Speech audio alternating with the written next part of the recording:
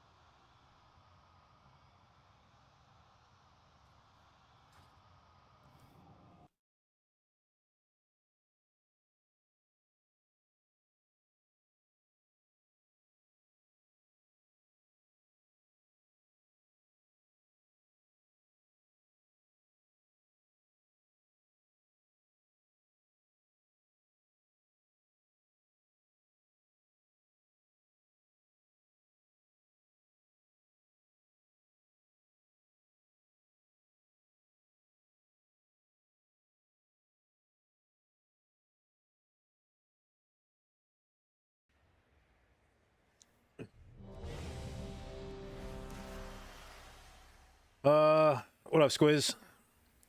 Will crafted gear vanish on new patch? No, I mean, it's not gonna disappear, but you'll have to throw a new spark into it to upgrade it.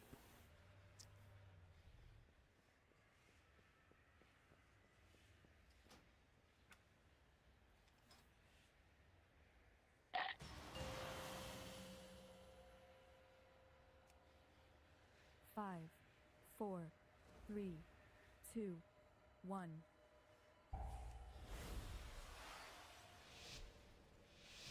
You got your 7800 X3D and your 47 or 4070 Ti, and all you can say is, wow, yeah, like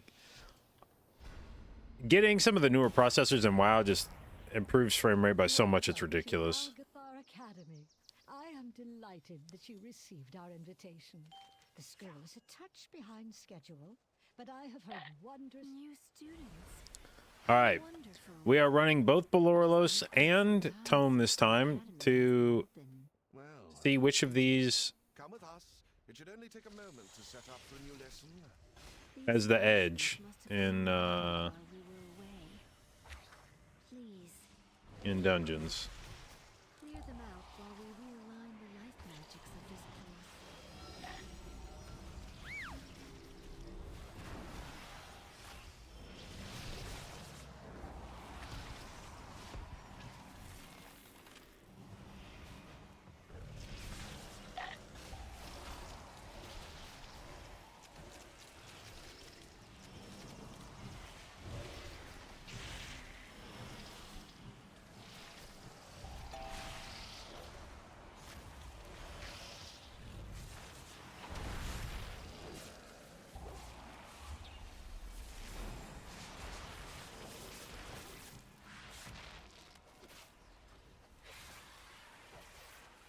Biz, thank you for the host, bud. Hope you had a fantastic stream.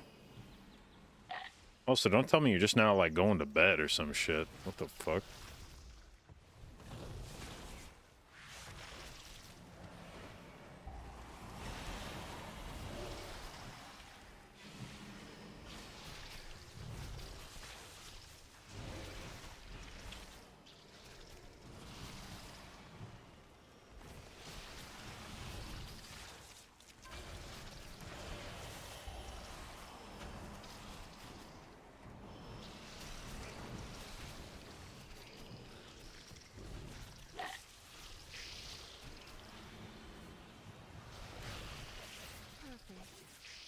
Just about...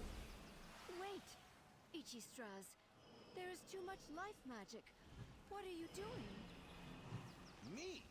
There is too much nature. How do you grab those tokens for the new gear on PTR? They should be on vendors that are in the capital cities. Stormwind and Orgrimmar. Please, help us use... If you go to the, go near the auction houses in either of those cities.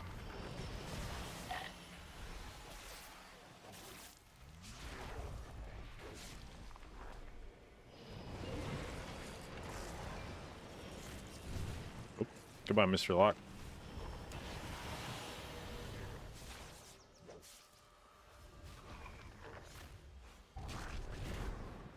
All right, time to pad with my trinket. Here.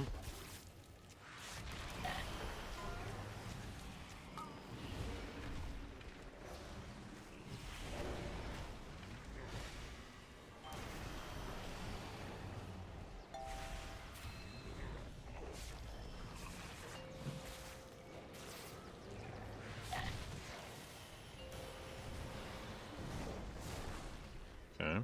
Warlock's having a rough go of it.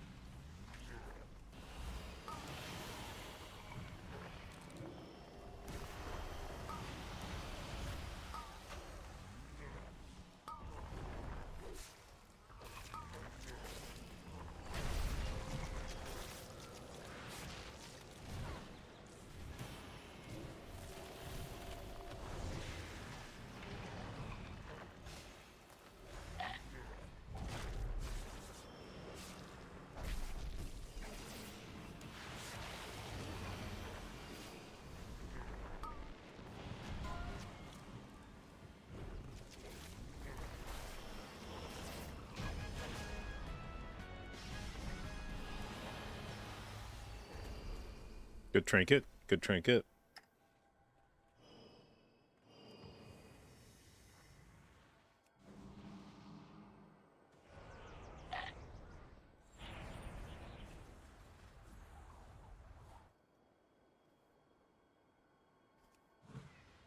Is now a good time to come back to Mythic Plus as a semi-sweat lord? Well, it's like literally right now is near the end of the season. So if you haven't been playing all season long, it probably be a little difficult to catch up. Next season will be all the Dragonflight dungeons. So if you've been doing Mythic Plus at all this expansion, you should be pretty familiar with the dungeon pool.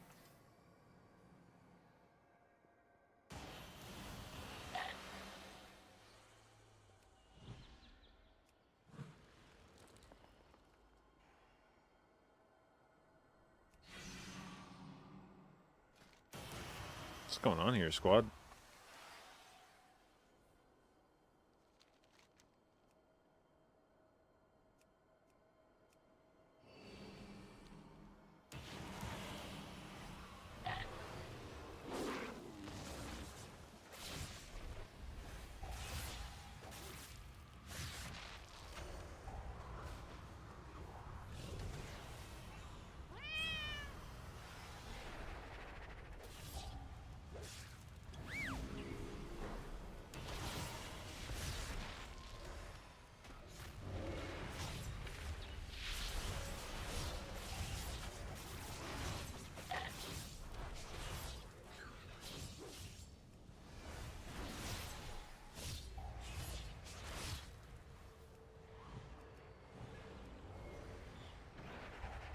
to this Lishrath arena.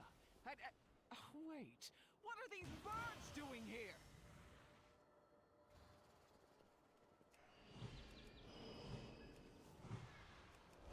All right, Trinket, pop off. Come on, buddy. I need you. Now more than ever. Bro, come on. Where's my homies? You better not spawn right now, you little fuckers.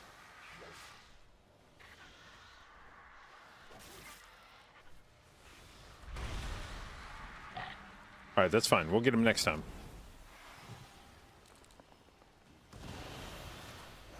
Alright, go now.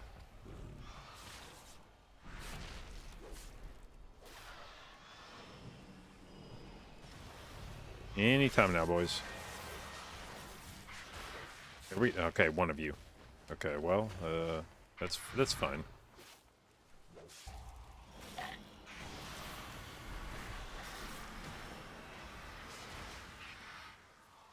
Two of you spawn. Why do you fuckers always do that?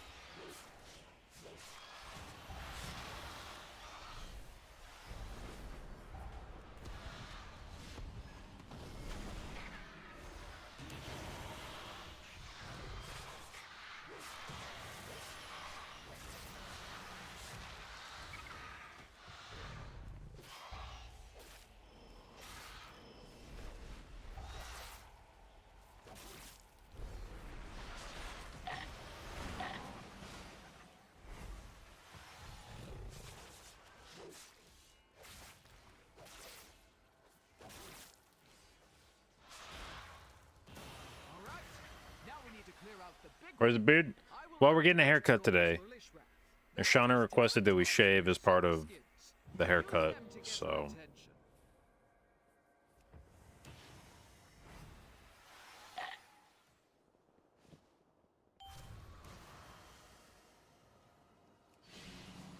Callie, thank you for the resub, babe. 69 months. Appreciate it. Nice. And thank you for your continued inclusion in the J-Dot, babes. Oh, do I still have the ball? Oops.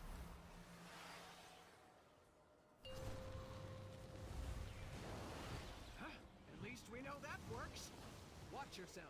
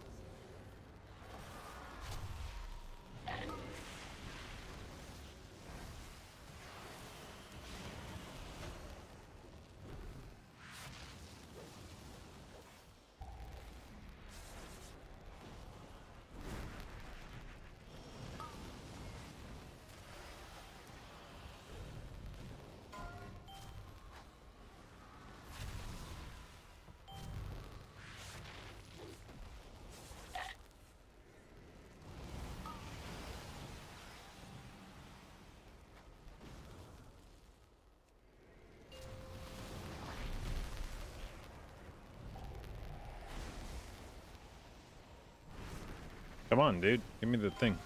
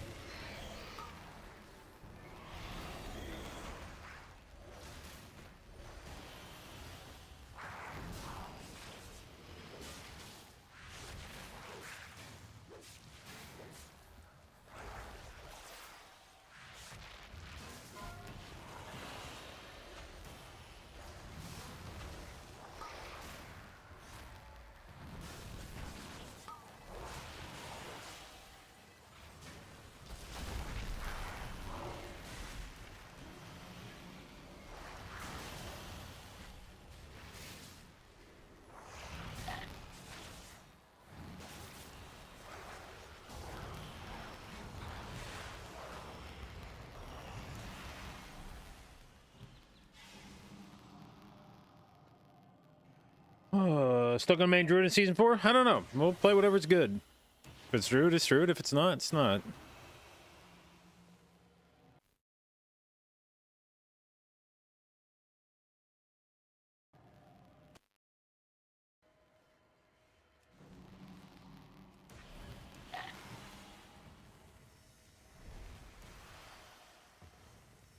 Alright, what are we lusting here? There we go.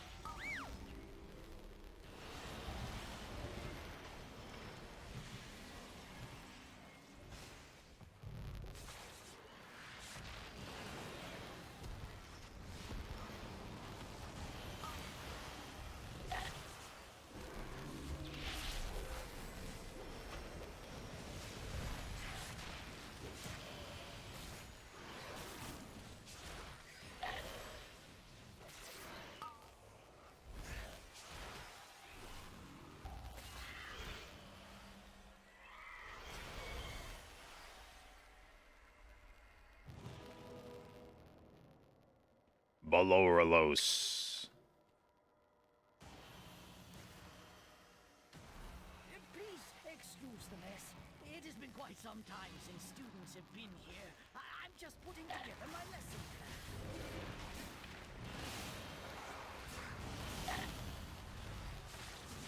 Come on, Trinket. Spawn. Come on. Come on, dude. Come on, man. Give me like one big chunky hit.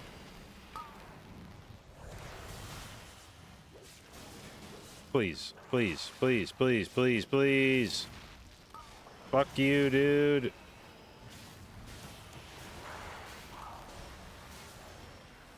Now you're gonna spawn right when they're all dying, aren't you?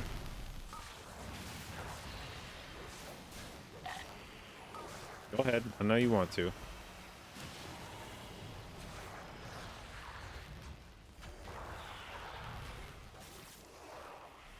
Oh, I guess one did spawn. Man, am I just blind?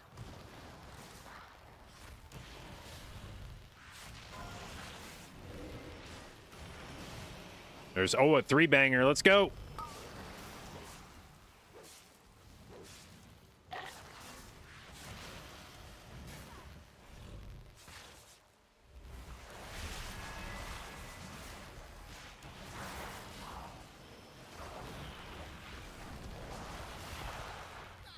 Here we are. Long ago, members of the Blue Dragonflight accidentally overloaded an arcane elemental and created a powerful construct named Veximus that quickly started to wreak havoc. The Blue Dragons battled Veximus fiercely, attempting to prevent it from absorbing stray arcane orbs that could allow it to grow further out of control.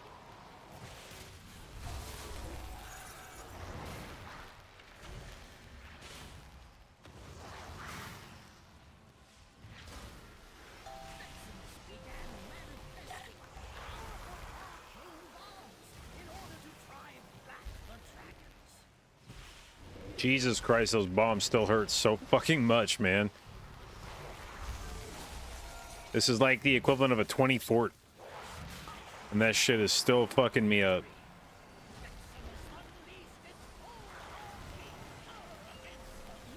should study harder.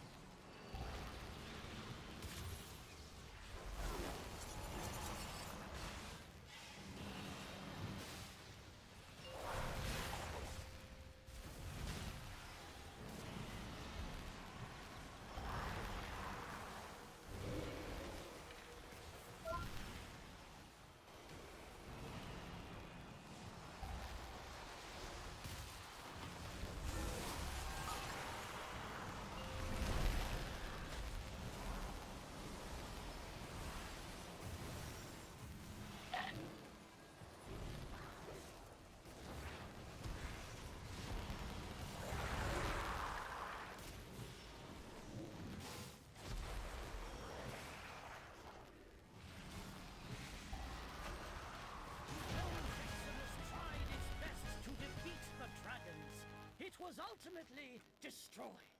Think chromatic S will be better than Icon? Well, it's impossible to know with Icon right now. That trinket is so broken. It's gonna get nerfed. Nerfed by like fucking half. It's giving way too much stat right now.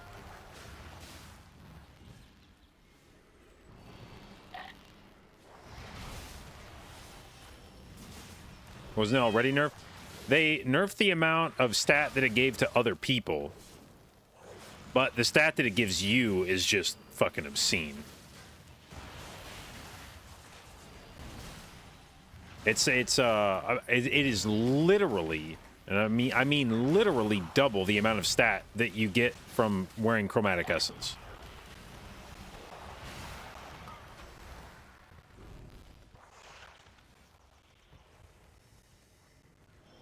It's giving like 1500 secondary stat, and chromatic essence is like 700 something.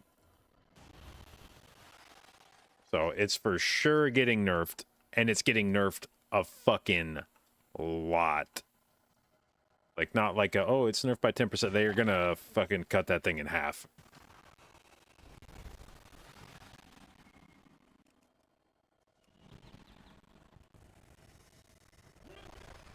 Ow.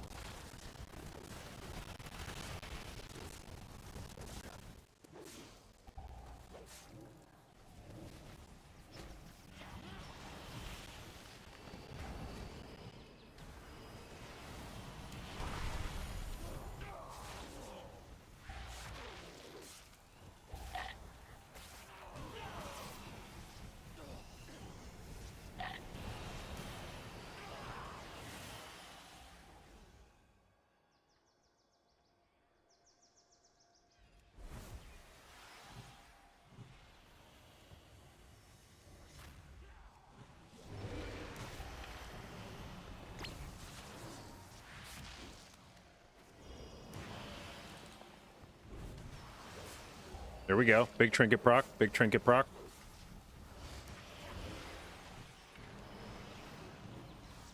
One more, maybe?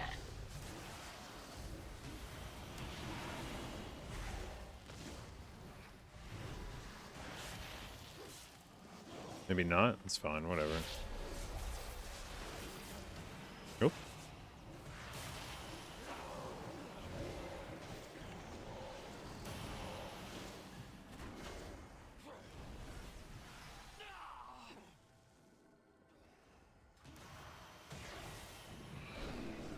New. Who are you? You are not registered here. This room is only for students. These are sacred halls of learning. Only those registered may access them. Think about what you have done.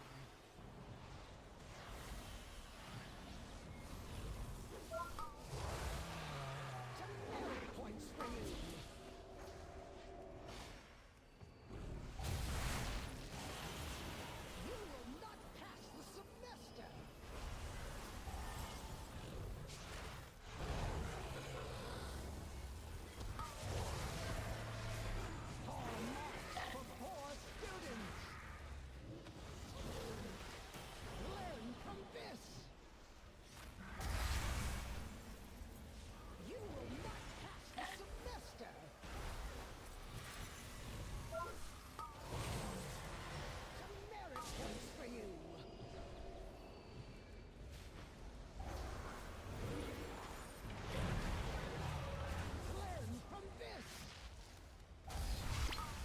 Oh, dude, what the fuck?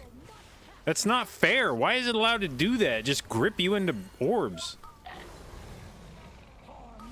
Oh, fucking shit, dude.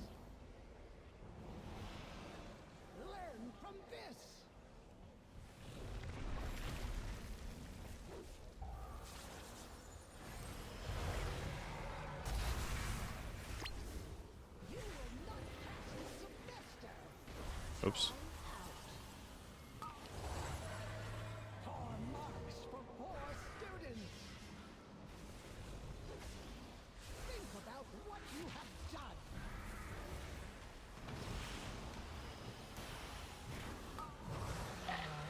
Poor marks for poor students.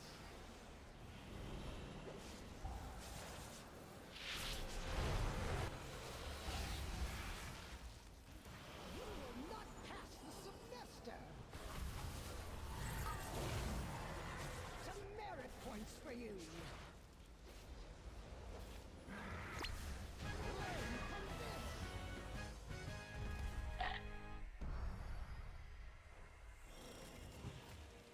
from this. Arcane Barrage actually kind of pops off sometimes, even on single target. Seems the parameters Yeah, this are Trinket's gonna get well nerfed. I kind of copiumed myself into being like, maybe it only does AoE damage and it won't get nerfed. Nah, it's for sure getting nerfed. The school ready.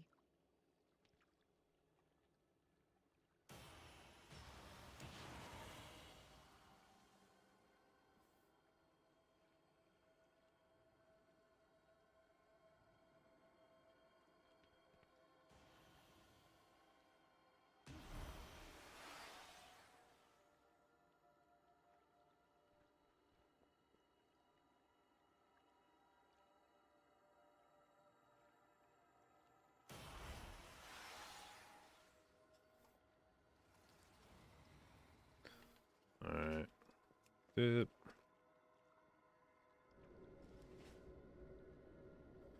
Well, Trinkets, what are we running? We were trying out Belorlos and Tome of Unstable Power. And Tome of Unstable Power is clearly something else at the moment.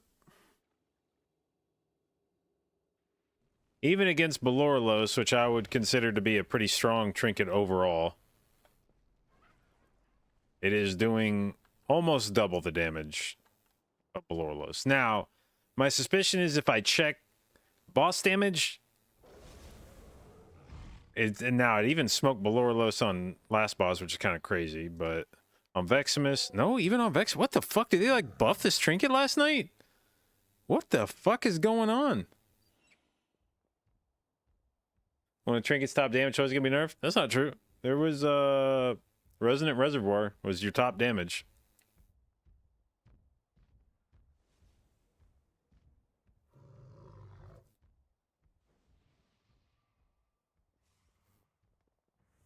But yeah, this thing is gonna get a haircut. Especially when it's doing this on single target. This is crazy. Now you do have, this is the thing, you do have bosses like this where it just doesn't fucking do anything. So like here, Belorlos gap the hell out of it.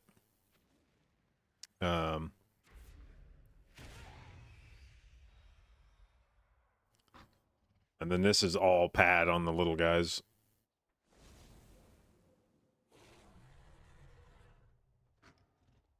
$8.7 of the 9.7 million damage it did was to the little ads, but Feather plus Tome Gaming? I don't think so. I think you still run. I think you would still. I think Belorlos is doing more damage for me. I have. Where was my log with? I ran Feather for a dungeon or two. Where was it?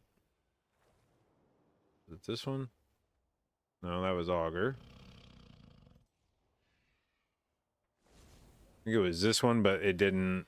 Yeah, it fucking doesn't have overall, of course. I don't know why it's doing that.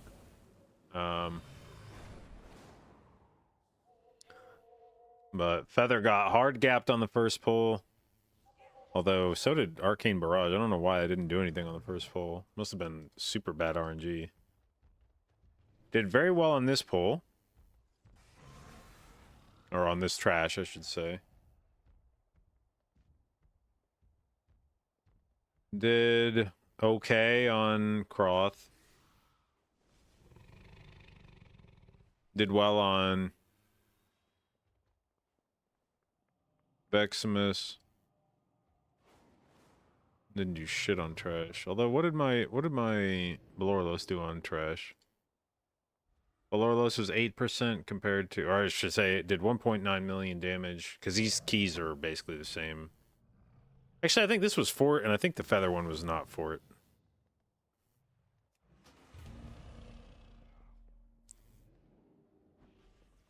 Alright, we're doing a little fucking gaming. Hang on, is Freak wearing the tome?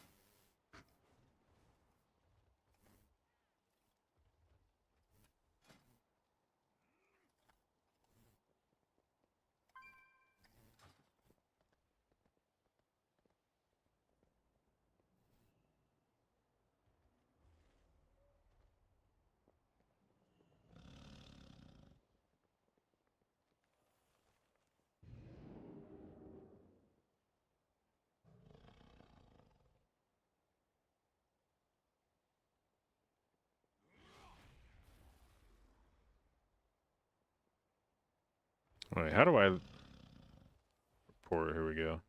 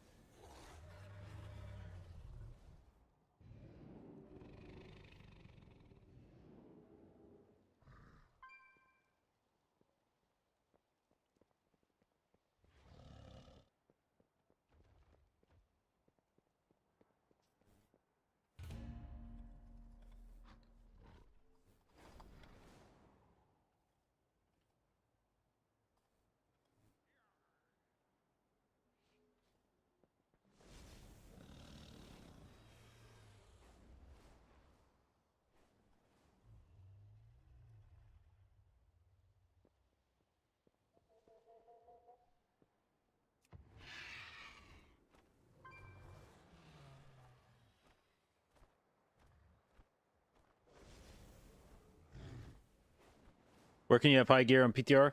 You gotta go to Stormwind or Orgrimmar. They have the vendors. Go to the auction house. There'll be vendors around there in either city.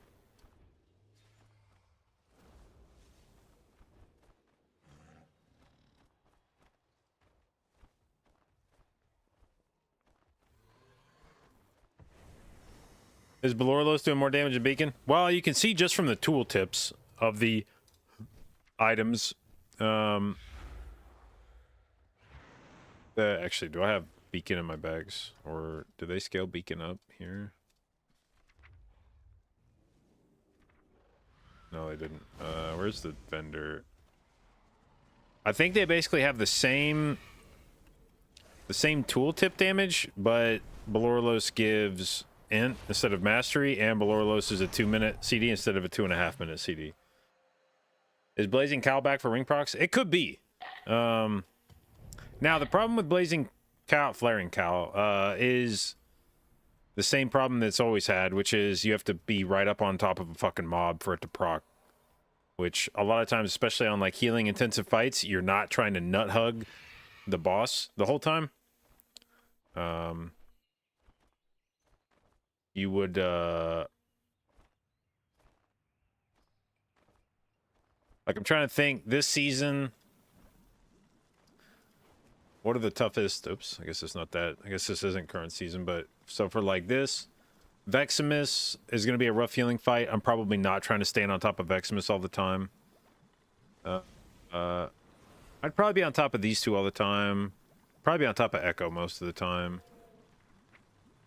None of these are especially hard healing fights. I guess I would probably be on top of Kajin the whole time. I don't think I'd be on top of Watcher the whole time. I'd be stacked with the group. Maybe, though. I don't know. Forge Master, maybe. Magma Tusk? Probably not, actually. That's a lot of running around. Forge Master, actually, probably not either. You're all spread out and shit. Meladrusa, maybe. Kokia, maybe. This definitely not stacked all on the boss all the time. This one probably not. I feel like you're moving around a lot. This one, yeah, I don't know. It just I feel like there's not necessarily a guarantee you're gonna have something you're proccing your helm on the whole time.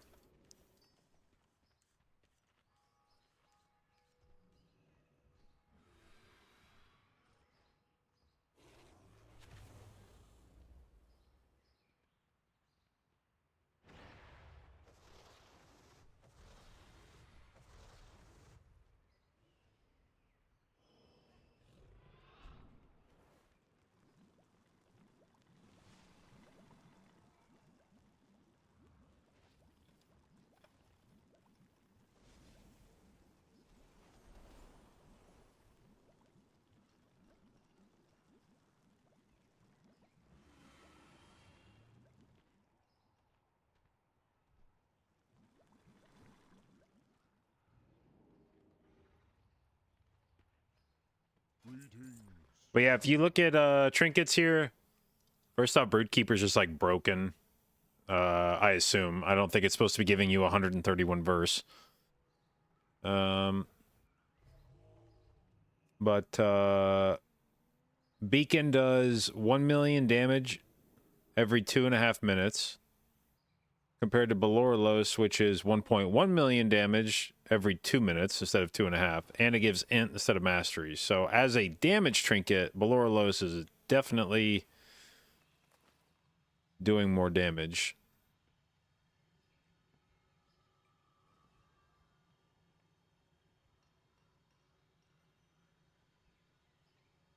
But yeah, like here you can see Chromatic Essence gives 733 of a secondary stat, whereas Icon gives 1538.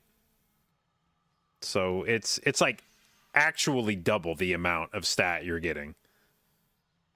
So that's for sure getting nerfed by a fucking lot, by like a lot. So do not look at Icon and envision a world where maybe there's some chance that you get that amount of stat. There's no shot that you're getting that much stat. All right, it looks like we're going to Nokud, I think.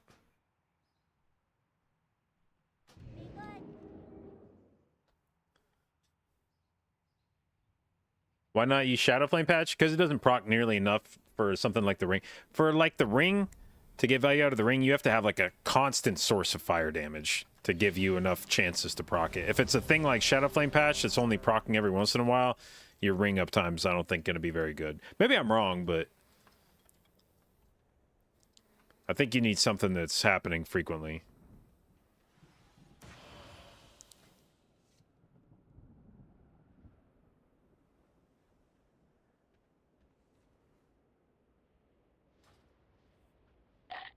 Does Augury do fire damage? I believe so. Like everything this fucking season does fire damage. Augury is fire damage. Rage Feather is shadow damage. It's kind of weird. I figured it'd be Shadow Flame damage. Ruby Whelp Shell, I think, is fire damage, but it's very inconsistent damage. Doesn't happen very often. Rage Heart does fire damage, and it pulses very frequently. So if you wore Rage Heart with the ring, you would proc your ring a lot.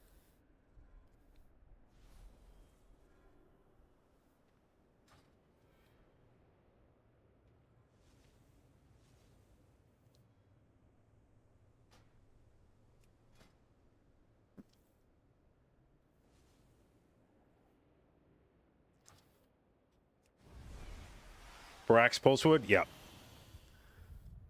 Yeah, I used it in one of my keys. Which one was it? Where I was playing... Not that one. This one. And you can see that it procs. It's my only source of fire damage, and it proc'd my ring 3 times. That didn't seem right. Must have procced it more than that, and I just didn't consume all of it each hit.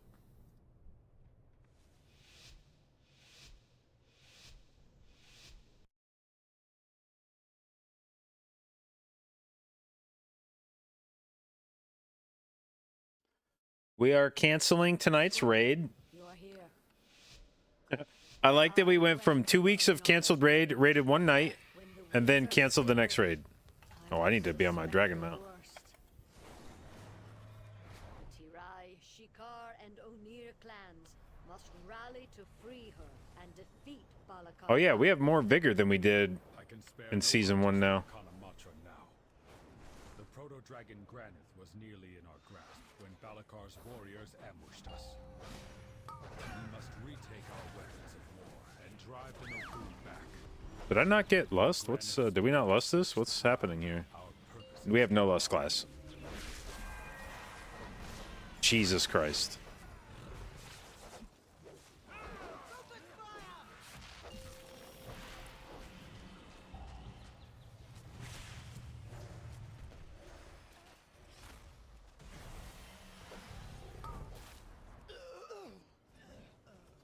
All right.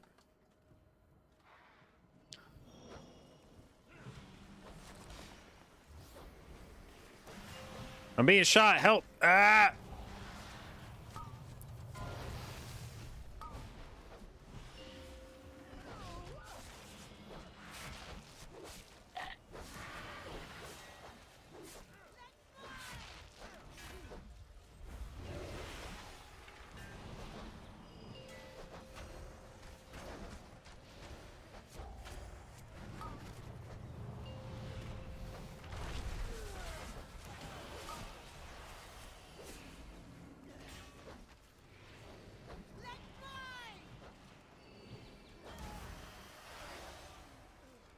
Well done. Keep retaking the weapons. 2 more remain.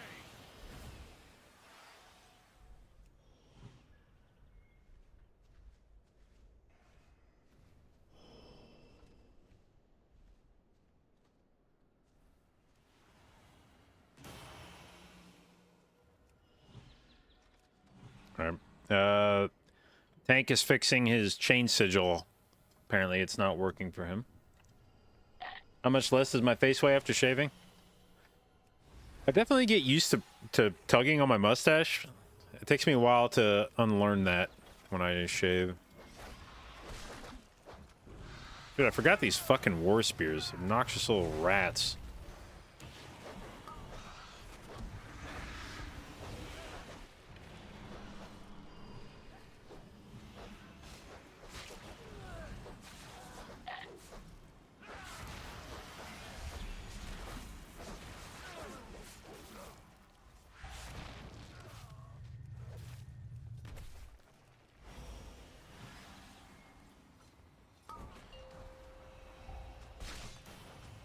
Oh god, dude.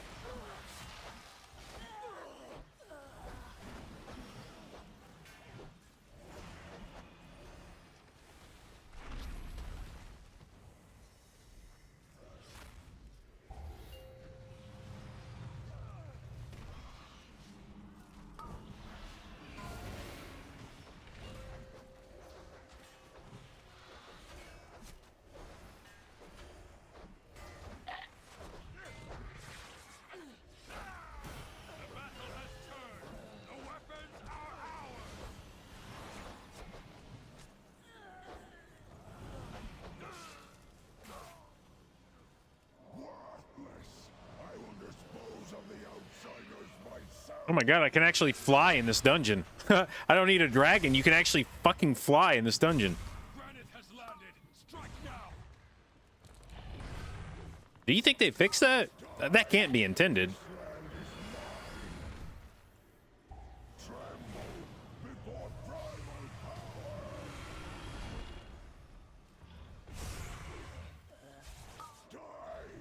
Ready to fire! Can you stand? Let's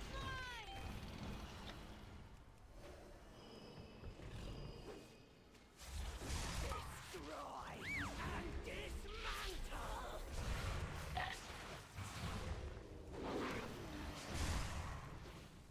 Die! This land is mine! Tremble before primal power! Ready to fire! Let's fly! Destroy and dismantle!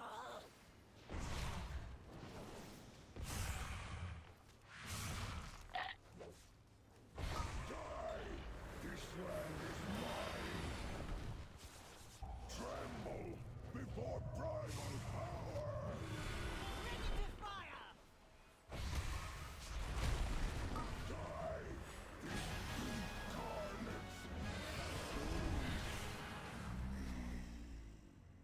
My thanks. The Shikar will hunt Balakar down at Nokudan Hold.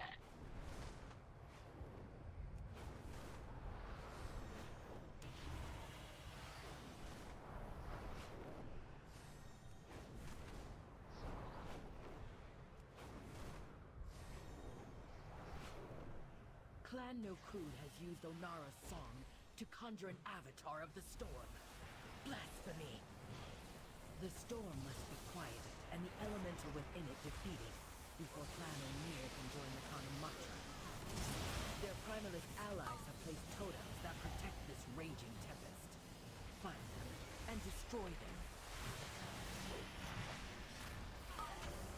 Truly a blasphemy sign.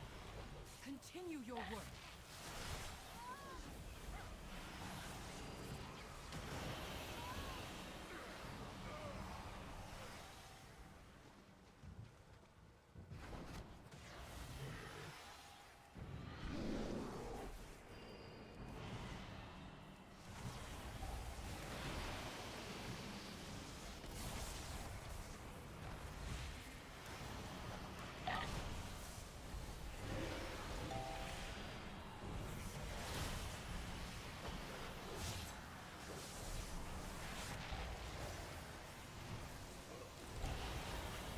The primalist's power weakens.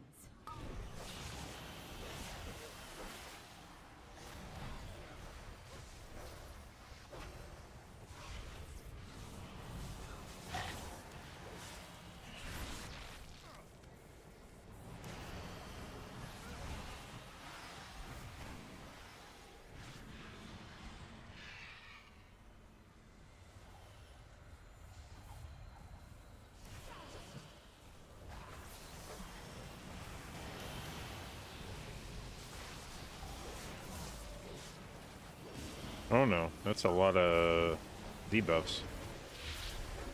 One more totem, quickly.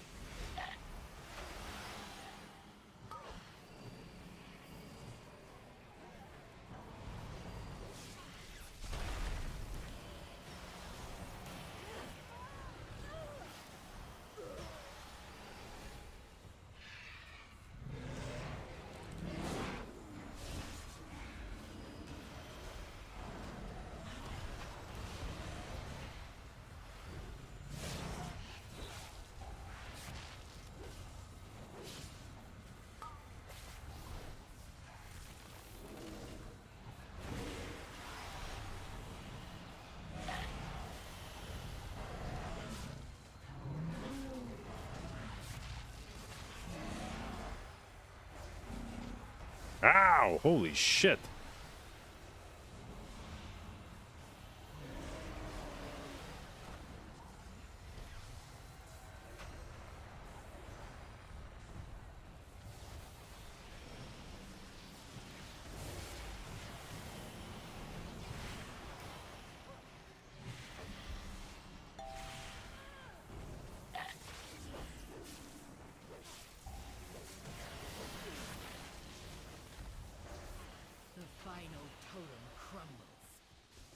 take down the avatar of the storm.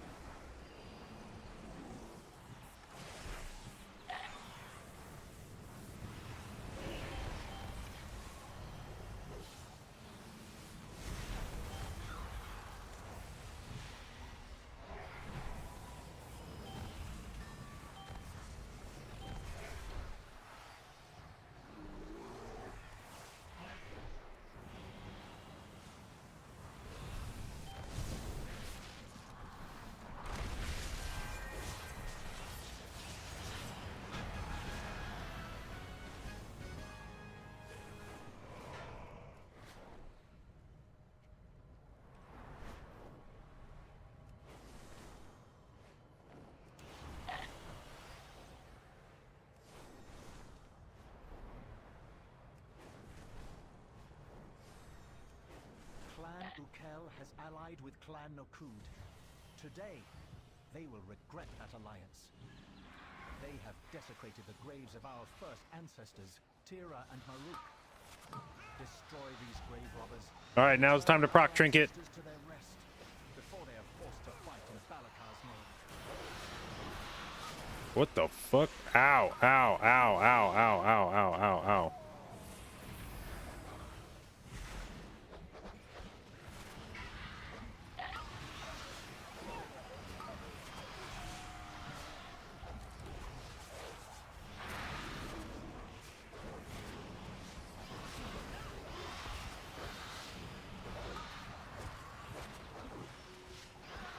God damn, dude, like, oh.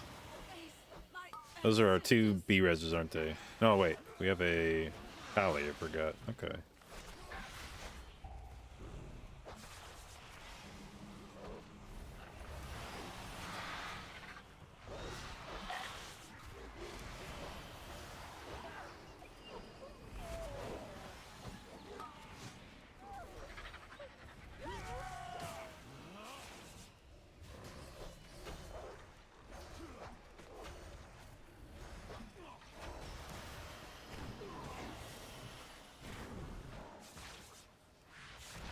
Eagles will feast on your flesh.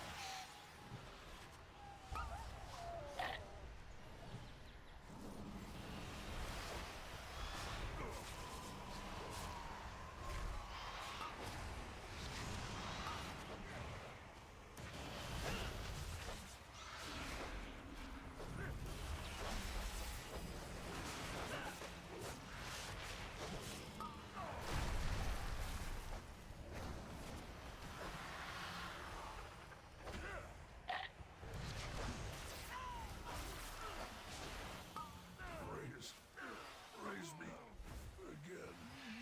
again. Yeah, we can just fly. Don't have to mount up. Eagles will feast on your flesh.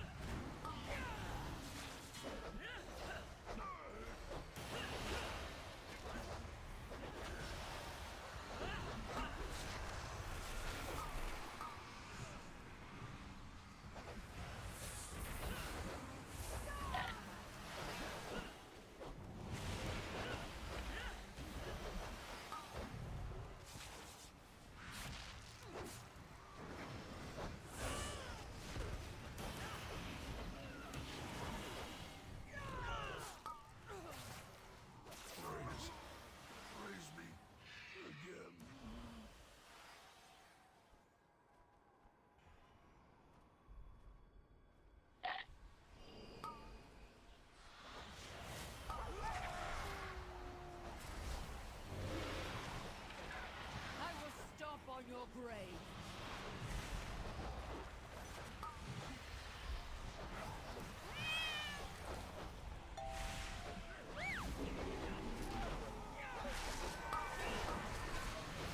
God damn it.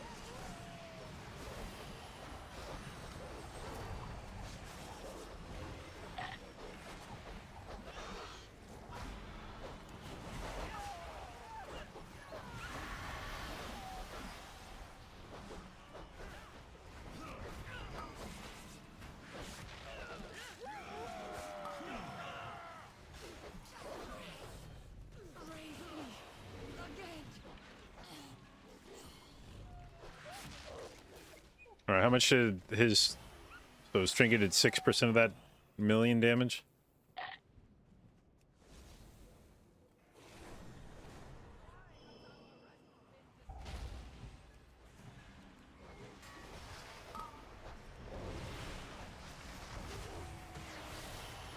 Oh, this could be a big one.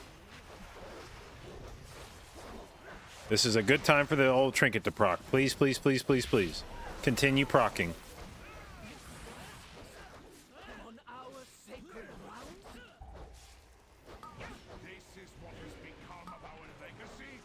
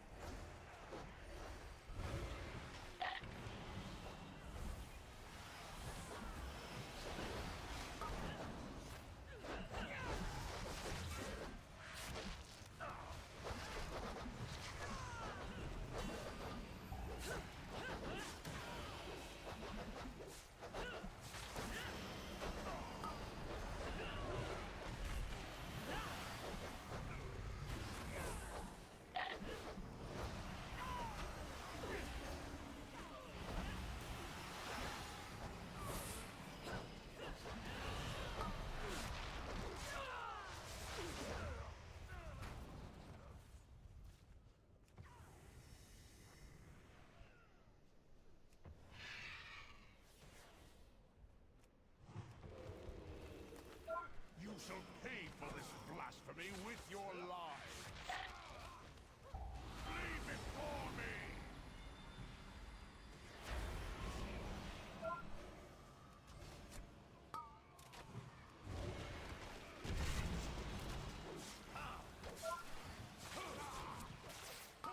The wind guides my arrows.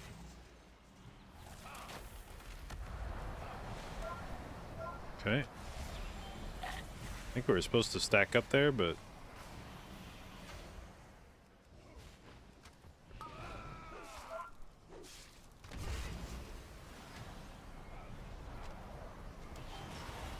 Oh, shit.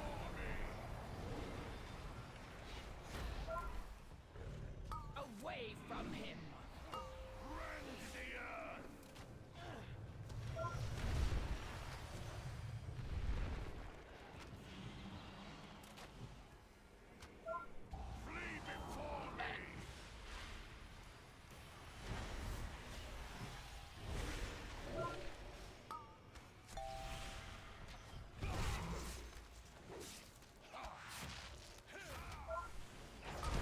Wind guides my arrows.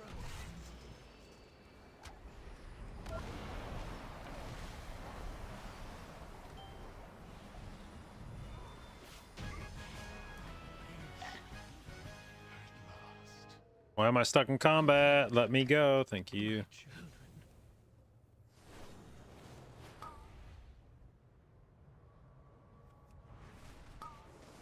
Balakar Khan is beyond mercy. Clan Tirai will join our Khan at Nokudan Hold.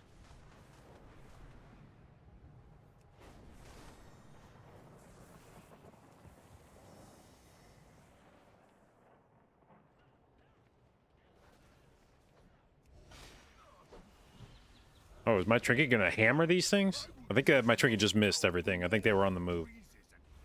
Okay, that's gonna get probably banned. My storm will bring forth a mightier Maruk. Greatness awaits us.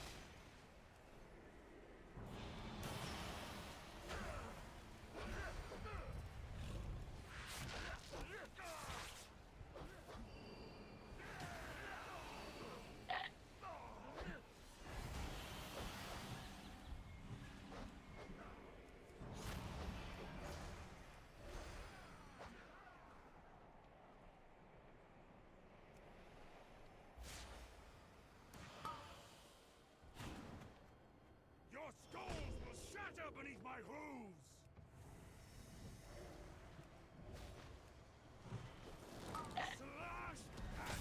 Alright, I think they nerfed this dude somehow. I'm not sure how.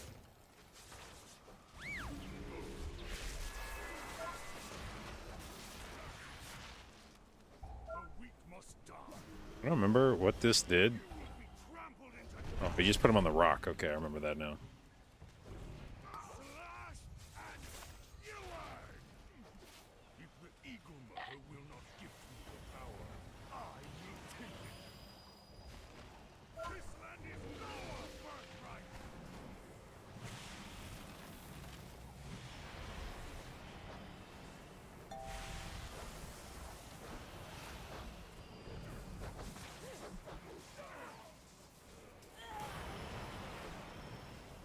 Thunder and lightning! The true power of Onara! Fear my wrath!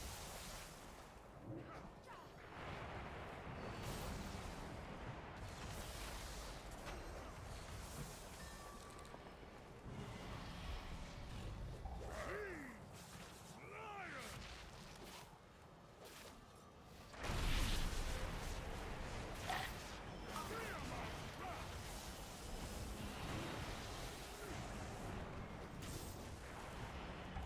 Evil yield to the strong! Did we not get gripped in anymore? Is that what the deal is? Fear my wrath!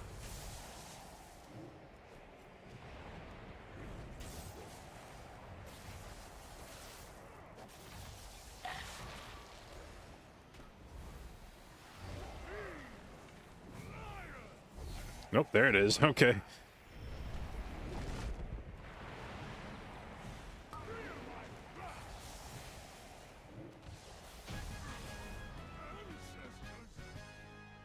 Ancestors, forgive me.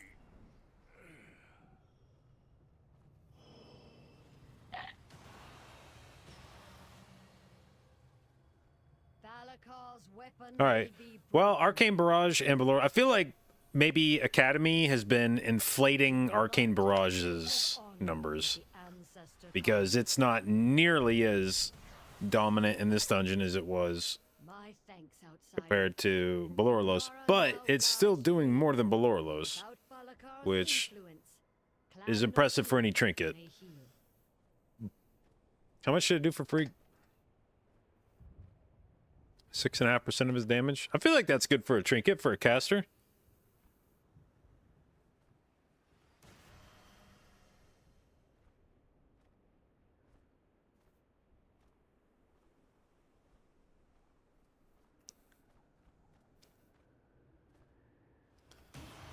Check rogues trinkets. Anybody that's using Icon is just cheating right now.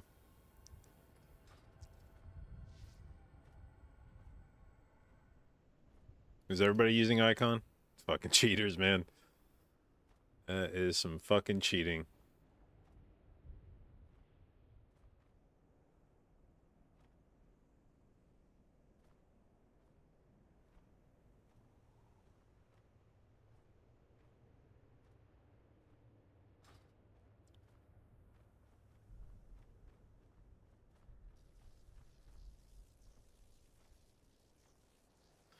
They're malding that I'm not. Honestly, I don't even think the proc is that good anymore. What does it do? It gives 232 of a stat for 12 seconds. Like,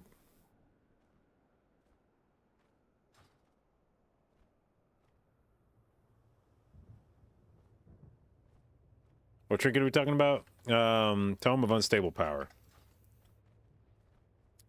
All right, we'll give Rage Feather another try here.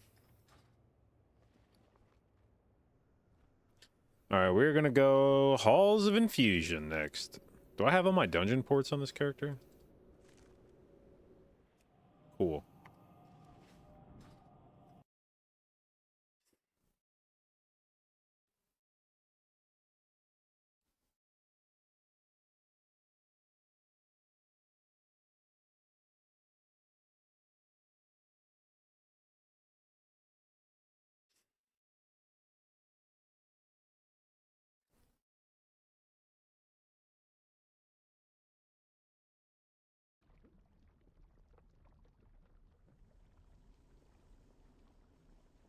Everybody in here? Guess we'll summon just in case he needs it.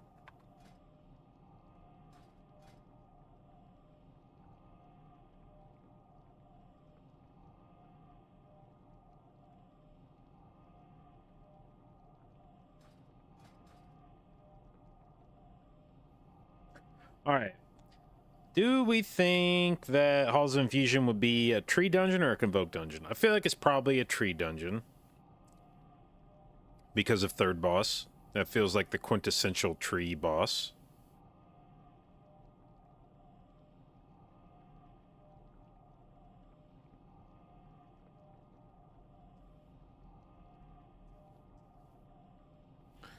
It procs all the time, though.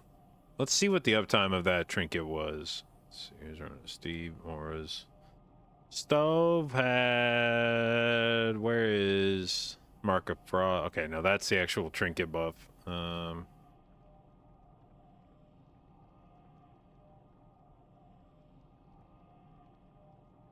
26%. So about a quarter of 200 and... What was it? 260? So it's missing like 50 to 60. It's like missing 50 to 60 of a stat. I think they'll be okay.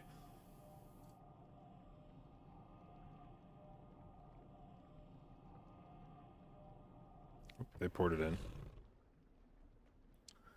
What trinkets is DH using? Icon and stone scales.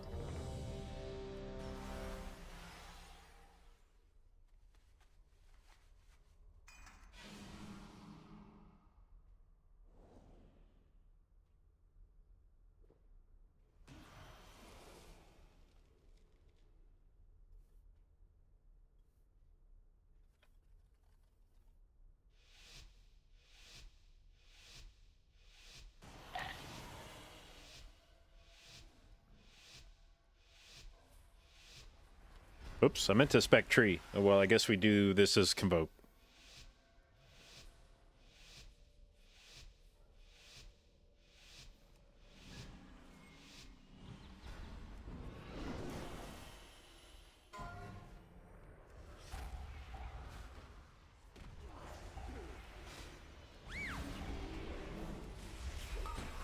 All right, Trinket, pop off. Oh, there it is, the triple right off the bat.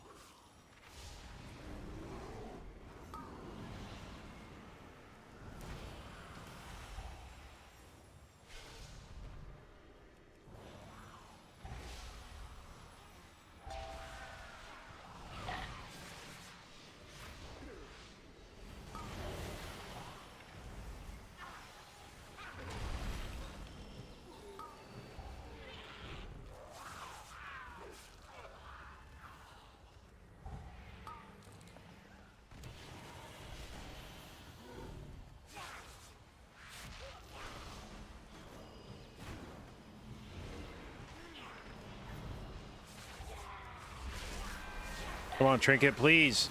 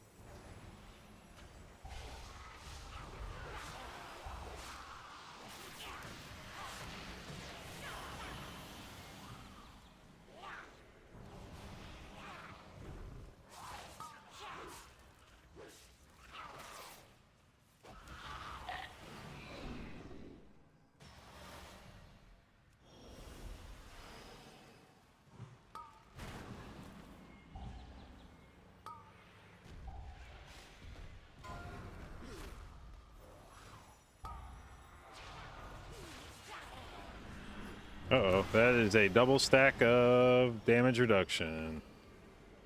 Not great.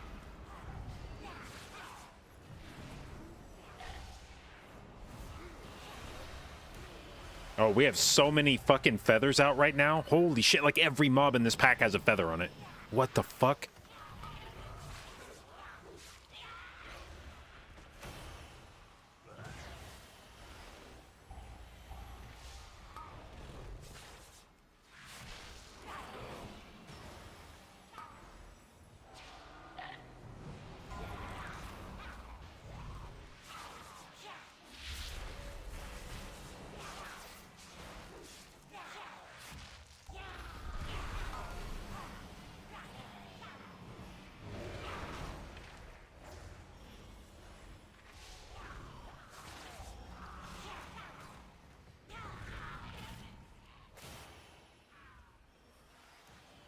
Struggling.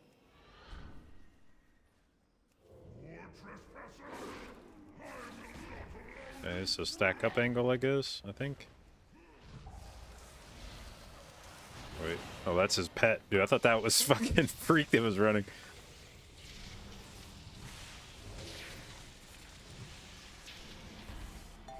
Alright, this zone apparently grows slowly now instead of just instantly being full size.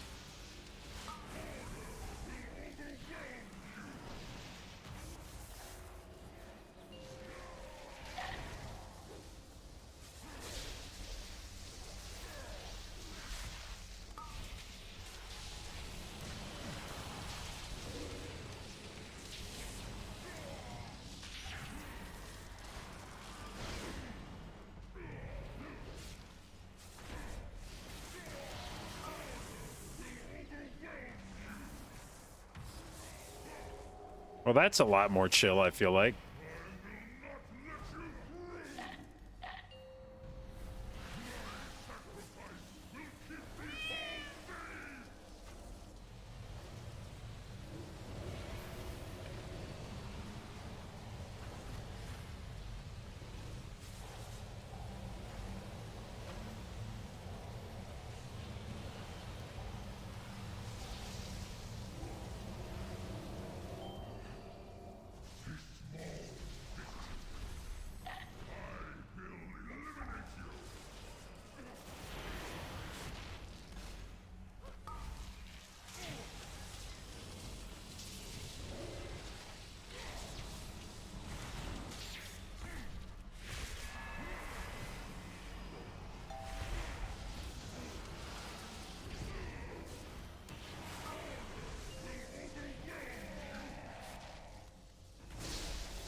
What the fuck?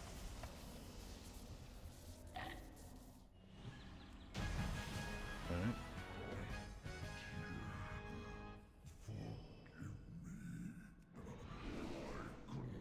I don't have wild charge, fuck. Oh, but I have flap, easy. Oh, we pulled out a triple fucking...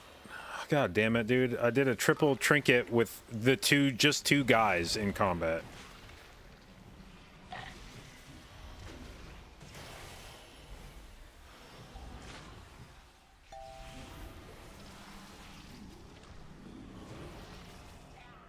Another triple?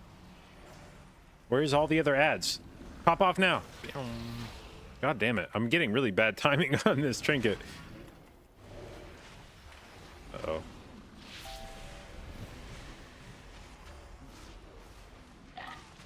Oh, so... Ow! How did I get a fucking 6-stack? What the fuck?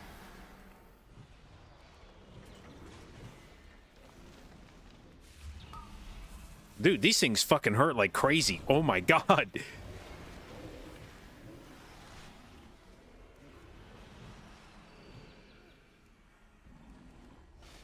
Dude, get the fuck away from me, you little fucking crazy ass frog. Stop. Bro, stop. Stop. Somebody kill him.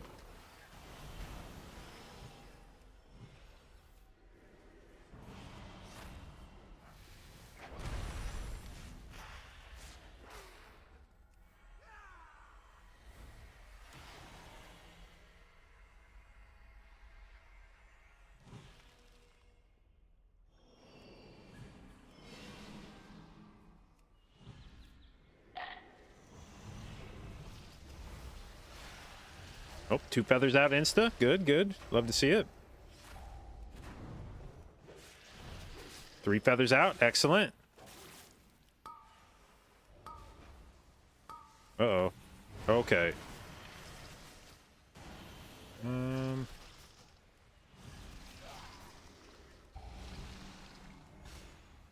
Okay, good. Guess we run back.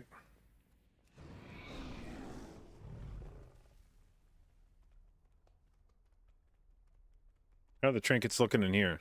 Yeah, okay. This Arcane Barrage trinket looks a lot less disgusting when you're not in Academy. Is the conclusion I'm coming to. It's still very good, but... How did it do on boss? Yeah, it got gapped by Rage Feather on boss. Okay. I think Academy is just like... The number of mobs you pull in there makes that trinket look insane. Oh, fucking freak is baiting me.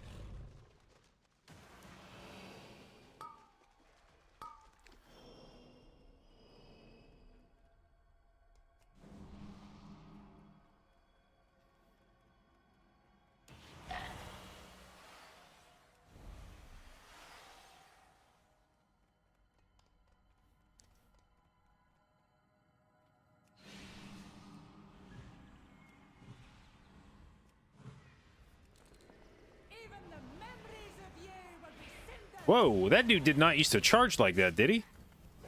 The winds are always in my favor.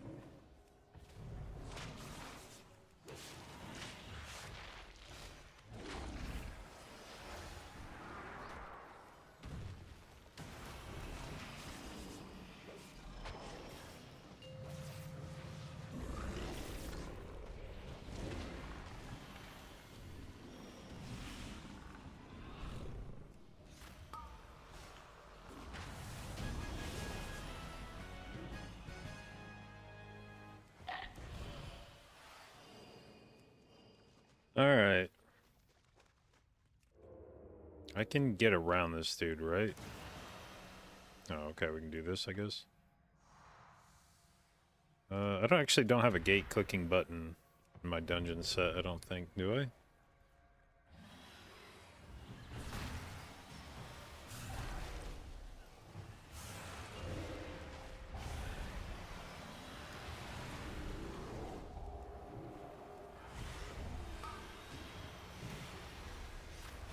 This is gonna be good. I can feel it.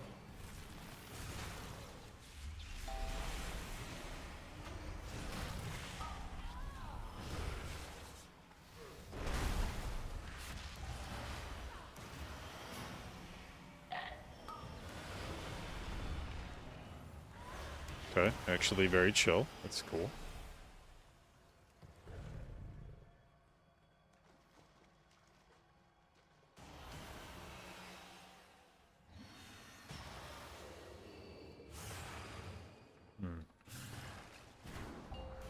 Okay. Guess we're doing it.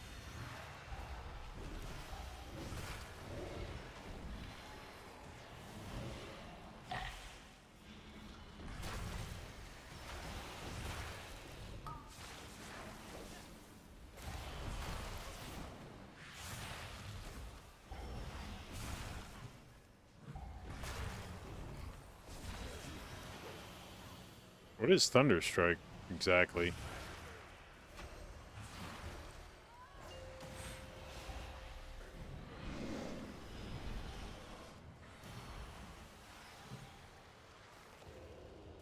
We'll build a new world, free from their corruption.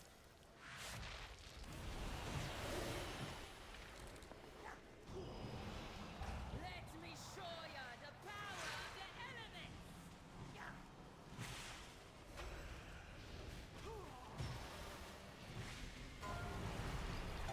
Five, four, three, two, one.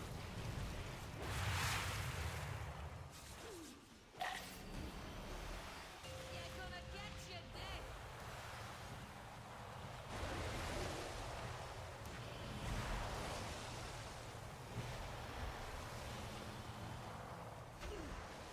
Let me show ya the power of the elements. Five, four, three, two, one.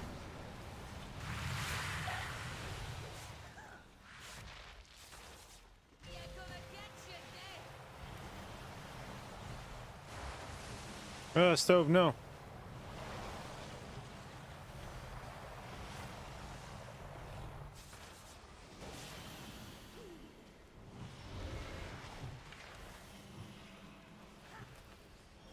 Let me show ya the power of the elements.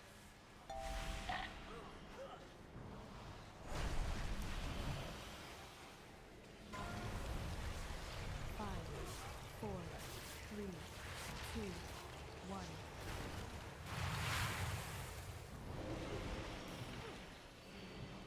You're gonna get your death.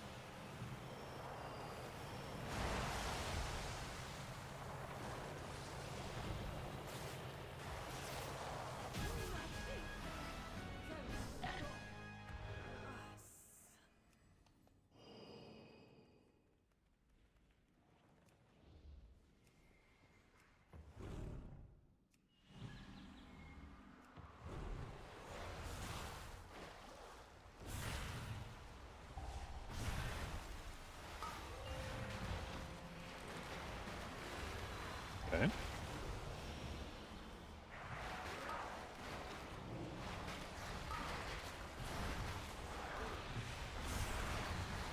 Trinket, I need you now more than ever. If you ever cared about me. Oh, the triple after everything died, right? I think.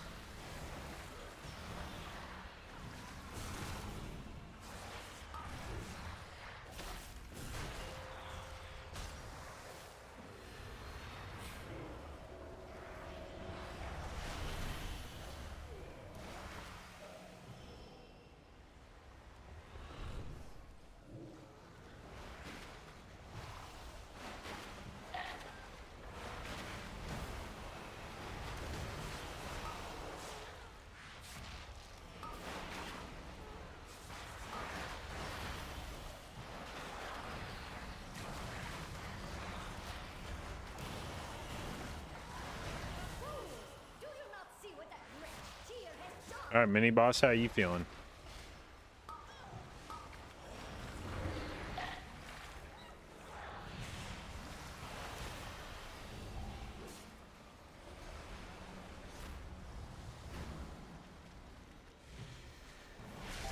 You still kind of bang.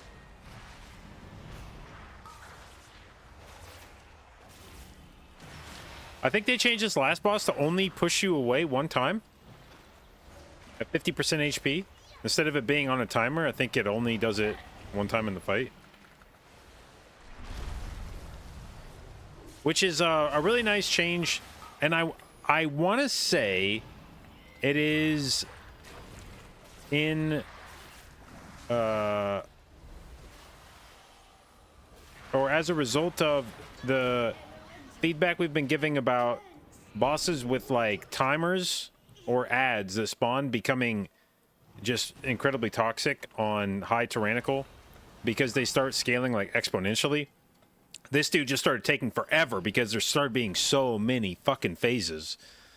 So I'm hoping this was their way of saying like, okay, we hear that, and rather than it being a certain amount of time before you get pushed out, instead it's a percentage of HP, so that can only happen to you a certain number of times on this fight, no matter how long the fight takes. Oh, whoa, whoa, whoa, what is this? Whoa, whoa, whoa, whoa, whoa, whoa, what is this?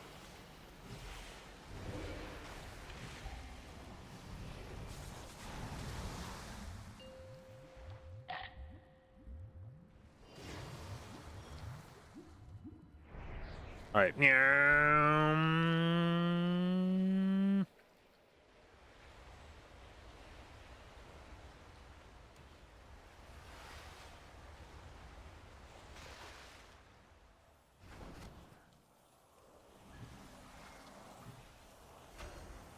Put a feather on him. Put a feather on him. Put a feather on him. Yeah.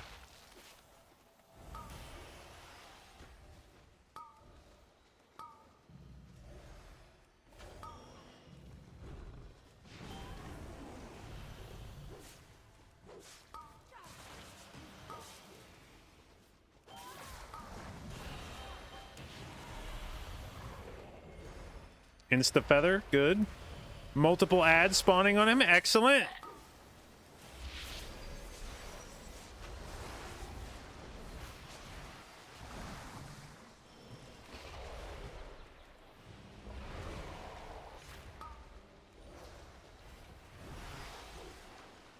Another triple proc from the trinket. Eskeet it.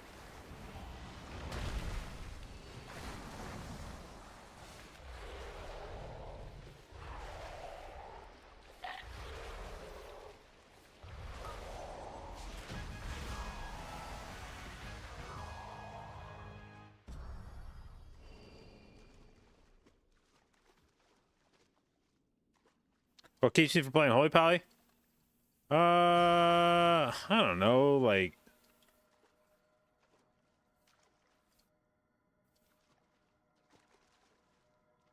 Nothing in particular, necessarily. It's just not good at the moment.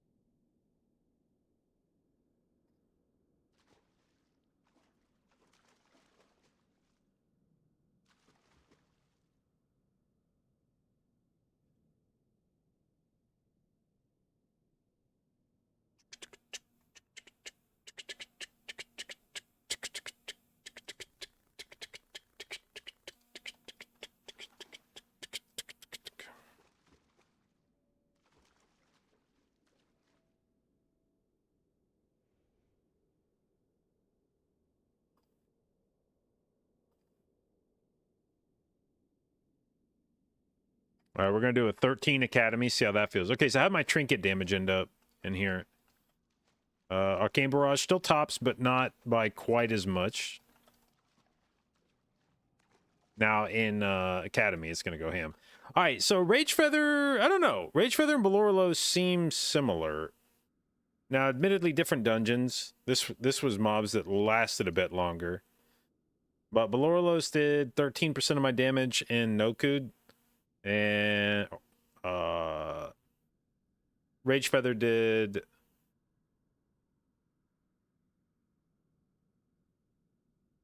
14%. Or excuse me, I'm looking at the wrong 12%. So my guess is Baloralos is going to do, on average, slightly more, but it's also an annoying trinket. You have to run into melee to use it. You have to cast to use it. It does damage to you. It snares you when you use it.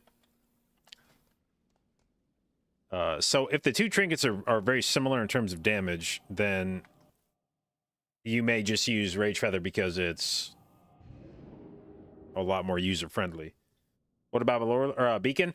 And I can test it, but tooltip-wise, there's no reason to use it. Unless his tooltip is just straight up lying. Baloralos does more damage per use than Beacon. Beacon says it does 1 million damage. Baloralos does 1.1. Beacon is a 2.5 minute CD compared to Baloralos' 2 minute CD, so you'll get to use it more often. And Beacon gives Mastery, Baloralos gives Int, so you would be getting more damage on all your other abilities.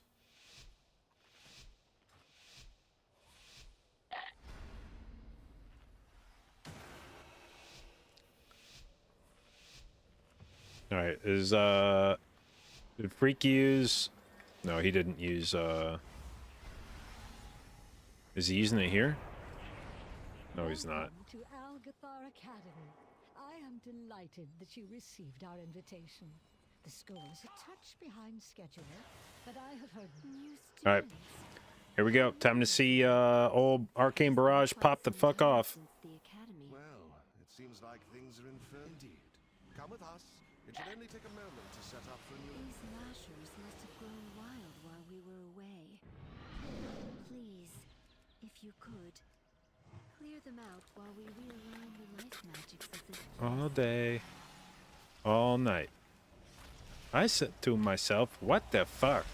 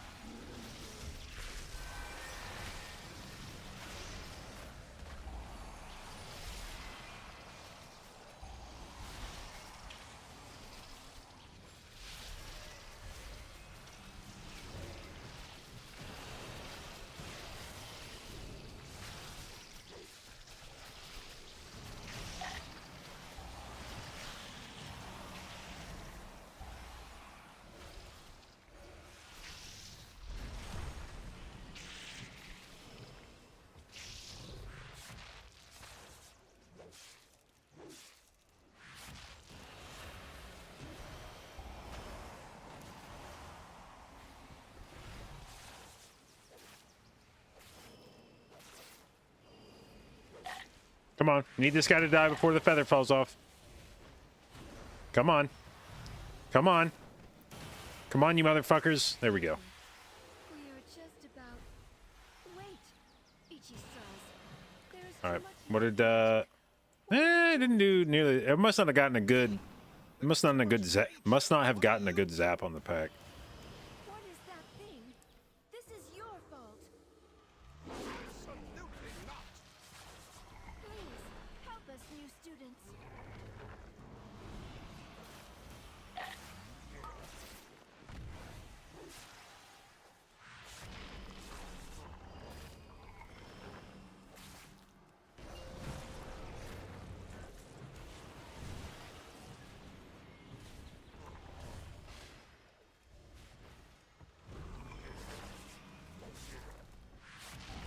Oh, the trinket proc. I just went up 100,000 DPS when that went off.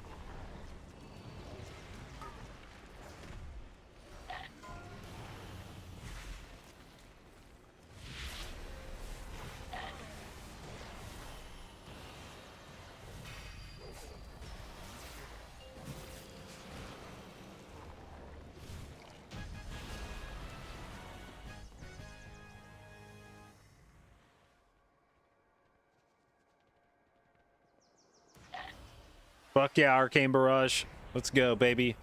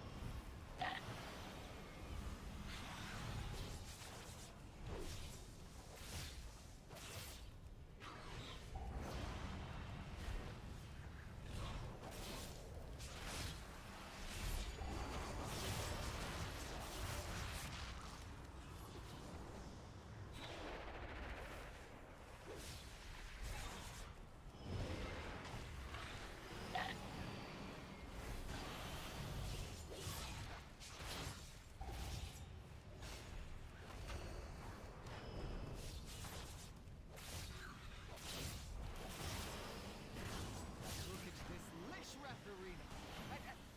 Wait, what are these birds doing here?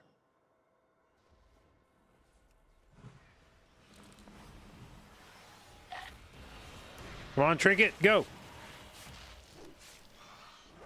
Oh, not that Trinket, but I'll take it. That's a feather on every one of these fucking birds. Hell yeah.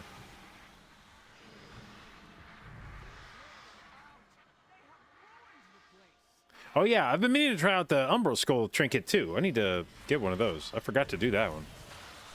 A good shout. But no, it's not that one. It's the tome.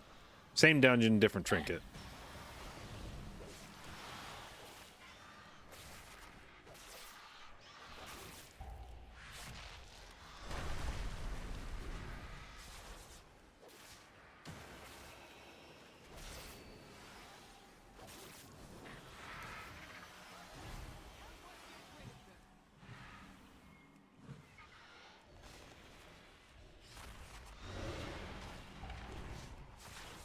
Oh, the triple proc. Oh!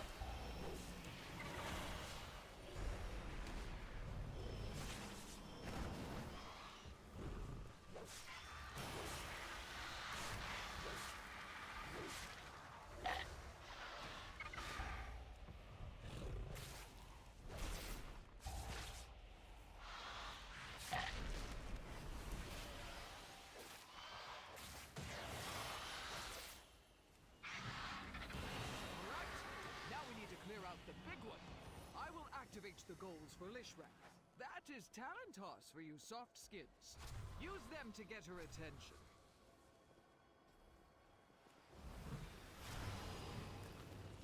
Huh? At least we know that works. Watch yourselves.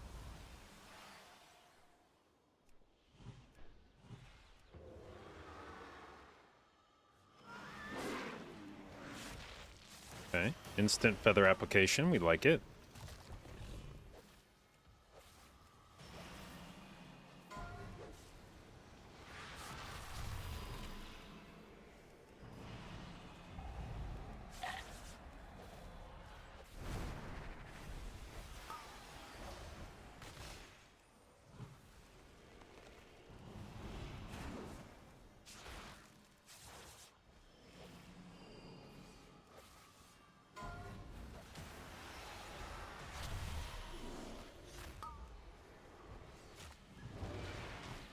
Take these and use the goals.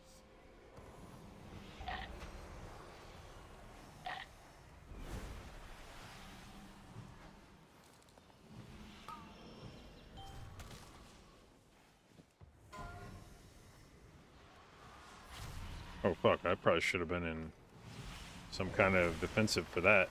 That fucking hurt.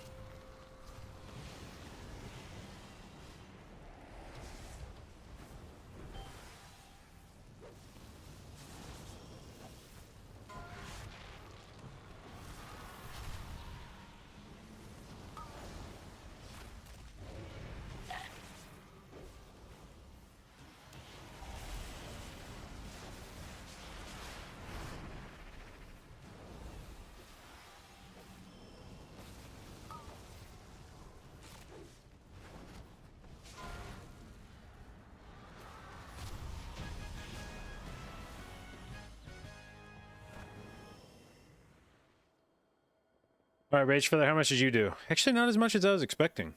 TBH. I don't think there was one up during the vulnerability phase. Unfortunately.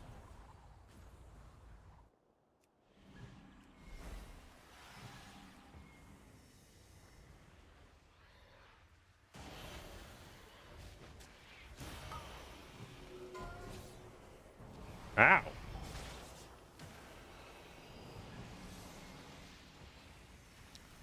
All right, no procs until everything is gathered. No procs till everything is gathered. Ow, ow, ow, ow, ow. There it is. Oh my god, look at all these procs. Holy shit.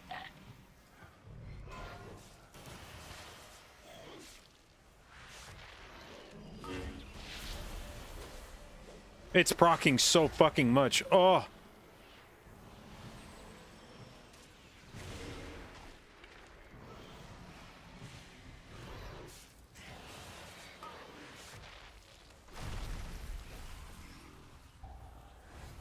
That's actually crazy how much this trinket... Oh my god, it's still going, dude. You just get it all out of your system, bud. Look at that. 50% of my damage was from that fucking trinket, that pull.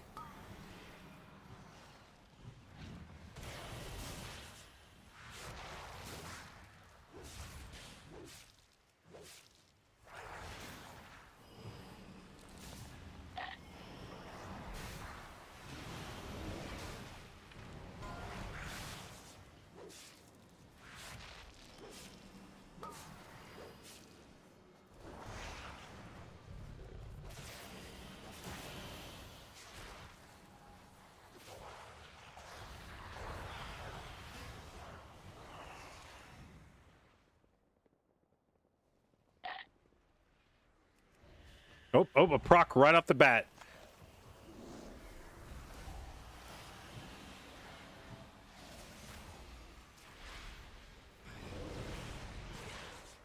Come on, keep going, keep going. More, more, More. There, a triple. Ah!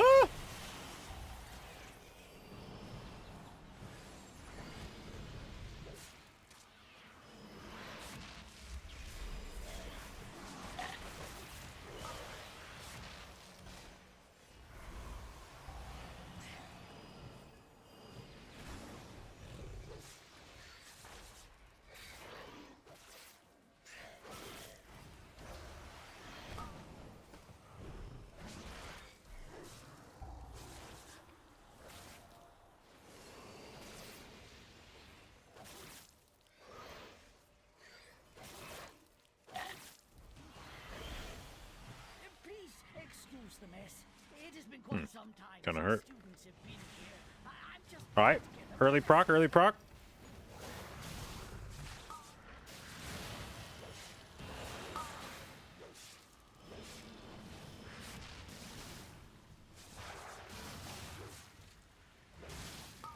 Oh, and we got a 1 procer. Okay. Oh, a triple.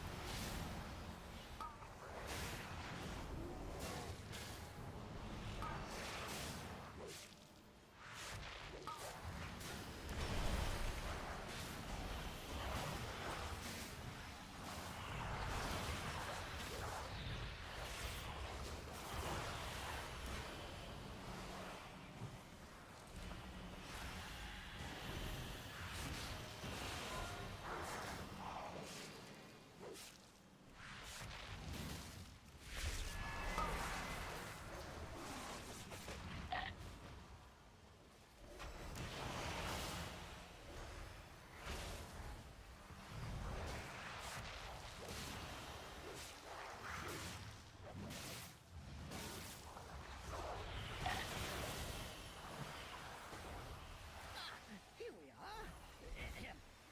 Long ago, members of the Blue Dragonflight All right, Veximus, my arch nemesis. arcane elemental and created a powerful construct named Veximus that quickly started to wreak havoc.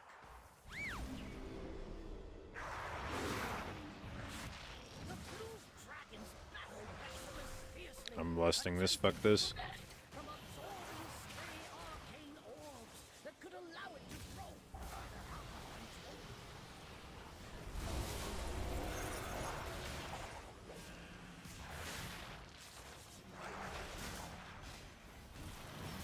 Maximus began manifesting powerful arcane bombs in order to drive back the dragons.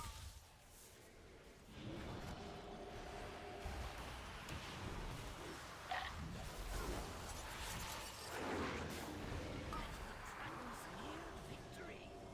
Veximus unleashed its full arcane power against them.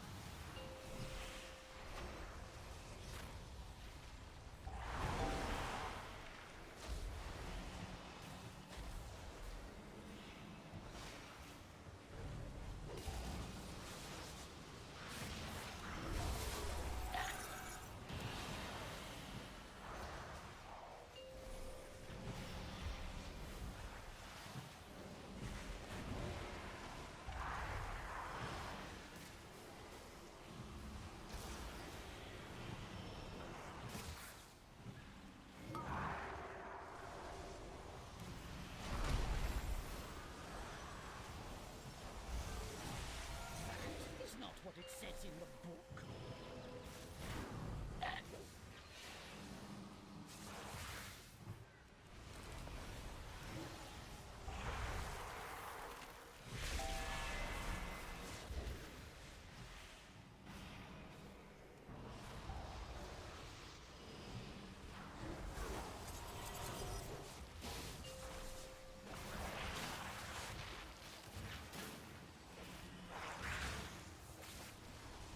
Though Veximus tried its best to defeat the dragons, it was ultimately Fuck yeah, Rage Feather. Let's get it. well done.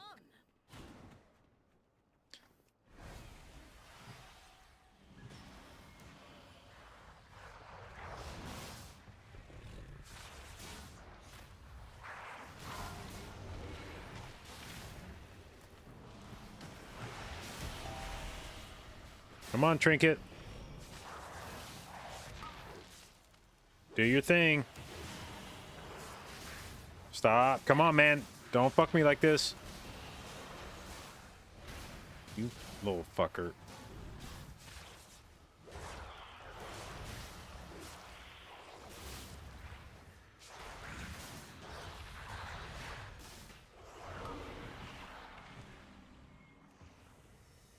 So sad.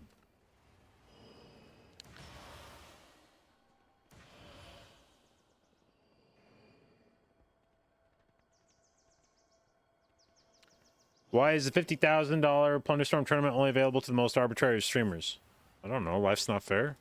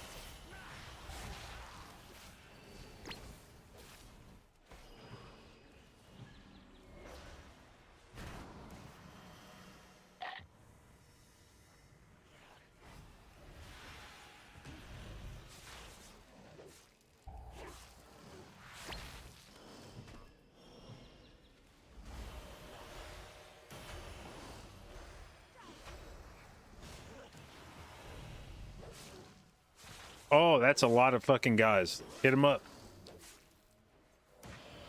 Keep going. Oh, 2 triples in a row.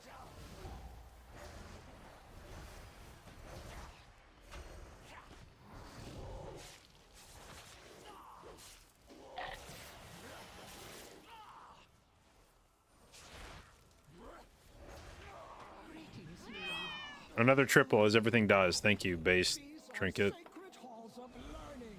Only those registered may access them. Think about what you have done.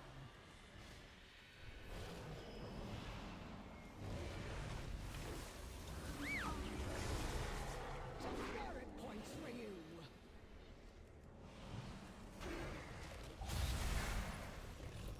Go to the corner. What? Oh my god, dude. I even tried to move out of it. I thought I was out of it. I think I thought that was pointed at me when it was casted. I think it was not pointed at me. I think it was pointed at some jerk off standing near me. And I thought it was at me, so I thought if I sidestepped a little bit, I'd be out of it. But I think I just sidestepped more into it than I started. Learn from this. Poor marks for poor students. Oh. That does not seem like it's... Maybe there's like an element to this that I'm missing, but the fact that it feels like this boss can basically just like grip you in when there's orbs flying around feels incredibly fucking random. I don't know how you outplay that. What you have done. Poor marks for poor students.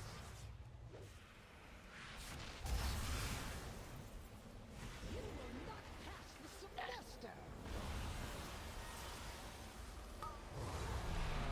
Poor marks Ow. for poor students.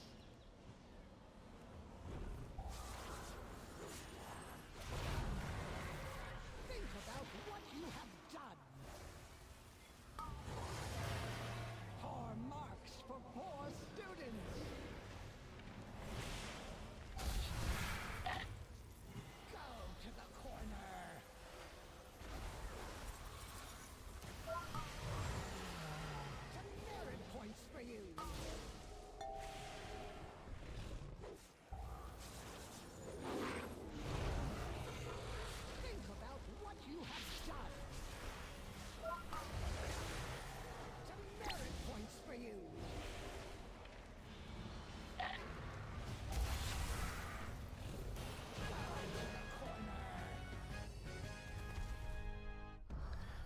All right, Arcane Barrage. Pop off, King.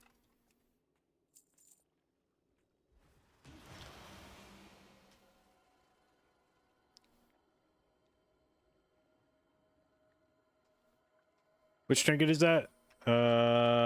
Tome of Unstable Power. It's the one from Azure Vault, got reworked. And that reminds me, I want to go test out the Umbral Skull trinket so we can go back to town. Where's my thingy?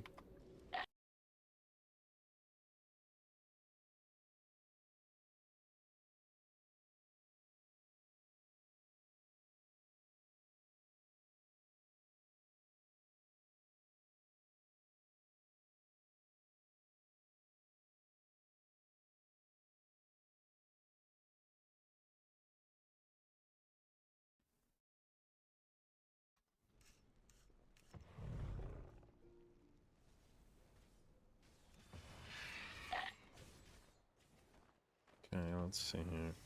Time is money, friend. Wrong guy. I'm not trying to go to that guy. I'm trying to go to here. What?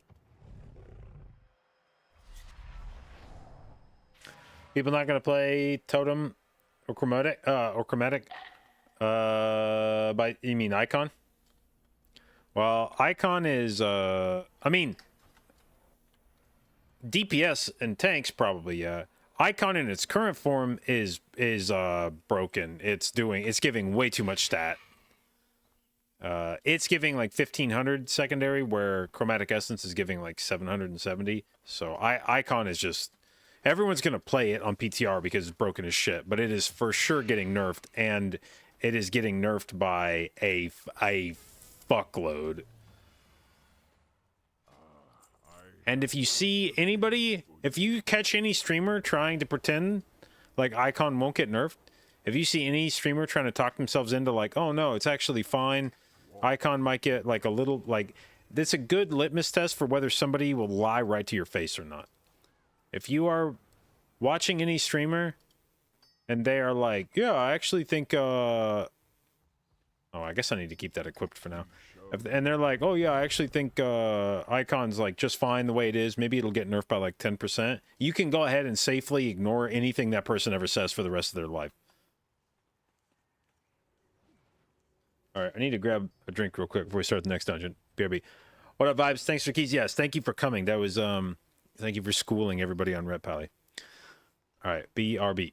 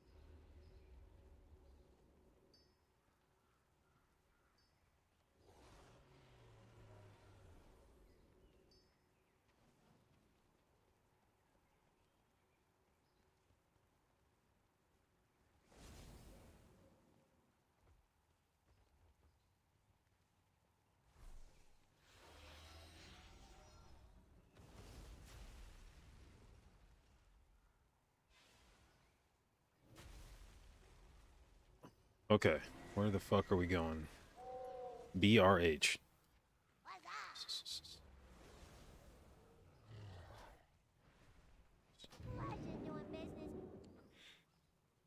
Now, this would be a dungeon where you might wear both Beacon and Belorlos for the last boss.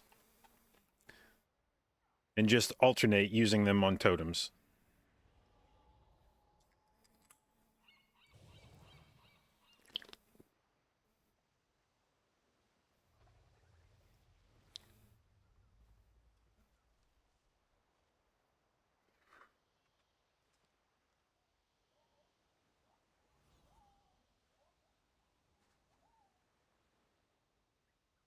How does the dinar thing work?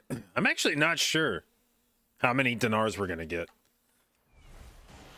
And if you say only 12, it's kind of funny because last time there was a Fated season, we got 3. So if it's only 12, I, I think we'll be in good shape.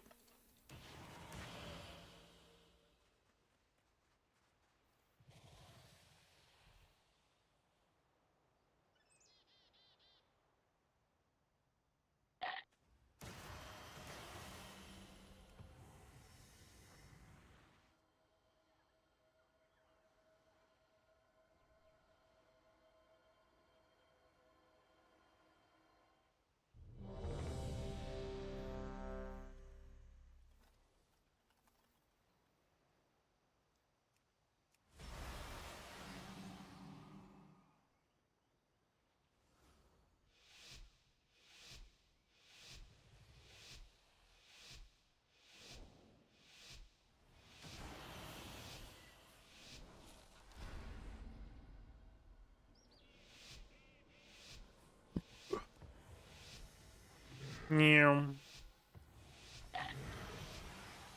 Haha, suckers.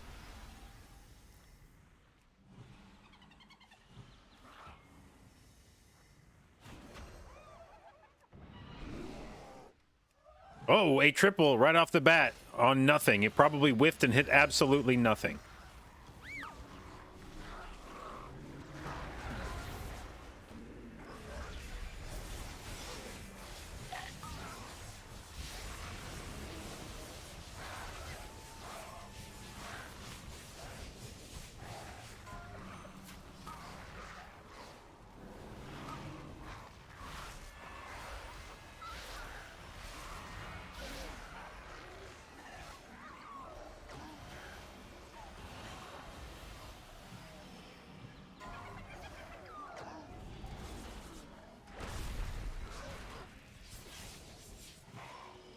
Alright, how much did low Umbral Skull do?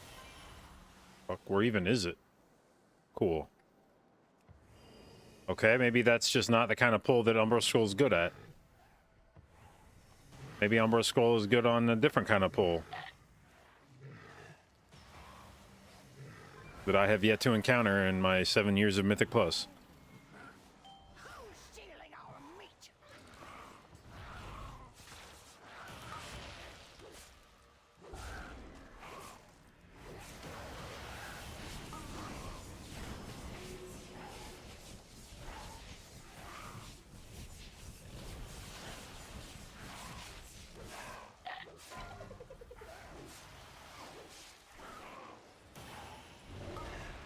Oh. What the fuck just killed Stove?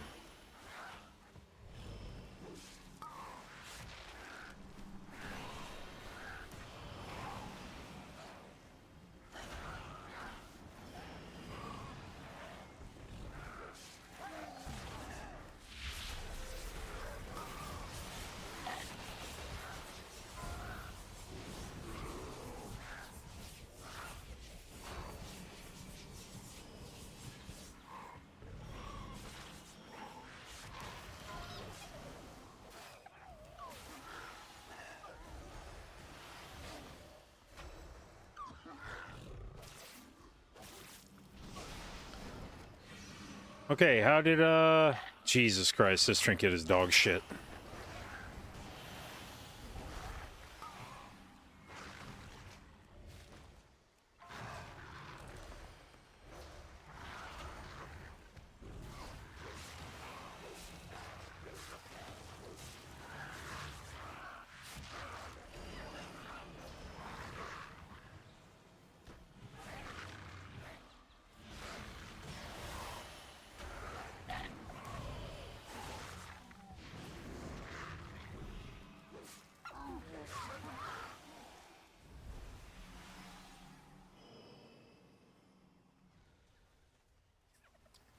Wow, you really are just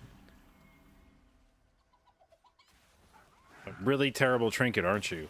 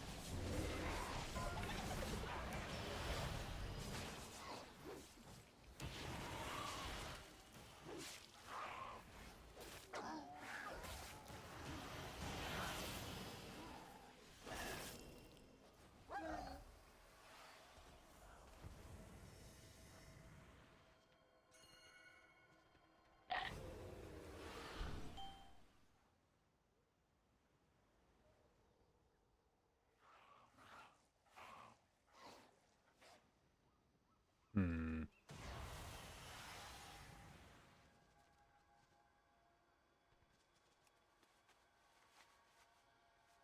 Be careful out there. Here, come for us, meat thieves! We ripped you apart!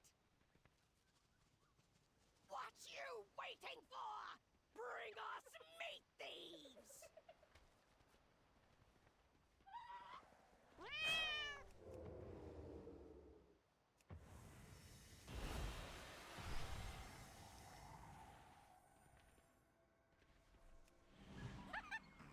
Let me show you a good trick. Yo! Oh man, it must be a Weakor that used to do the countdown for me and not Bigwigs. Because I was expecting some kind of 3, 2, 1 there.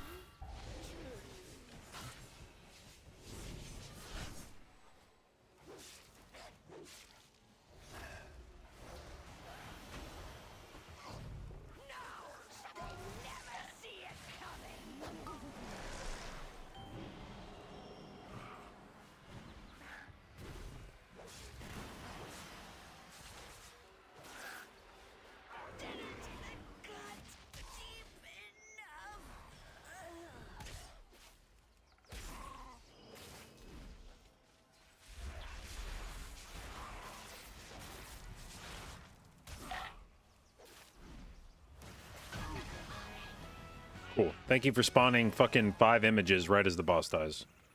Very based. Alright, they changed one of these things from a poison to a disease, or from a disease to a poison, if I remember right.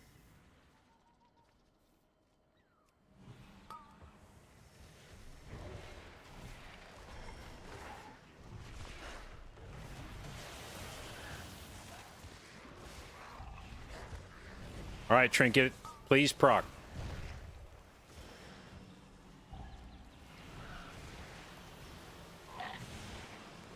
trinket.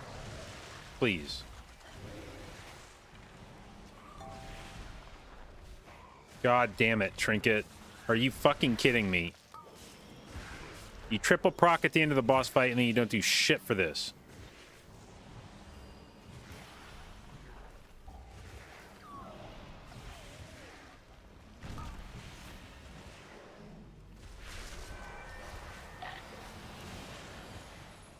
Oh, there's one. Okay.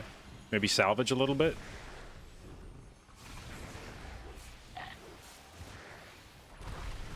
The fuck? Okay. What was that? I need to turn on my death reporting. Announce deaths. Where is it? Announce cooldowns, announce deaths, and observer. What the fuck is that? Hey. You can't just be doing that kind of shit. What was the thing that got rid of that?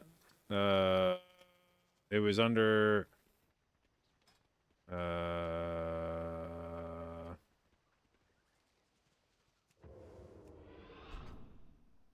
what was the thing? It's under... not colorblind mode, is it? It's like some kind of accessibility feature. Oh, yeah.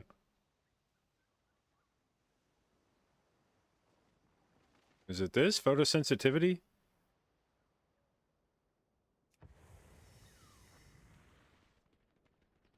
One of these things, I think.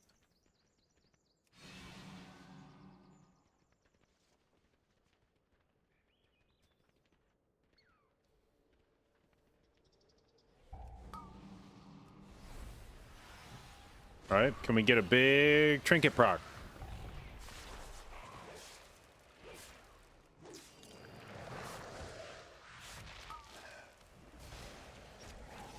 Come on, one big trinket proc. A single fucking trinket proc.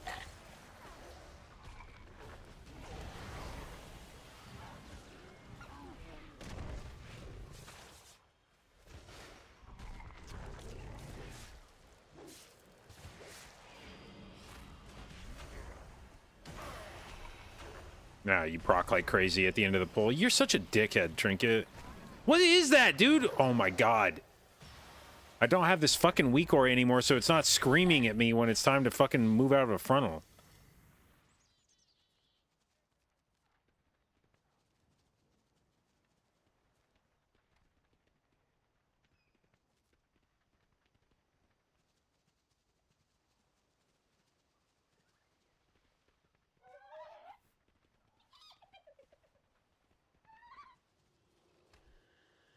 Ow, ow, ow, ow. No, dude, what is with all these fucking casts from 40 yards away? Eat my whole fucking butthole, dude. What the fuck? Fuck this shit.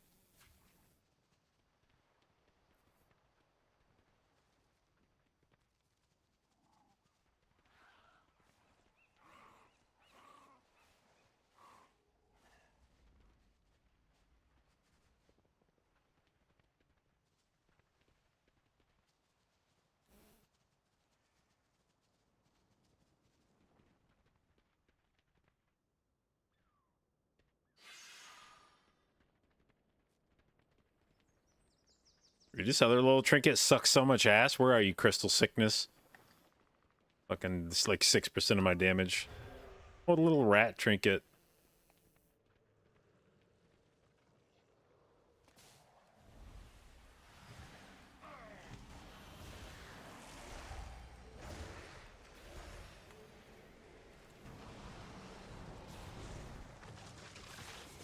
What the? Ow! I think I got aggro because my trinket hit them as soon as they popped out or something. Alright, Trinket, wait for them to gather, and then that would be a good time for you to proc. Right about now would be just a sick fucking time.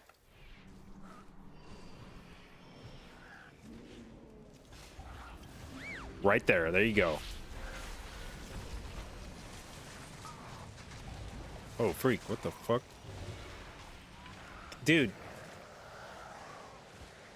What are you supposed to do about that?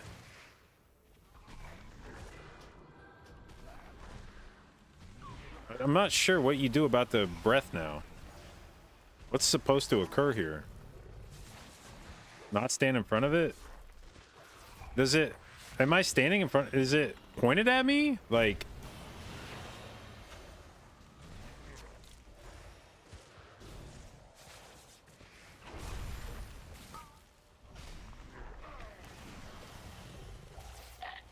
Okay, there's the breath. So it points at non-tanks now? Cool change.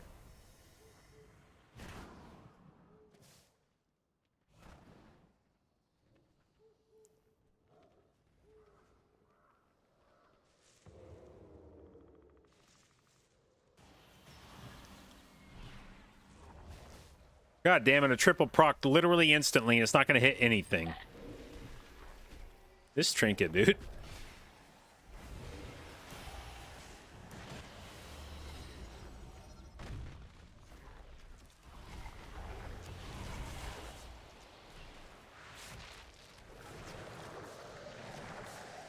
Dude, what the fuck? Dude, fuck Warlocks. He just ate that breath and lived it.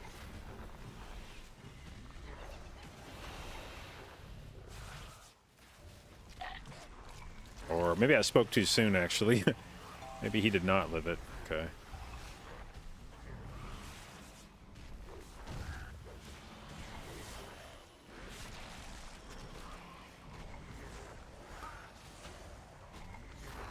Oh, a triple.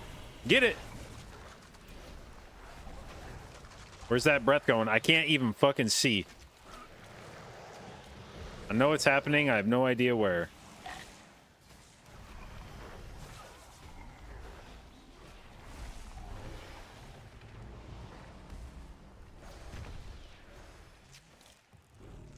What is that? Dude, I can see my dots ticking off in the distance, and I don't even know what they're on.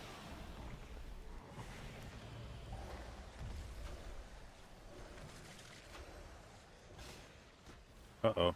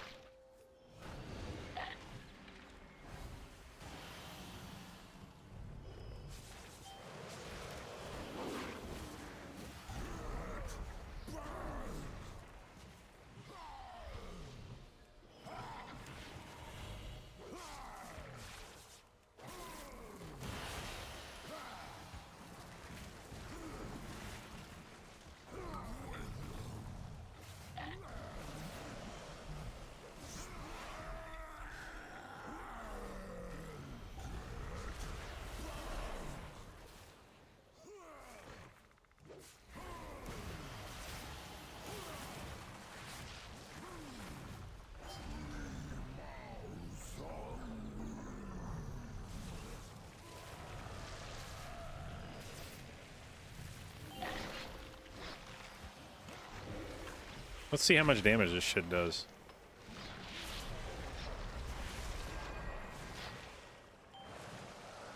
A bit.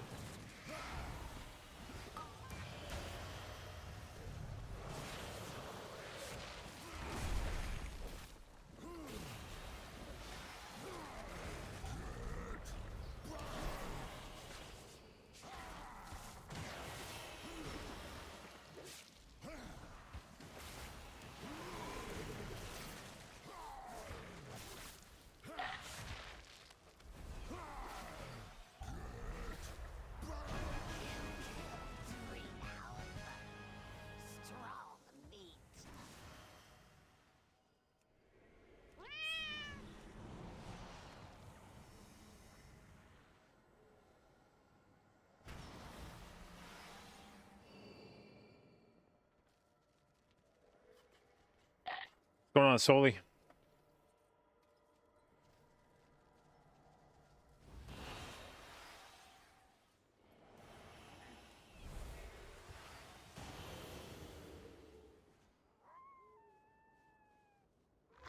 What? Really? No, no, no, no. Stop running. You fucking assholes. What? I melded.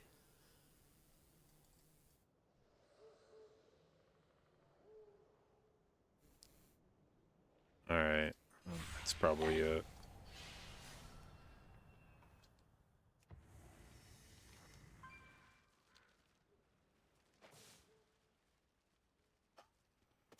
It's fucking dog shit. Awful fucking game, dude.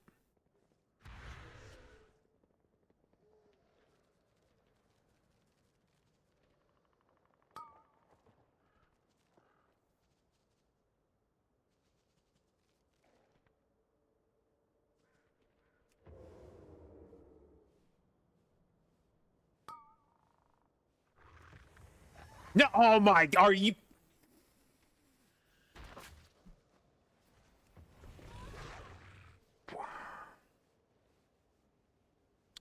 Toast, thank you for the resub, babe. 8 months, appreciate it, and thank you for your continued inclusion in the J-Dot, babes.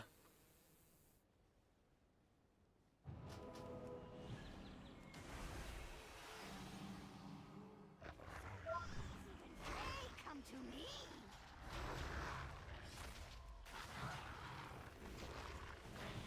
Watch your feet.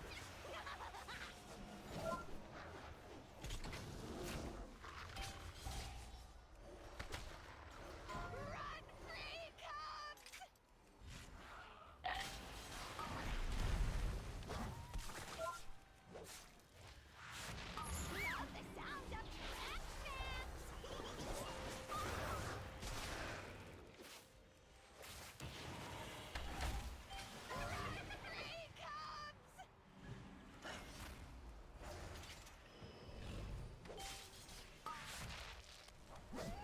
Love the sound of trap snaps!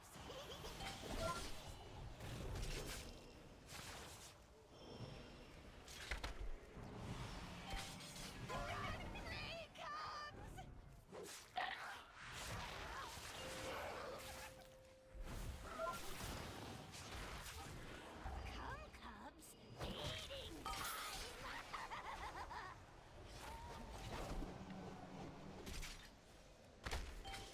Run, free cubs!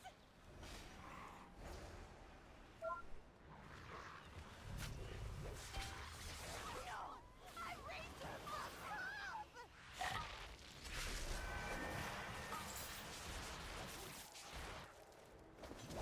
Rip them apart, beast! Killed the hunt leader. Clever meat. Come to me, clever meat. I'll wither your strength myself.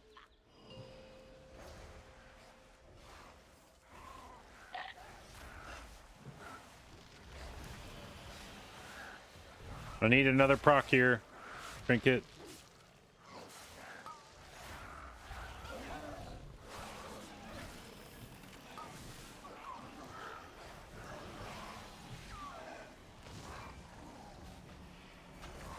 Oh.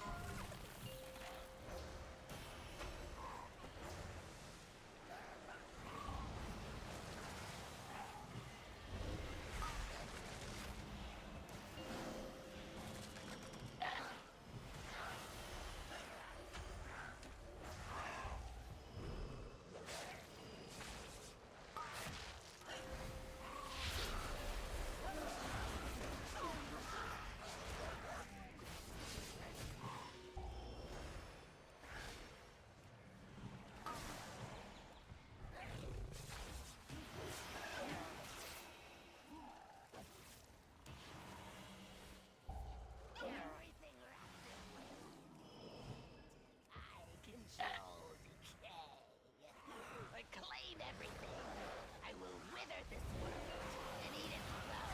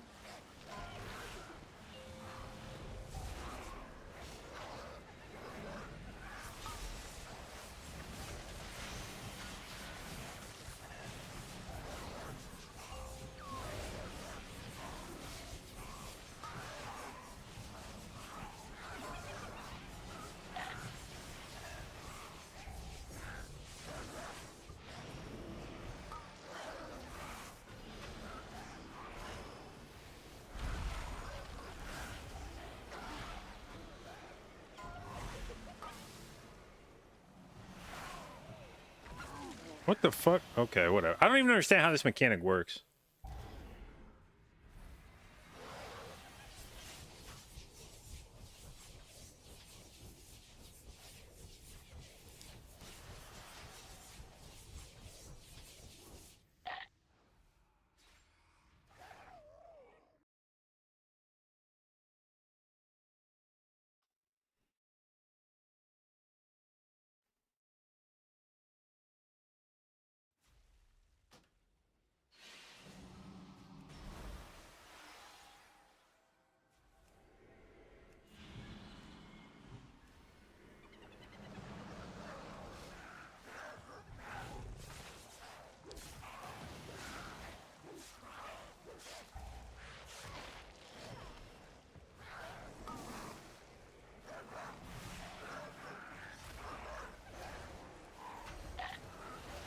Yeah, what is it? Like, what makes it explode like that?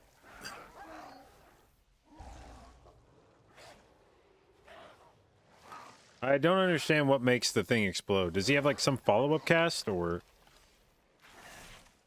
Priest not dispelling me? But, like, there's times where it can fall, like this, it goes all the way without exploding.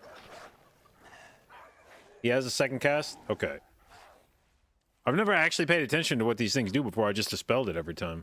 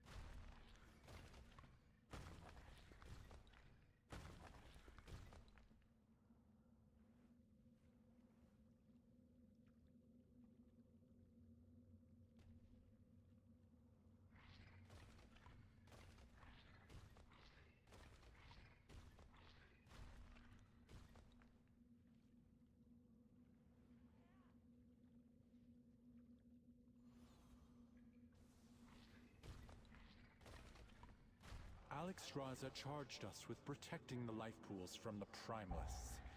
I pray they have not infiltrated too deeply. Ensure the eggs are safe and eliminate any threat on these sacred grounds.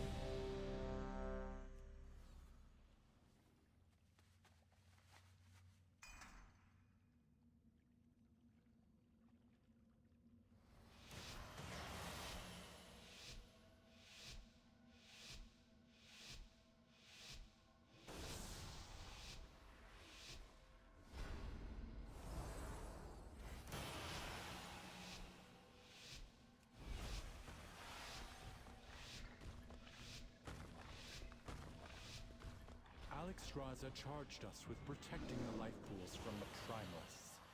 I pray they have not infiltrated too deeply. Ensure the eggs are safe and eliminate any threat on these sacred grounds.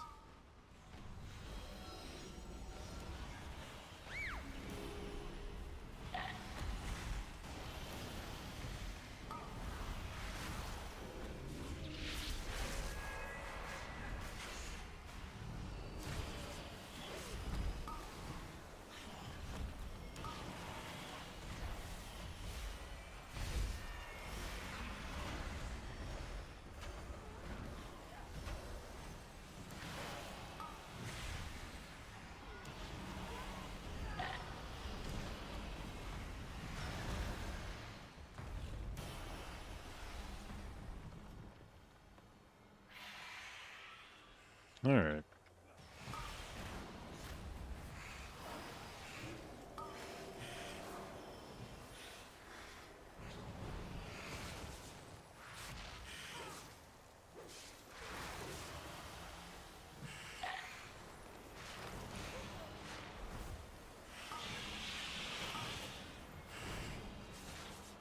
Is 15 the equivalent to a 30? No, you just add 10 basically to the key level.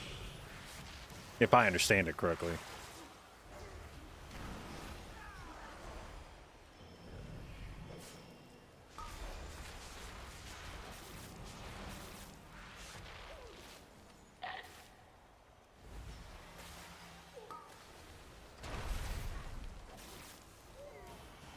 What trinkets? Tome of Unstable Power and Rage Feather. If only you could have understood the Oops. I don't think we were trying to pull him. Such a pointless death.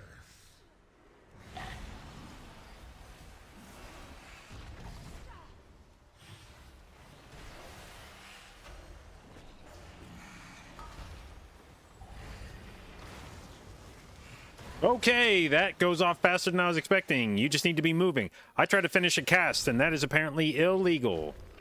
That fucker goes off in like 1 second.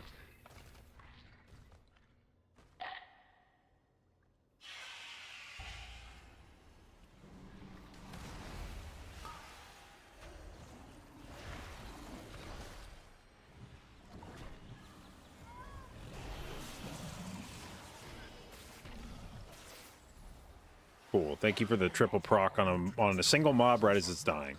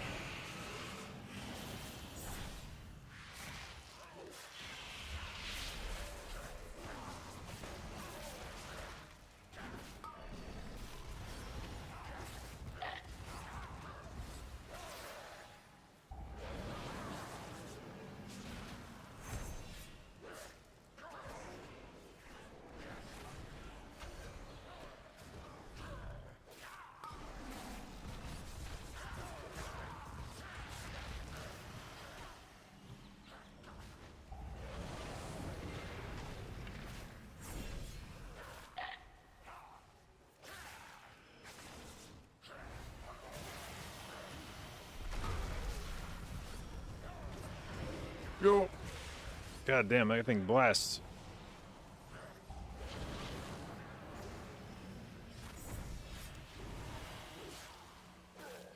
God damn it, he's gonna die. Ah, my feather didn't fucking... Man, come on, dude. He needed to die. If Freak didn't die there, he would have died. And I would have gotten my feather proc on the boss. But Freak died, and so he didn't. Motherfucker.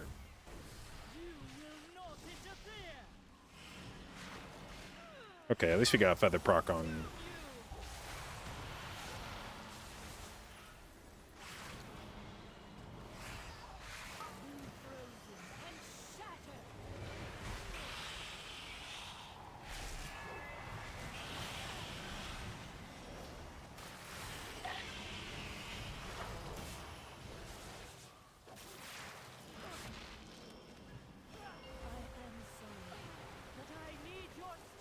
Alright, here's where my tome can go absolutely crazy.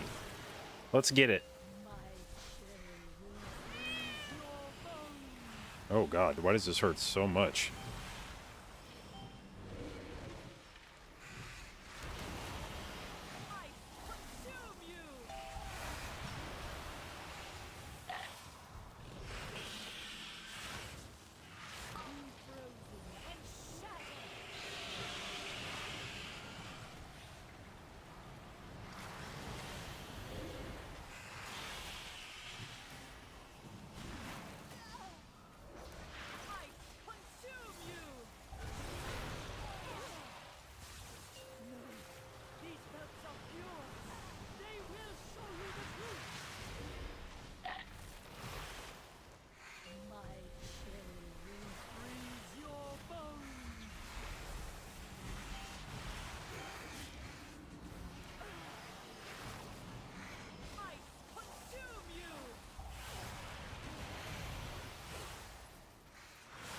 They've made those ice crystals very fucking big. I don't think they used to look like that. Oh, he froze solid. Oh, Jesus Christ. Oh, Jesus Christ, dude. I did not even notice that he had gotten all of his shit stacked up.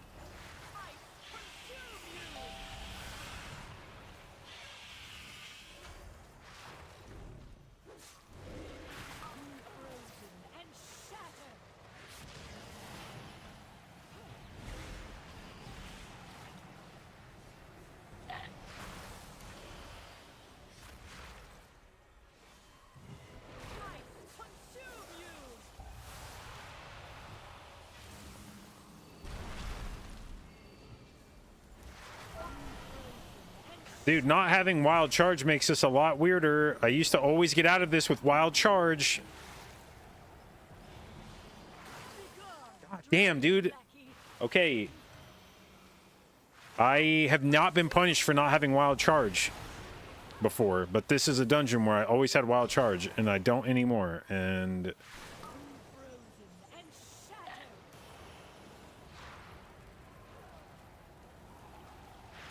I forgot that I used to always run wild charge in season 1.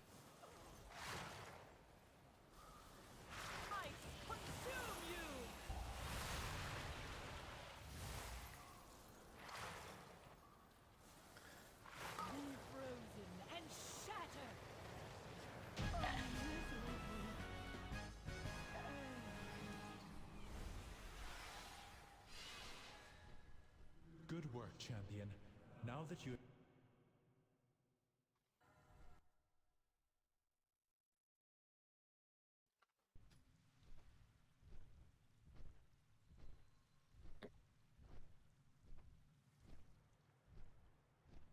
The exposed life pools are in grave danger. A powerful primalist is attempting to burn all the nesting areas. You must clear them to get to her. I will keep watch from above while I confront the dragon who is leading this assault. Quickly, take the eggs! Save as many as you can! Fuck yeah, fighting Thunderhead. Let's get it.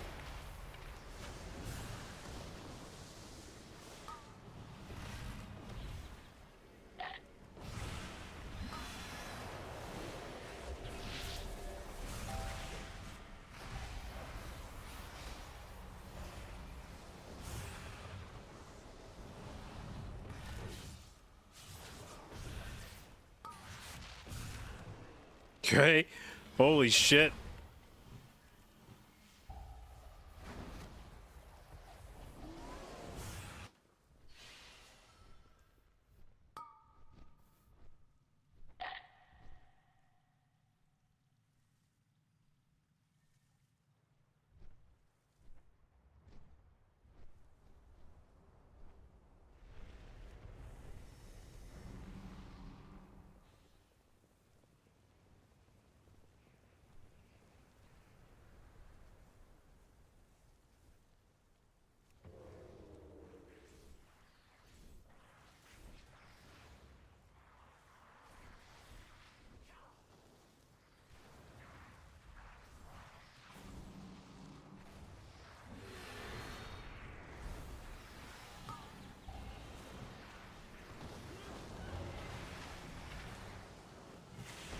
The Isles have awakened.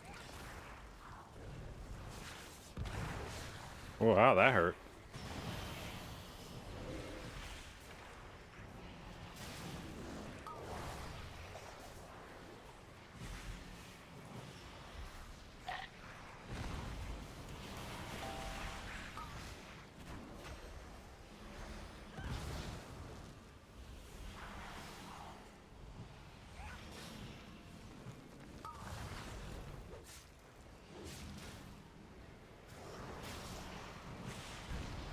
Aspects whatsoever.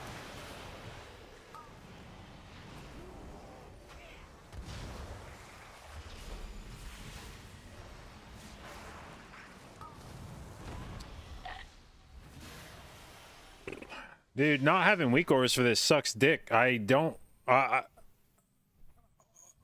all of the call outs for all these abilities must have been a weak aura for me, because none of them are, my bigwigs isn't calling out shit, so it must have all been weak auras that were announcing when things were casting.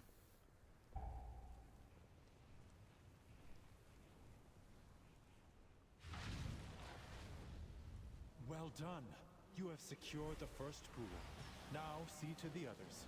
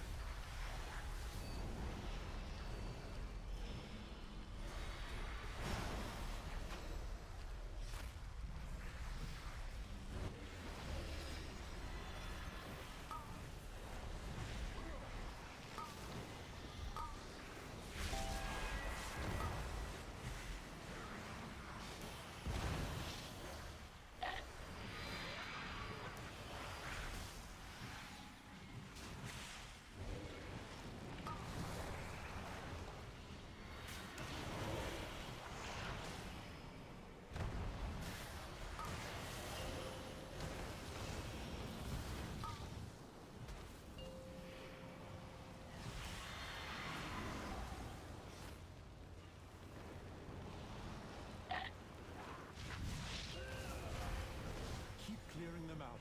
Do not let the Primalists desecrate this hallowed space. What's my number 4 macro? Soothing Tree? Yep.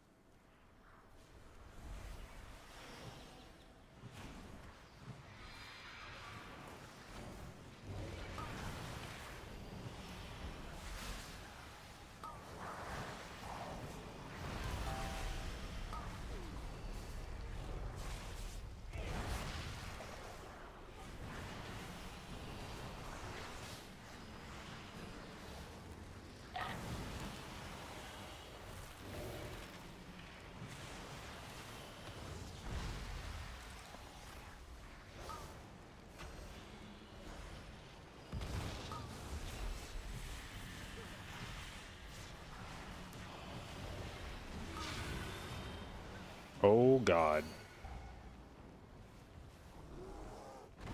Okay. Did anybody else get in combat? Just me, huh? Nope, there goes somebody else. Okay. You are almost to the master of these minions.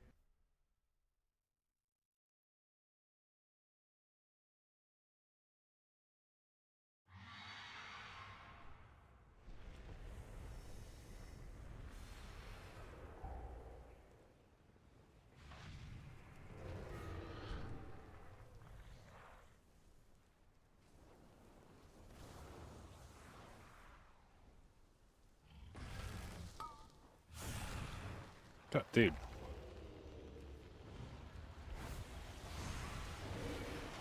Oh. Were we not fighting him? Okay. God damn it.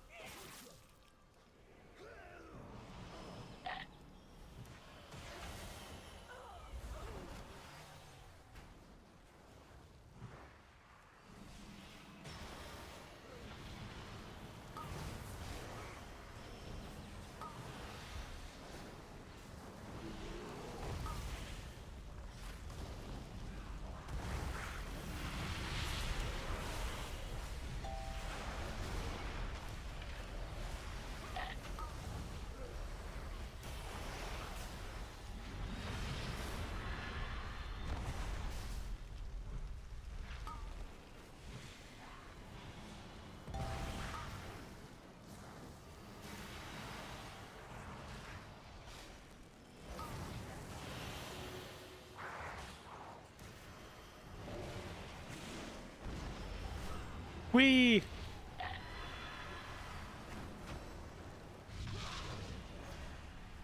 The last pool is safe. She is exposed. Attack that primalist before she can summon reinforcements. Ow, what the fuck was that? What hit me?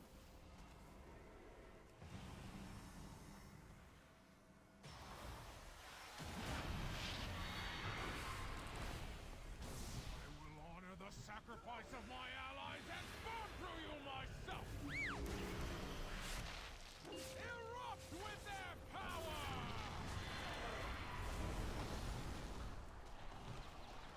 You cannot escape the heat! Oh yeah, I need to remember to bait.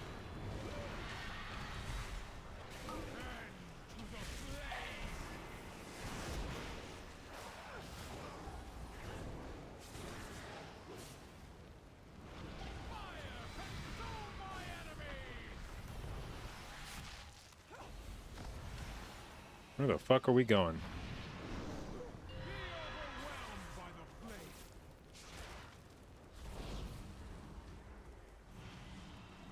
Okay, dude.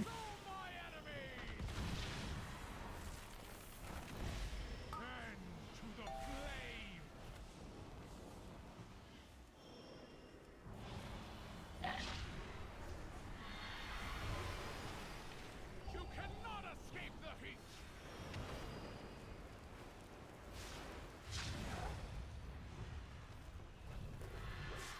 Be overwhelmed by the flame!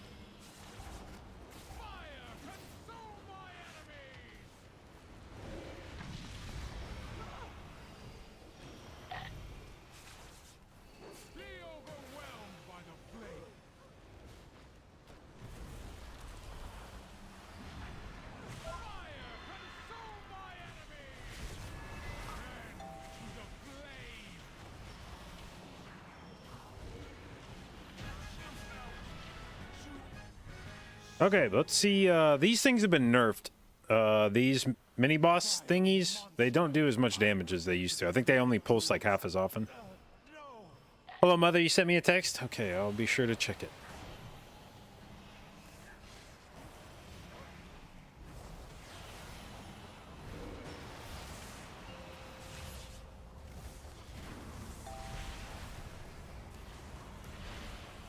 Okay, that doesn't feel very nerfed, I'll be honest.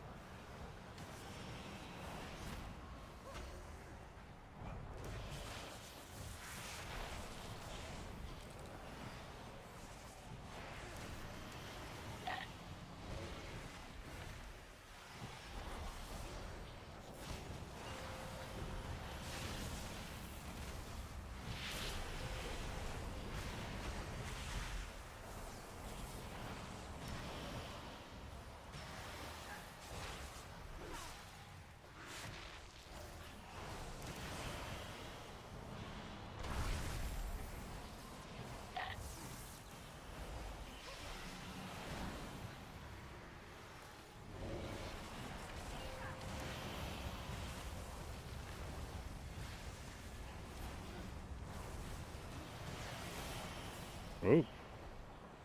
Nope. Fuck.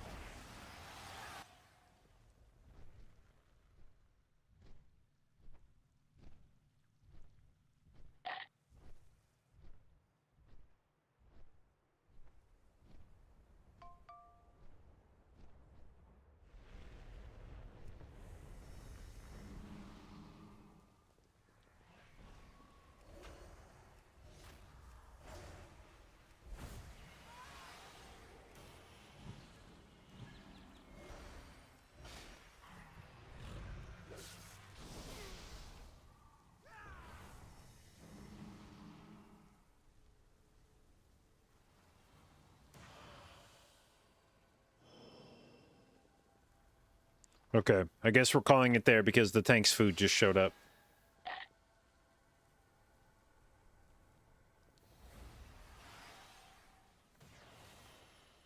Alright, how'd the trinkets perform? Yes, good job, Arcane Barrage. Bad job, Furious Rage Feather.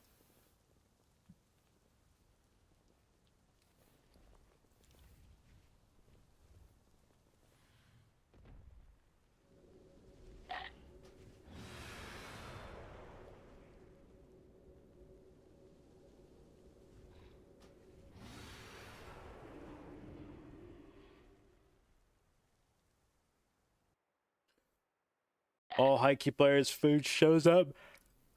I don't know, I guess we just make too much money, you know?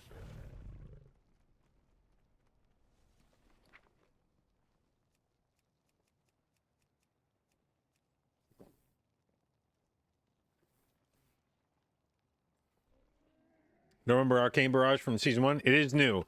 But it's not, the trinket isn't new, it was just a reworked trinket.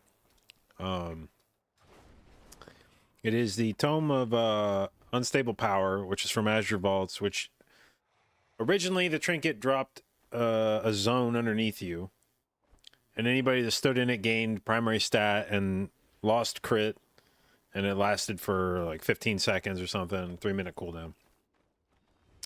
Which was kind of a neat idea, but in practice was really difficult to get any good use out of and was kind of a pain in the ass. And so it, along with several other trinkets from season 1 and season 2. I don't remember if it was only season 1 trinkets that got reworked. Let's see. Which things got reworked? I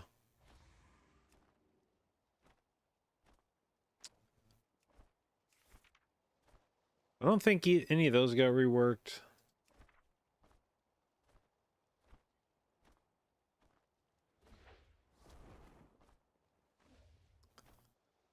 Don't think that one got reworked. These two, Globe of Jagged Ice got reworked, and I don't remember what it started as because it's an agi trinket, so I never pay attention. Beating Heart went from being a really weird and shitty trinket that like gave the target, like had a chance, or no, it was an on use that gave the target armor and then a hot. It's a very weird trinket, not good. It's been reworked into a more interesting, though I'm not sure, better trinket. Well, it's definitely better, but I'm not sure that it's any more likely to get played. But the trinket has a chance, while in combat, to put a debuff on you. And while that debuff remains up, it reduces your verse by 364 and snares you by 10%. And it lasts 15 seconds. If you dispel it, so it's a magic debuff, if you dispel it, then you gain verse and gain movement speed, and you put a shield on all nearby allies for 15 seconds. So you can basically sit on the debuff for up to 15 seconds and then dispel it when you want it, which will increase your verse for 15 seconds, give you a little bit of movement speed, and put an absorb on everybody else. Now, what I don't know about this trinket, the only thing that, in my opinion, would save this trinket is if its PPM is insanely high, which I don't think it is. So let's see here. Beating Heart is a... oh, that's the old version of it. Wait, the new one? Waters. Beating. Come on. Show me the item.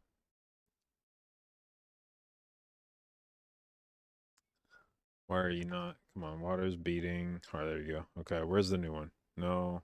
Yes. All right, it is a PPM. Why doesn't it say what the fucking PPM is? God damn it, I hate abilities that don't say what the PPM is.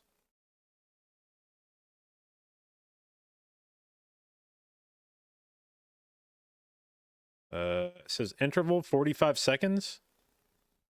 That's not just every 45 seconds it goes off. Oh, well, we can test it. Fuck it. Did I buy one of these? I don't think I did.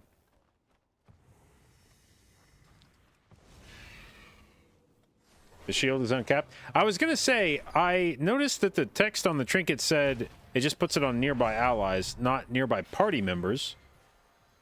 And that's a distinctive phrase. So, yes, from the sound of it, it sounds like it scales with group size. And if you are using it in raid, when you dispel it, it sounds like it probably puts a shield on everybody in raid.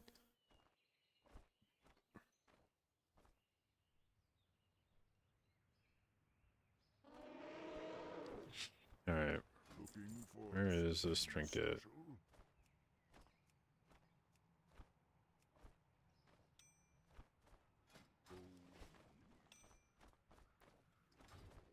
Okay. Training dummies.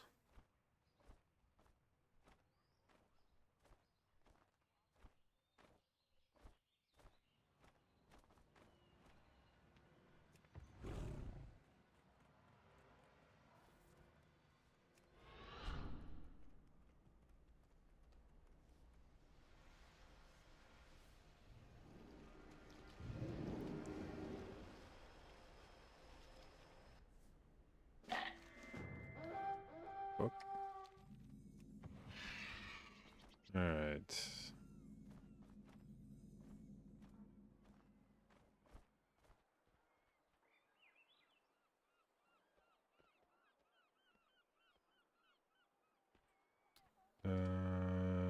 So let's just get in combat.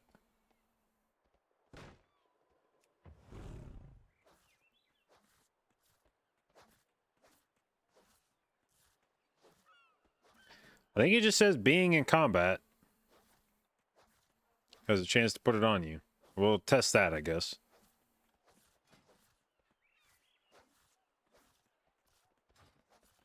Now, the Wowhead site said something about an interval of 45 seconds. So if I get a debuff at exactly 45 seconds... No, it's 35 seconds. Okay, so we dispel it. It gives us a Gives us 1800 verse. Absorbs 43,000 damage. Yeah, if that goes on everybody in the raid, if you had 43,000 damage applied across 20 group members, that's a fairly significant amount of healing. All right, so it procced it 35 seconds.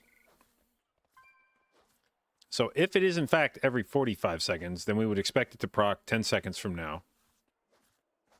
So we'll see if it goes up at 1 minute 20. It looks like it's every 45 seconds on the dot. Shifting doesn't remove it? Shifting does not remove it. Shadow Meld does not remove it. It has to be dispelled.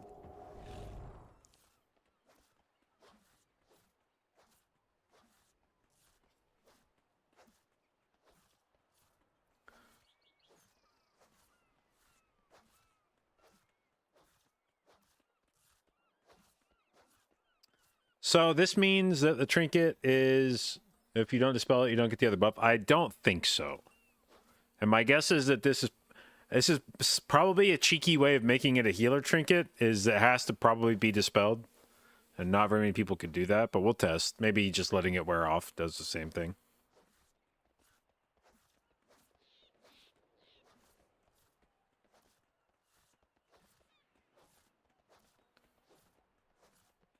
Yeah.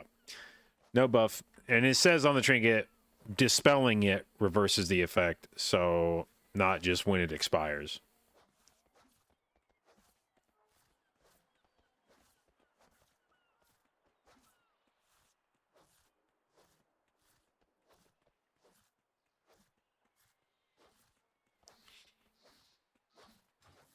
So if it goes off every 45 seconds, then that means it is functionally a 1.3333333333333333 proc per minute trinket.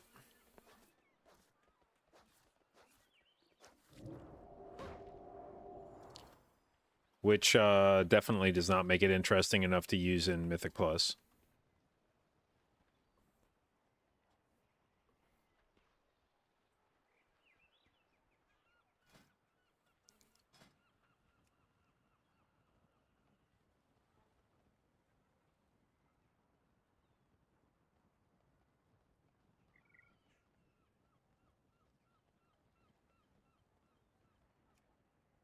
Oh yeah, well, were there any other trinkets I wanted to look at?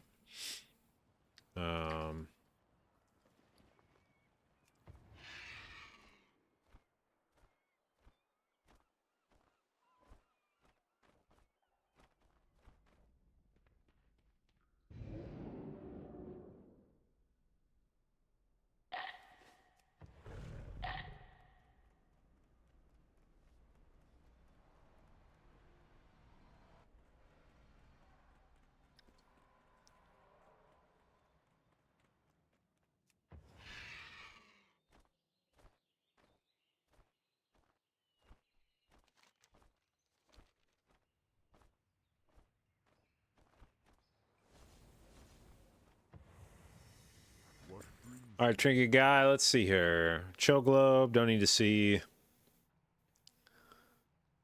Man, they didn't make any changes to Death Snare, and it was not that great last time.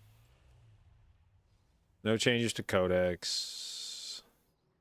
No changes to Beacon. There was only the it's only the dungeon trinkets that got reworked. So what were those? Those were, oh, I think they changed this one. I don't remember how. I just remember it was one that got changed. They changed this one. We tried it. It sucks. They changed this one, but again, I don't remember how. We've tested this one. It owns. They changed this one, but it was an agi trinket, so I didn't pay attention.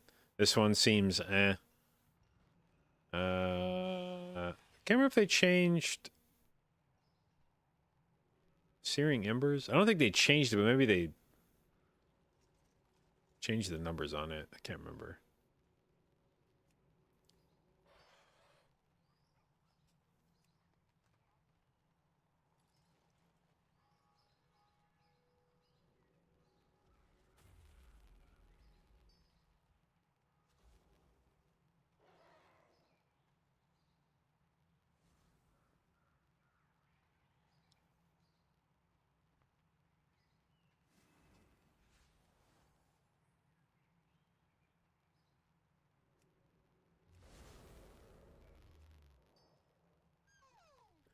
Does all your gear scale to a certain eye level once you're or does all your gear scale to a certain eye level once you start a key? Yes. It's like just under 500, I think.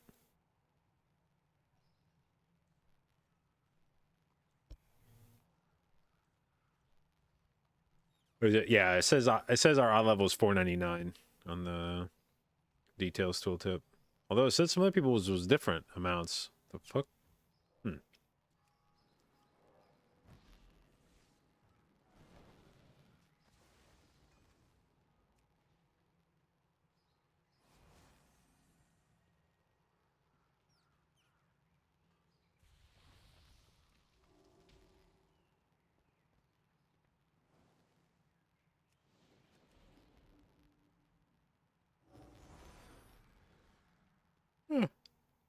As a feral enjoyer, how doomed is next season looking? I honestly have no idea, which probably means doomed.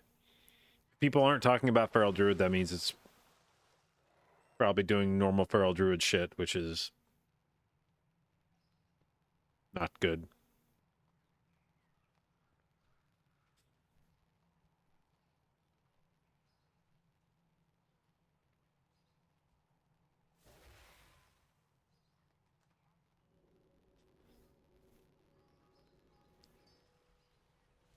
No clear statement of feral buffs equals doomed. I mean, even when they do get majorly buffed, it's doomed because they always get nerfed anyway.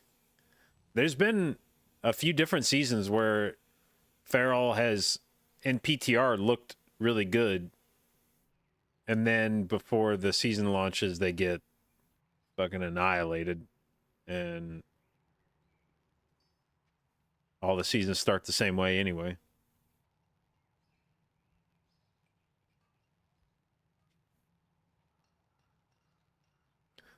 Will healer do I think will be the best? I truthfully don't know, and actually I meant to look. I don't even know what all the different class sets are. Let's go bring our priest in here and see what disc and holy are looking like.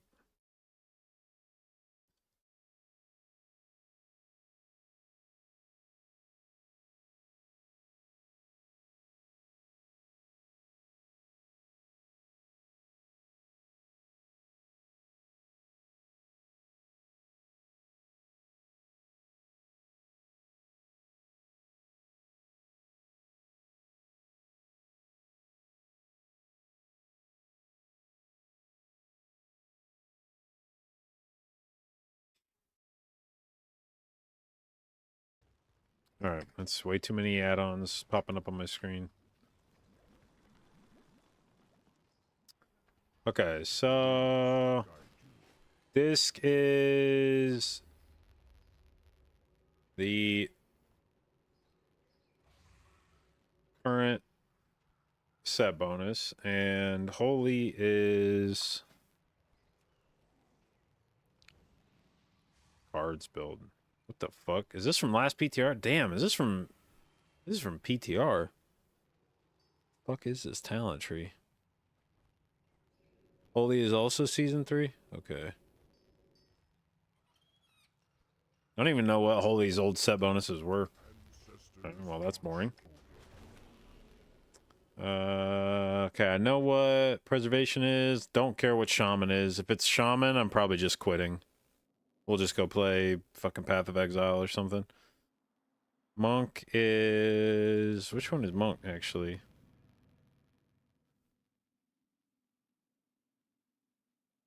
Is everything just season 3? Besides... What isn't season 3? Shaman, Prez...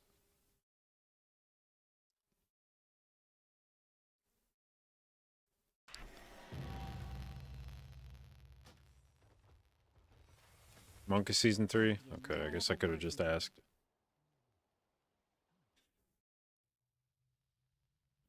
And then Paladin is season 2, right?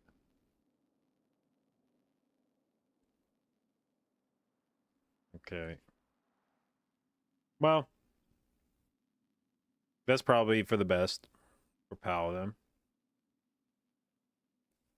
I would say of all the set bonuses, the only one that to me was like a really big deal One way or the other was probably Disc Priest getting Season 3. I feel like if Disc Priest had not gotten Season 3 set bonus, they would have been down bad.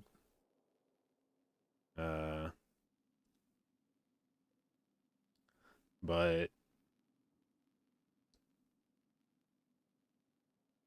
I guess Monk, if they didn't get their Season 3 set bonus, probably would have been kind of shit. What about Pally for Season 4?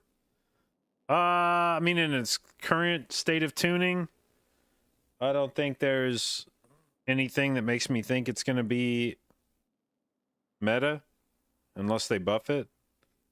Like, I think it gets back a superior set bonus, but I also don't think that their set bonus was like what.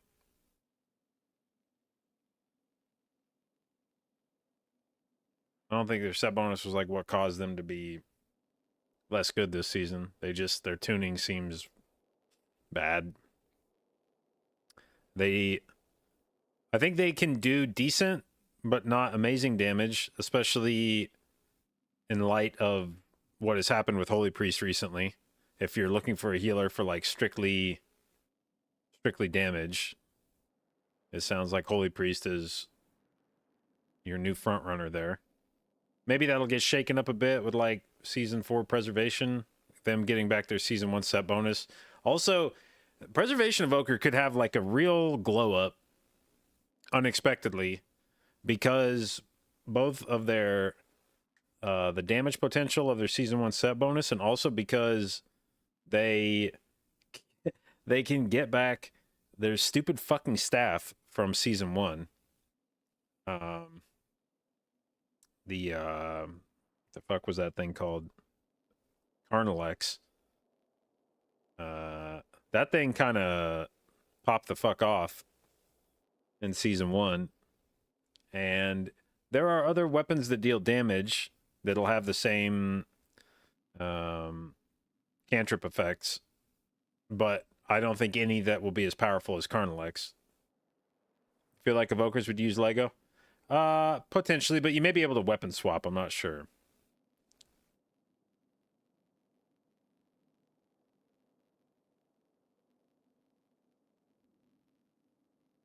But yeah, also they get legendary back, like a juiced up version of their legendary for this season. So they either get Carnalex or their legendary, either of which is, I think, superior to any other weapon people are going to be using. They get a set bonus that probably helps with their damage a bit.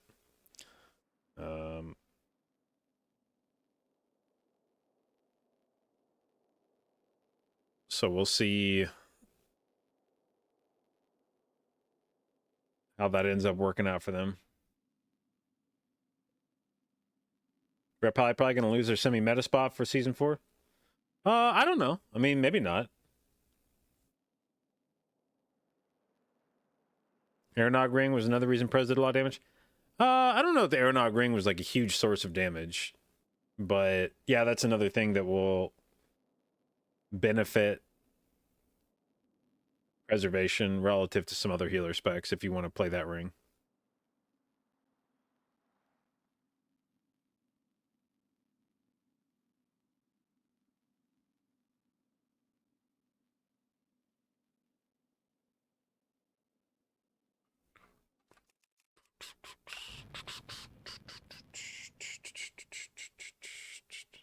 Which DPS is locked in for Season 4? I honestly have no idea.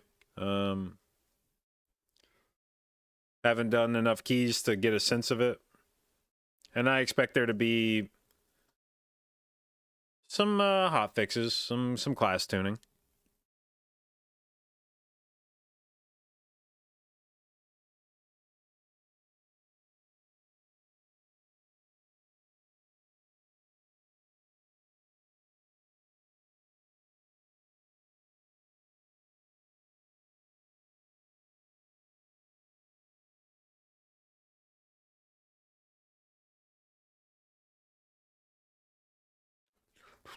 Dude, I'm so ready for this fucking haircut tonight. I have way too much. Listen, I know this is going to sound ridiculous. I have too much hair right now. I understand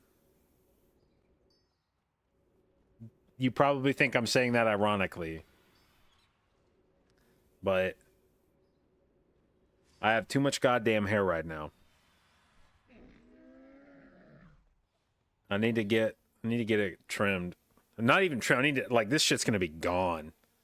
Assuming I get this cut the way I want it, it's just gonna be like bzzz, or it's gonna shave all this shit off, trim it up top.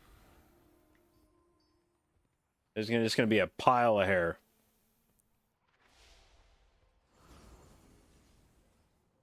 Brazilian Burger King made a promotion that if you're bald, you get a free Whopper. Like every day or like a one-time thing?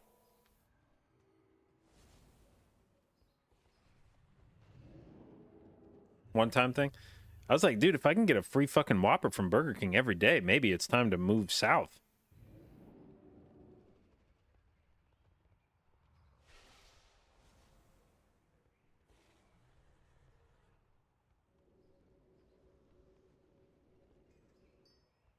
I'm an Azerlon gamer. Yeah. Did I remember seeing a map, like a population map of the world?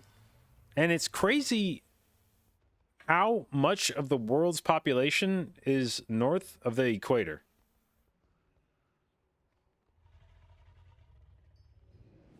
And Brazil, it's like Brazil and I'm trying to remember where there was like a couple spots where there were still population centers.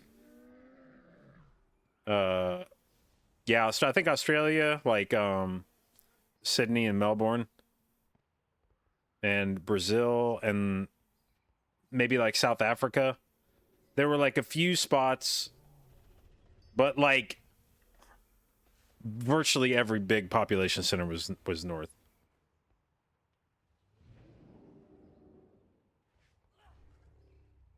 What's the split? Let's see if I can find the number. What percent of population is south of equator?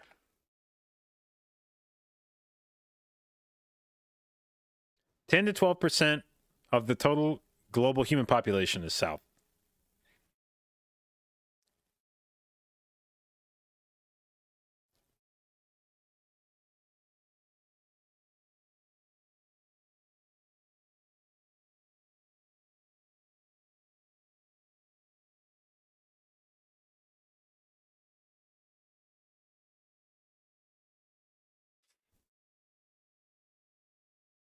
$10 to 12%. But yeah, here's a map that's an interesting like view of it. This shows you where the population is based on why this is. So you can see how much of the population is centered on this longitude here, or this latitude here. And yeah, that's China doing a lot of lifting, India,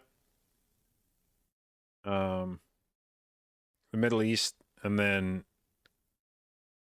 the US.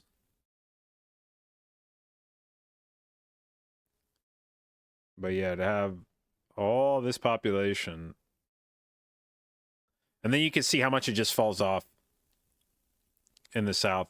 It's basically like this line is like Brazil, and this line, these two lines are probably Australia, and it might still be Australia down there, like New Zealand, and oh, that's South Africa. Sorry, that's what that is. That line. And then by longitude, again, you could see where it's like India, China, and then this is like Western Europe.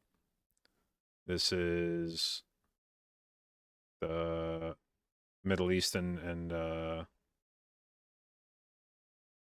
Northern African countries. But you see how baby the Americas are.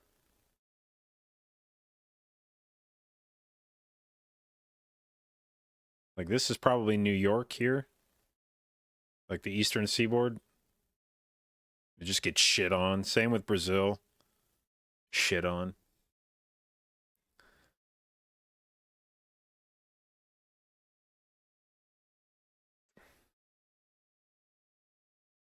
But yeah, if you combine the two maps, if you go by this latitude and this longitude, you end up with right here, which is India, and then over here, which is China.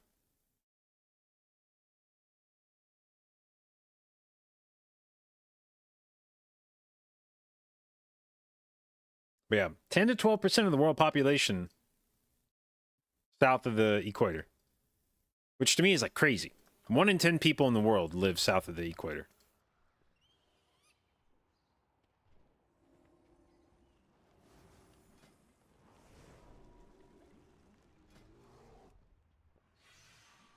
One in 10.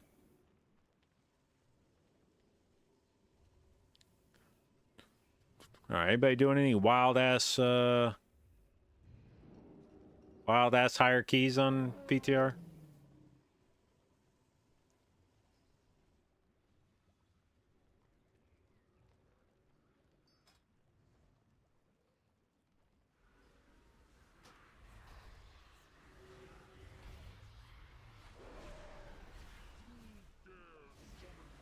Need to join the Chinese keep for new strats? I play with plenty of Chinese gamers when it comes down to PTR. Especially because like during like in beta, the Chinese play schedules tend to overlap with mine more often. Like NA people, if I'm trying to get up at 7 or 8 in the morning and play, NA people aren't going to be online for hours, and there'll be some EU people, but that'll be like right when the Chinese are kind of in their prime time. If I'm up at like 7 or 8 in the morning, then that means it's like evening over in China, and so a lot of times that'll be there when they're going hard. So yeah, a lot of times on PTR, I'll end up in fully Chinese groups.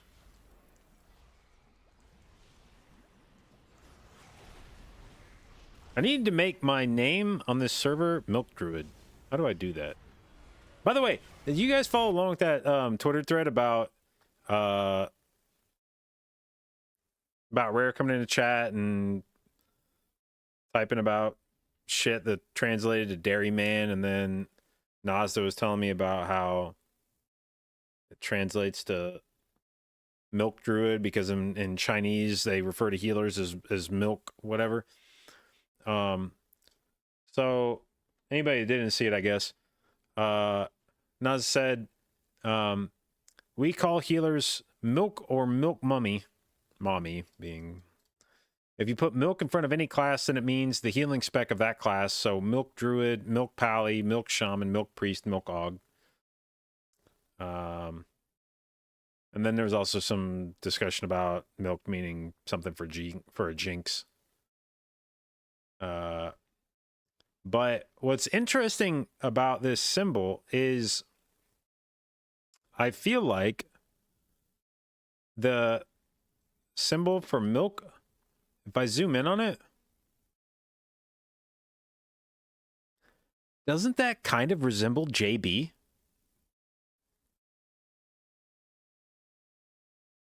Depending on how you want to look at it, you could either have it be like J and then B, or you could treat this as its own B, and then over here, admittedly, you have to ignore part of it, but it looks kind of like a J, and then a B.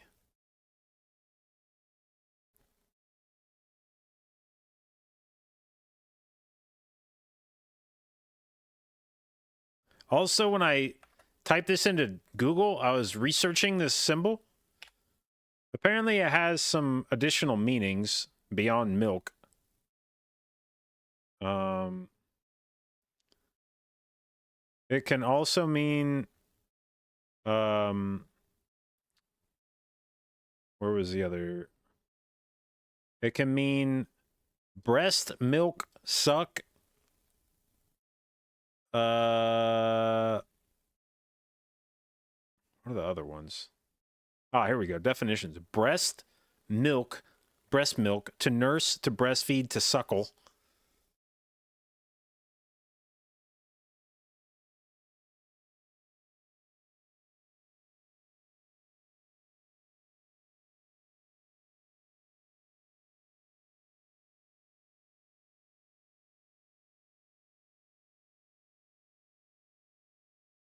So that's kind of a loaded term over there.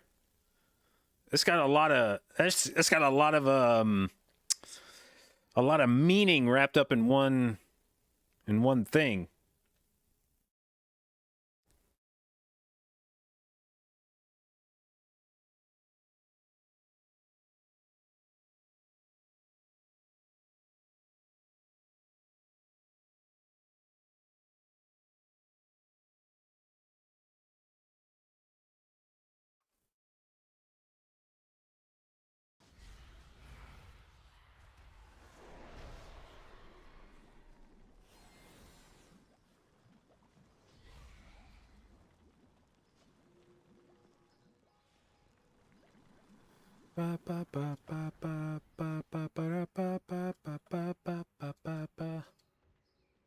Suckle milk druid. That's right.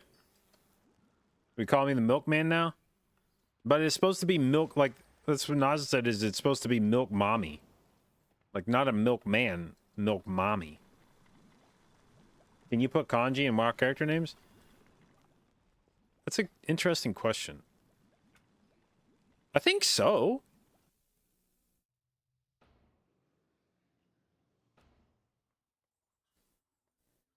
Must be at least 2 characters. Okay, well, what's Milk Mommy? Or Milk Druid? What's the symbol? What was the symbol for Milk Druid? Where's that tweet?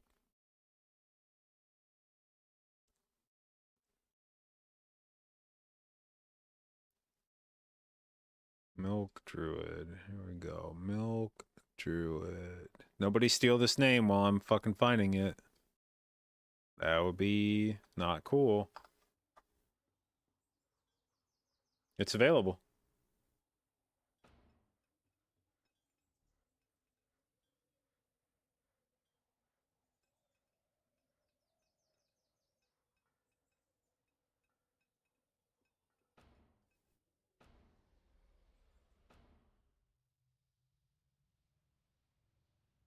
Quick, I need to copy a character over to get the name change. Copy. Yes. Copy in progress. And then, come on, faster.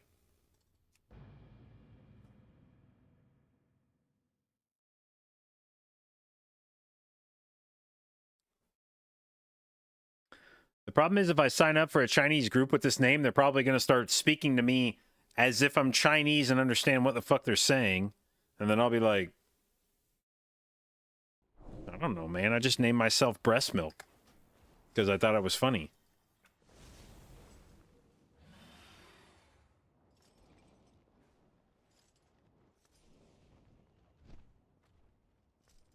Slash reflux switch 32724.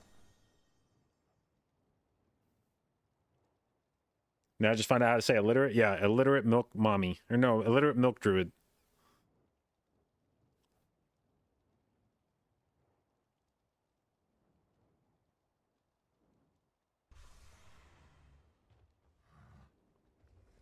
What's the command I just put in? It's for a, oh man, I just got the double squares. But those kind of look like boobs. I mean, it's almost like meta, right? You can't see the kanji, but it just kind of looks like a pair of cans.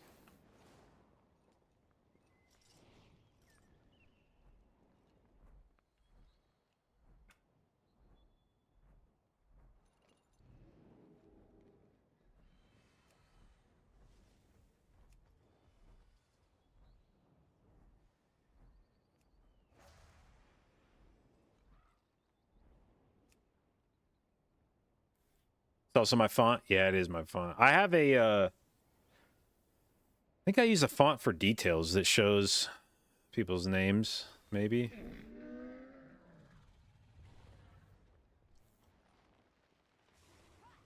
Or there was a setting. Maybe that's what it was. There was a setting for transliteration. somewhere.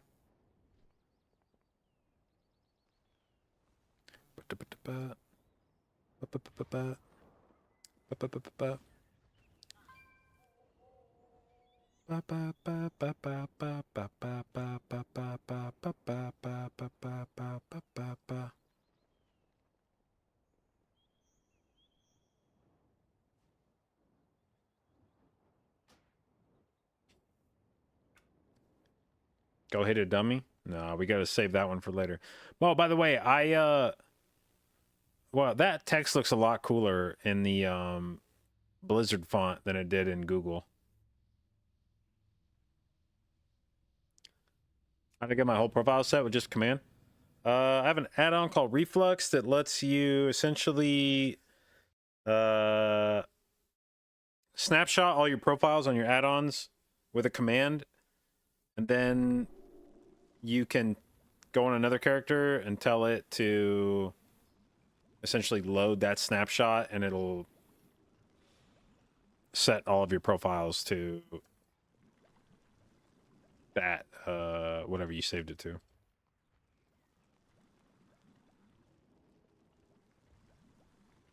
Yeah, between that and my slot, I can essentially copy a character and all their add-ons essentially, like, more or less completely, and just a couple of, like, I save a reflux profile on a character, set the new one up, load the reflux, and then do a my slot snapshot, bring that over, and that'll set all my profiles and all my key bindings and macros and stuff.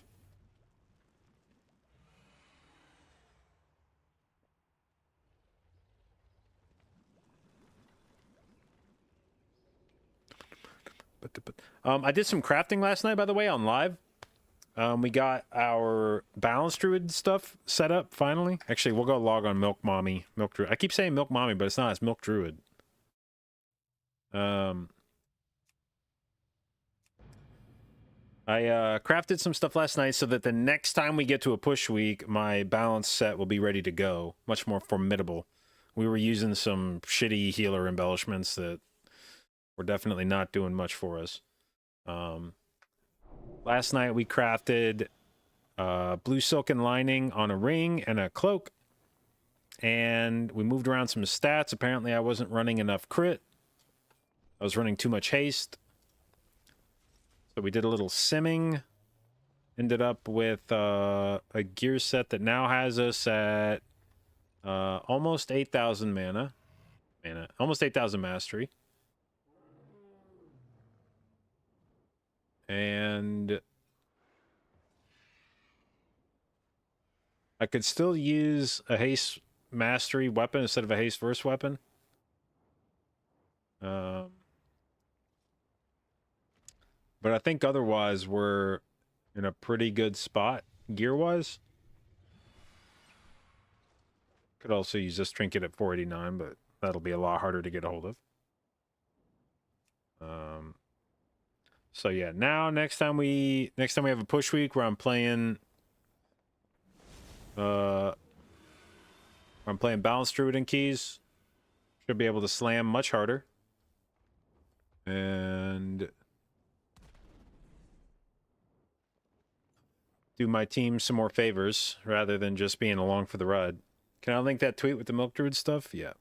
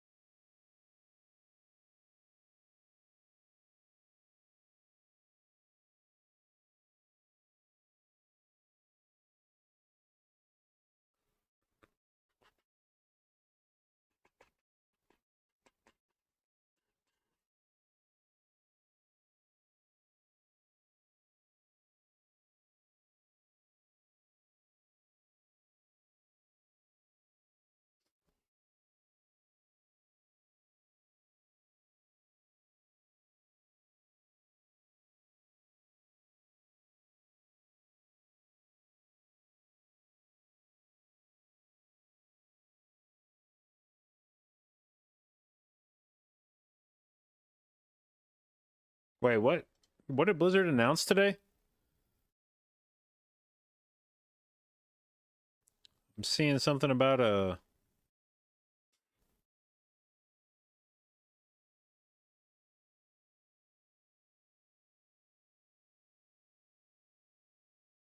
PvE experiment. What kind of fucking PvE experiment? Oh, I see. Okay. Holly on WoW's future. PvE experimental content planned. Let's see here. You say, greetings, citizens of Azeroth. It's been great seeing so many players taking the plunge into Plunder Storm, and we've loved seeing all the stories and feedback as this experimental event evolves. It will be exciting to see some of the community content creator. Dude, there's a lot of alliteration in this post. Players taking the plunge into Plunder Storm. Feedback as this experimental event evolves. It'll be exciting to see some of the community content creators.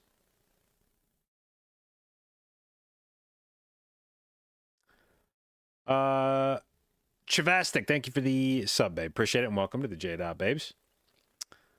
So let's see.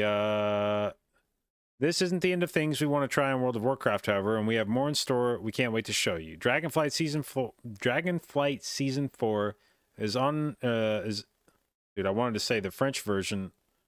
I wanted to say en route, but it's not the French. You can't, dude, you can't. Who, that's... Don't say en route.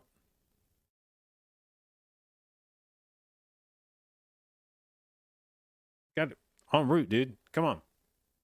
You got snappy French phrases, man. As testing begins on the PTR, and we'll have more news to share soon. On the next experiment we have up our sleeves. We hope that those of you who are looking for PvE-focused content will enjoy what we're planning, all while we continue to press forward on development of our next expansion for World of Warcraft, The War Within. That's some more alliteration. Oh my god. World of Warcraft, War Within.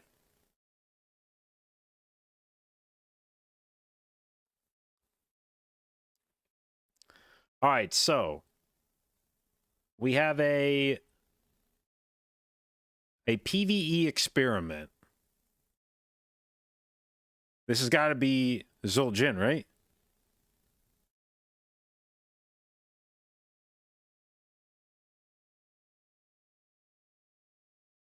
It makes sense.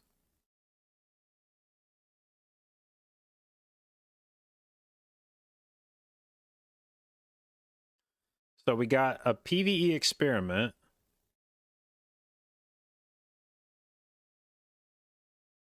Now, I guess the question is this PvE experiment coming in Season 4, or is this sort of a red herring? The fact that she says Dragonflight Season 4 says the testing begins on PTR, and we'll have more news to share soon on the next experiment. Are those things related?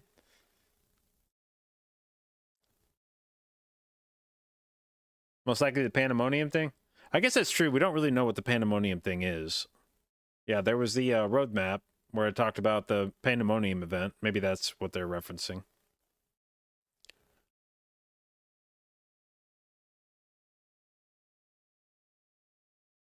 It was the Dragonflight roadmap.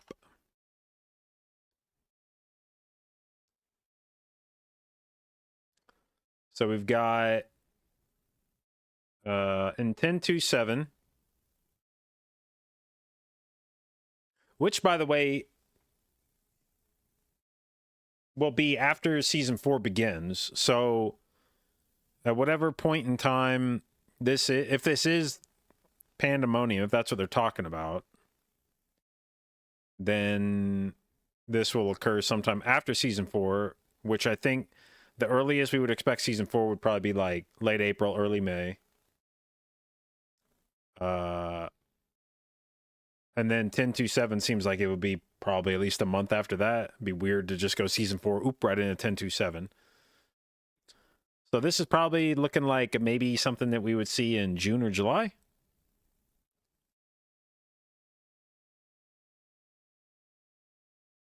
They're cooking something for Raids Revisited. Nah, if they were going to do that, they would have done it at season 4 launch. This is going to be something else. But time running, Pandemonium.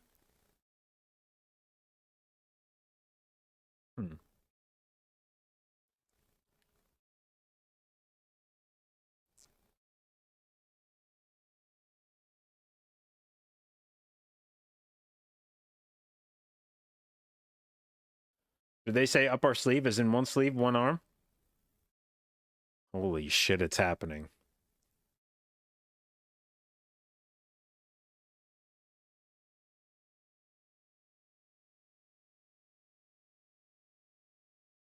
Kanji doesn't work on NA live servers? Yeah, I would imagine PTR because it's a global server.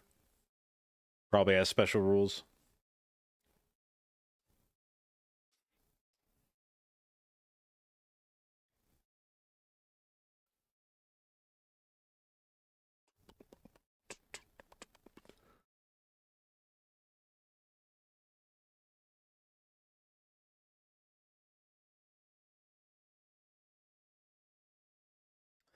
This is kind of a weird numbering scheme, right? That we go from 10.2.7 into a pre-patch that's labeled 11.01. Isn't launch patch usually 11.0? Like, wouldn't this be 11.0?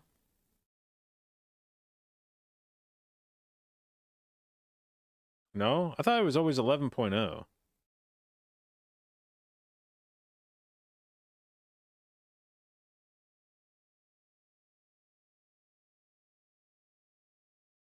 Maybe I've just never paid attention, but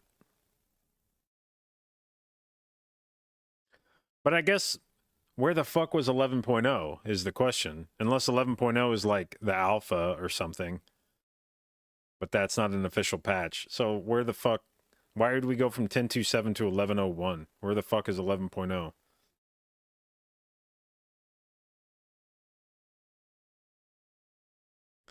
It's always 11, or it's always X01? Sure, but why?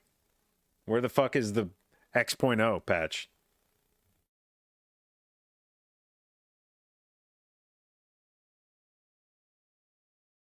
You look back and DF pre-patch was 10.0.0 and launch was 10.0.2. Ah, so launch patch isn't always 0.1. They just make it up as they go. Excellent. That's a good naming scheme. I also like just ripping whatever the fuck I feel like.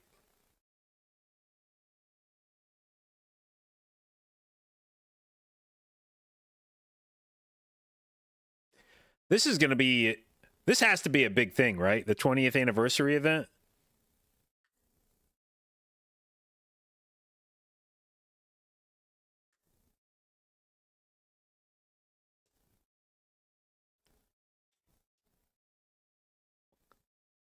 That's probably Zul'jin.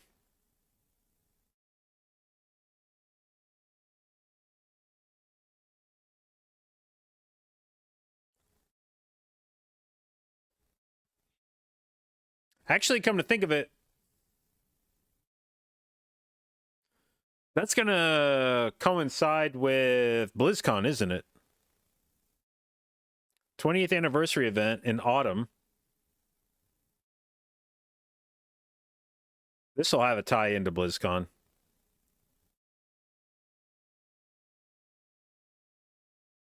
That actually makes me happy because I really had, based on the state of the gaming industry over the last year or two, and the fact that Blizzard was acquired recently, I think there was some concern that BlizzCon might be like a done thing, fiend. But the fact that there's a 20th anniversary event coming up that would line up perfectly with BlizzCon makes me feel like they got to at least do one more. You can't You can't cancel BlizzCon on the 20th anniversary.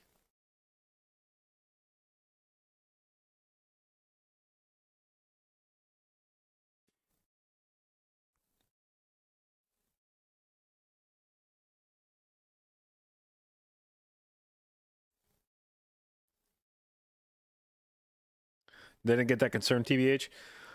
Well, maybe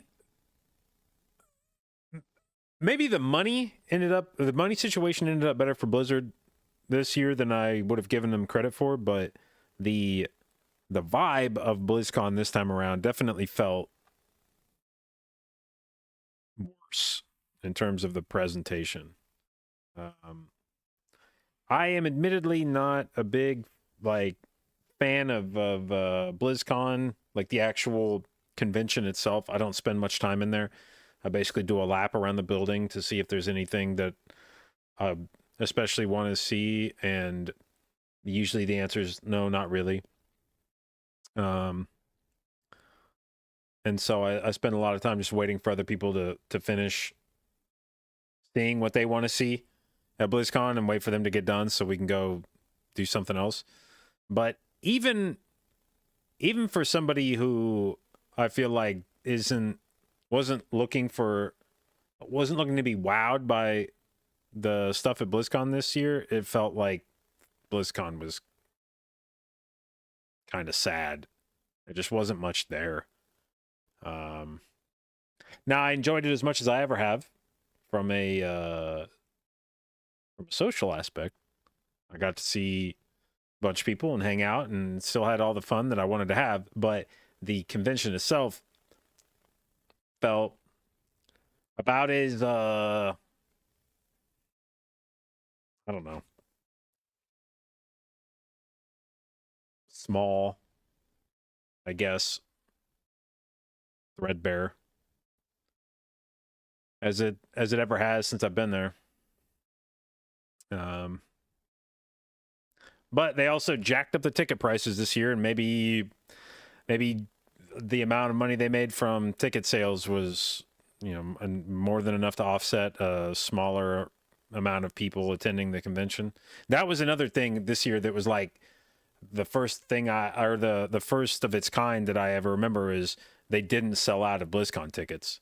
I was able to pick up some very cheap BlizzCon tickets because people bought early sales of tickets expecting to be able to resell them later.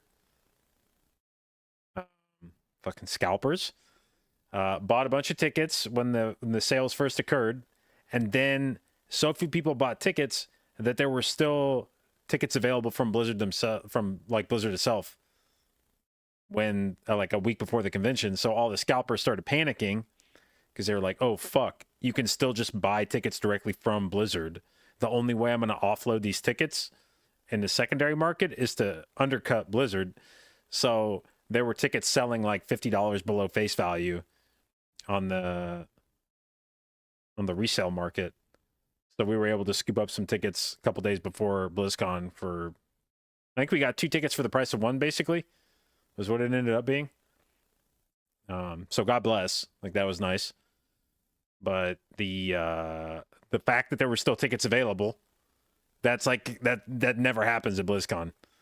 Those tickets always sell out instantly every time, and the only way to get it is to either be one of the first few that are in line for it when the windows open online, or buy it from somebody who got them.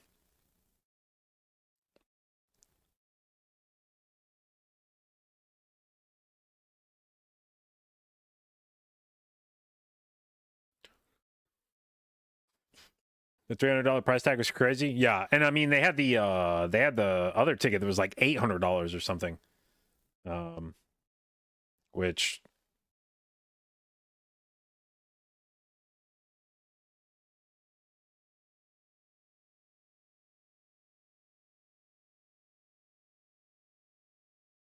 is it even worth the money? I feel like at the point where you're spending $800 on a ticket, you just have money to spend. The event is streamed anyway. I mean, there's clearly there's an aspect to attending the convention beyond just being able to see the stuff.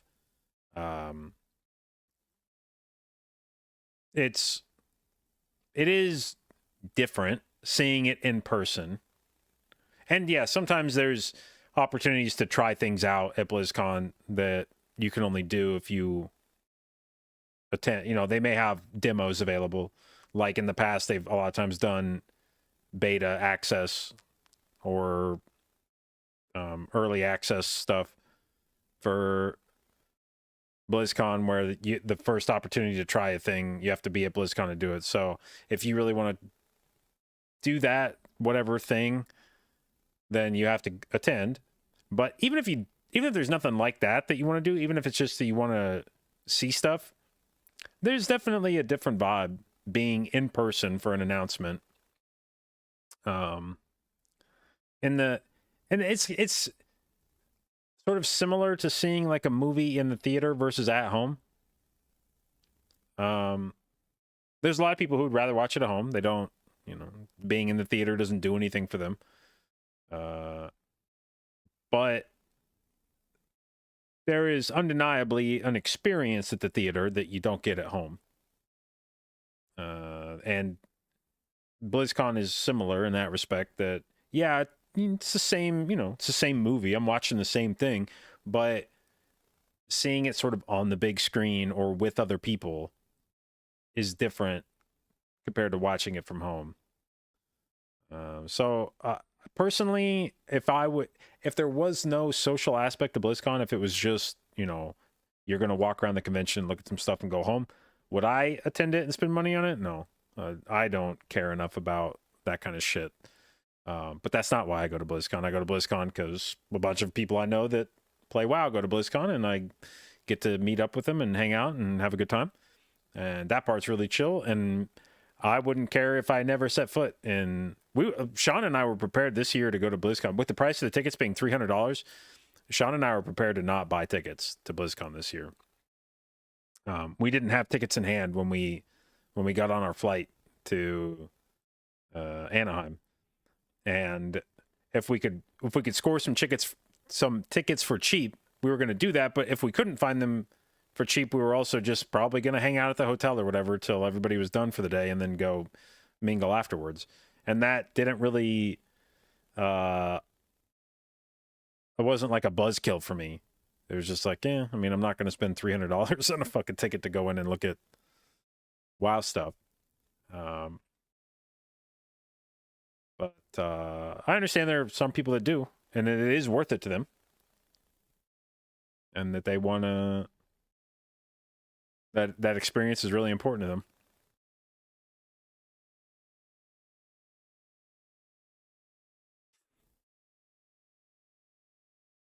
Imagine being at BlizzCon when they announced Diablo Immortal. So we were at the, this reminded me of a question somebody asked earlier up about, do I think there's going to be MDI at BlizzCon? I think the era of WoW esports LAN is done. At least for the foreseeable future. The fact that we didn't have a true esport event at the last BlizzCon makes me think there's never going to be another. Certainly not a LAN event that's not BlizzCon. And even at BlizzCon, I don't think the opportunity was too easy last time.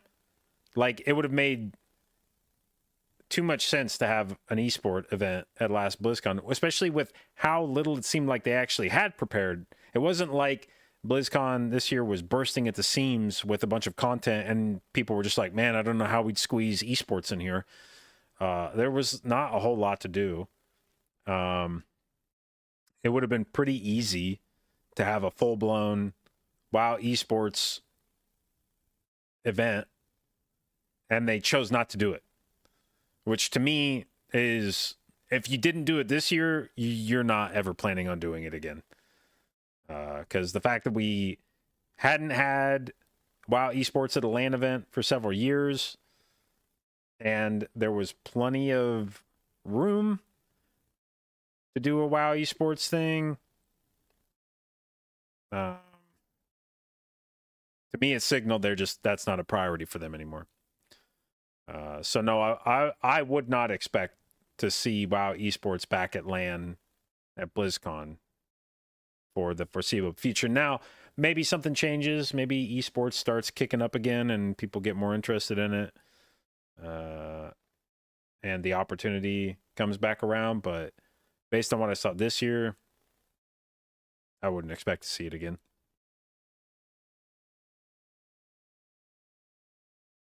Oh, but anyway, the reason I was reminded of that is because when we were competing at BlizzCon last time for MDI, we actually stopped practice when they announced Diablo 4, which kind of tilted me because it was the day of the competition. It was the morning of the competition. And we were practicing. We still needed to get reps in dungeons. It's not like we were super clean in every dungeon we were doing. And we're sitting in the practice area, still slamming dungeons, and all of a sudden, several of the guys on the team had the event up on the side monitor, and the Diablo 4 trailer started, and they just like stopped what they were doing in the middle of a dungeon. They're like, "We're gonna watch this." And I was like,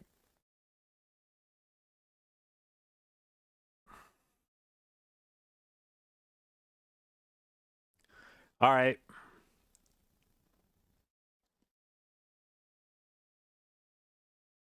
It was a good trailer, but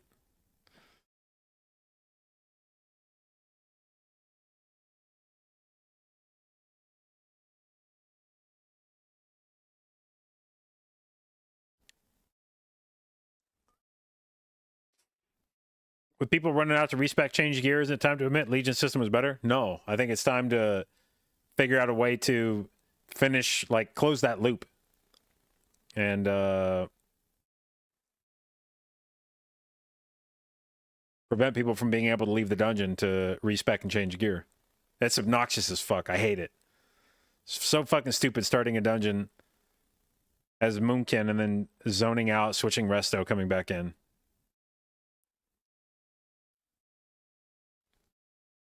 And the thing is, I don't really understand. Like, there were people that seem to be of the opinion that they were like, no, you can't do that. What if somebody starts the dungeon in the wrong spec and they have to zone? It's like, fucking don't start the dungeon in the wrong spec. I mean, is that really like a fucking thing that people do? Oh shit, guys. I walked in the key. I thought I was Resto Druid, but it turns out I'm a fat fucking chicken. Oops.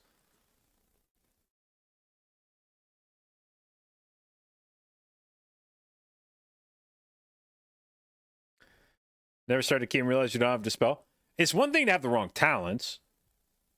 I don't even necessarily mind people being able to zone out for talents. I would prefer that not to be a thing, but to me, that's a much smaller sin. If you have to zone out to switch talents, whatever. Zoning out and switching specs. Nobody starting a dungeon is the wrong fucking spec. You have to be really checked out to walk into a key and be like, oh shit, I'm a Moonkin instead of a Resto Druid. Whoops.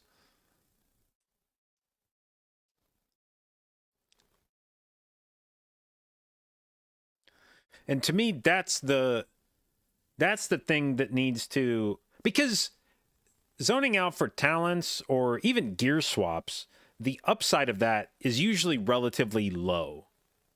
Like, if you zone out of a dungeon to change a trinket or to change one of your talents, to me, there's like an appropriate cost benefit there to some extent. You have to lose some time, hopefully, zoning out. Lose at least a little bit of time zoning out, switching, come back in. No talent is usually going to make that big of a difference to your key. But swapping specs has the potential to introduce a completely like perverted risk reward profile where switching a talent may help you, heal a bit more, DPS a bit more, but swapping a spec goes from like, I'm doing infinity DPS to I'm a full-fledged healer, and it makes it way too valuable to be able to go out of the dungeon, respec, because the amount of change you can make to your character is insane if you can switch specs. So to me, there has to be something some mechanism that prevents you from fucking around with 4 DPS in a dungeon. Whether that's hard locking you to like needing a healer in the dungeon in some way, or creating a mechanic in every dungeon where like, yeah, you can do the dungeon without a healer, but if you don't have a healer, you're super fucked. And I wouldn't even have a problem with it being some like heavy-handed shit where the game just detects if there's a healer spec in the dungeon, and if there's not, every mob does double damage or something. I don't even care if it's like something stupid and ridiculous like that. You know, where it's like, oh, you don't have a healer? Okay, well, mobs are going to fucking annihilate you. So have fun, idiot. But there's got to be something that requires you to play healer, because this shit we're doing this season where you're playing playing 4 DPS for any amount of time is stupid. This Atal Dazar shit, you're legitimately doing like over half the dungeon as a Moonkin. Like you're doing like 75% of the trash and a boss as Moonkin. Then you swap out and you do 25% of the trash and 3 bosses. So you're like flipping it. You do 3/4 of the trash and 1/4 of the bosses as DPS, and then you switch to healer and you do 1/4 of the trash and 3/4 of the bosses as healer. So it's like 50% of the fucking dungeon that you do as a Moonkin, which is really fucking dumb. Everbloom is somewhat similar if you're doing the full DPS up to the first boss thing. Because you'll get, I don't know exactly how much trash count it is in Everbloom, but my guess is it's probably like 2/3 of the dungeon's trash count and a boss as a DPS, and then zone out, respec healer, come back in and do 3 bosses and, you know, like 1/3 or 1/4 of the trash. And that's so stupid that you can do that. I mean, first off, it's just bad dungeon design that enough of the... to me, going forward, one of the best ways to combat this is to just have less mechanics be stoppable in keys. There has been, I feel like, a push from Blizzard to make it so that mechanics need to be able to be prevented. And then that's how you do trash, is the trash has a bunch of casts or abilities. If they go off, you die. If they don't, you live. And the only way to do the trash pull is to stop everything. If you let a cast go off, it's fatal. Well, if that's the way it works, then you don't need a healer. Because what's there to fucking heal? Everything has to be stopped anyway. It's a pass-fail mechanic. There is no damage to be taken because the damage just kills you. So if it's like, okay, well, fuck it. If we take damage, we're dead anyway. I mean, I might as well bring a healer, or I might as well bring another DPS, because the healer doesn't do anything. The healers, if the damage happens, their fucking healer couldn't have prevented you from dying anyway. So there needs to be more trash where you can't stop it from casting. It's going to do damage to you. And I think they did actually a really good job. Like, the dungeon I would hold up as a gold standard for that would probably be Ruby Life Pools. I know a lot of people hate that dungeon, but Blizzard did a really good job in Ruby Life Pools of making like every trash pull do damage, like unavoidable damage. No matter what you pull in that dungeon, something in that pull is going to beat the shit out of you. As a group, not even like one person in the group, like the entire group's going to get shit on and I mean like every pull in that dungeon. Like every pull in that dungeon, something's happening to the entire group. And I mean, yeah, you could try to 4 DPS it, but you better be really on your shit, because you're going to take a lot of damage. And that means you have to spend a lot of time healing in that dungeon, but if you are truly interested in playing a healer, that's fun. It's fun to be challenged as a healer, start to finish, throughout the run. And, Biba, what is... Oh, Biba, thank you. But, yeah, we're already snacked. I'm sorry. Thank you. Veggie straws. Yeah, Thank you. So I think Ruby Life Pools did a really good job of that. Honestly, a lot of the dungeons this expansion, I think, did a better job of that. Of having unavoidable damage. But I think that needs to be an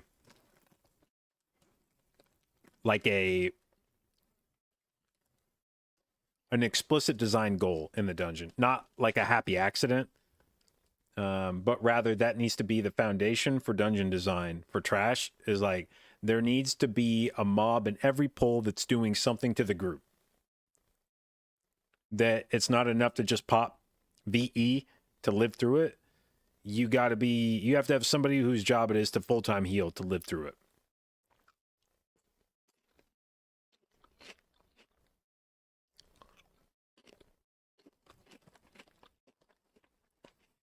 Do I think 4 DPS is a result of tanks being too strong now? Yes, but by tanks, I don't mean all tanks. I mean Vengeance. And by too strong, I don't mean that it survives on its own too much. I mean it does way too much crowd control, which gets back to the point we were making previously of a lot of the trash is designed to have pass-fail stops for the mechanics, where you don't... The only way you successfully do the pull is to prevent the damage from happening in the first place.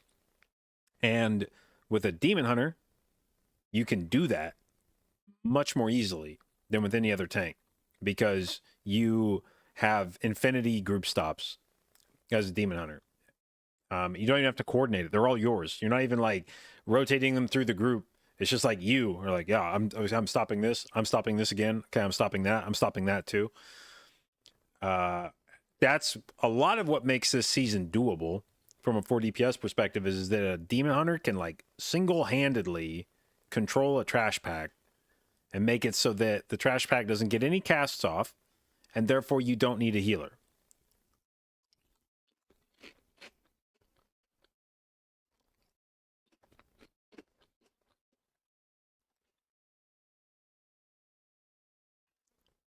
All right.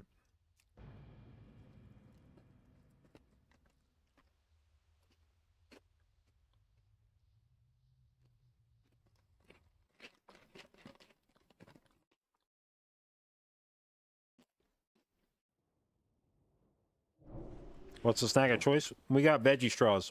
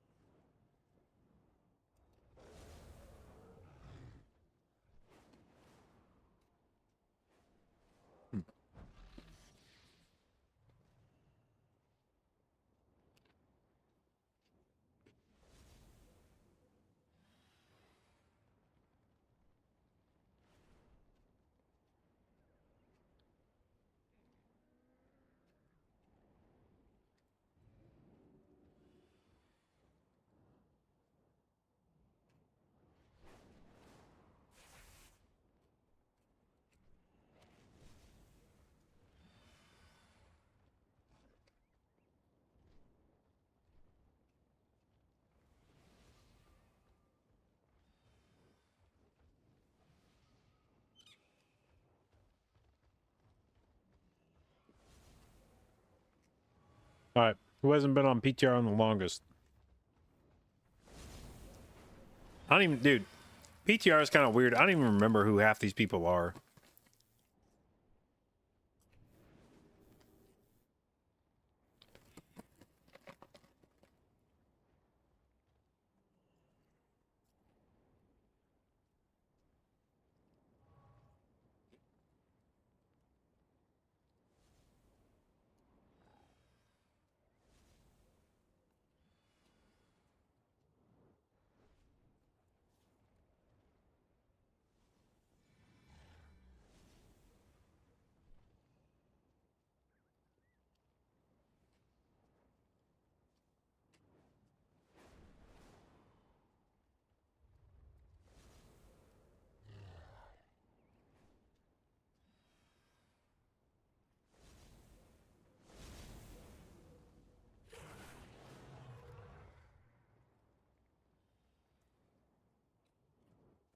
I think Blizz will make a comment on Mirror Show's difficulty. I don't know. They really fucked that up so badly.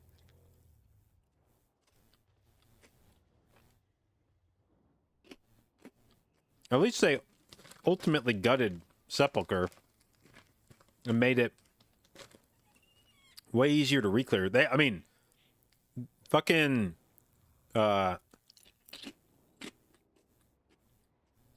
Amirdrasil is still a nightmare to reclear.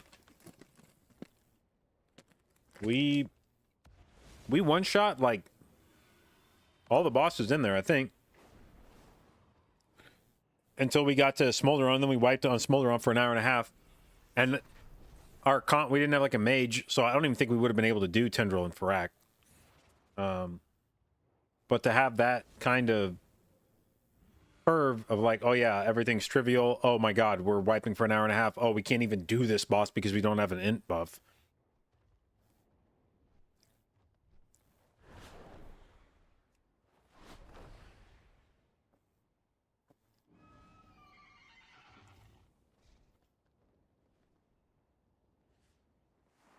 Oh yeah, what's the I didn't even look. What's the Balance Druid set bonus? Is this season 1?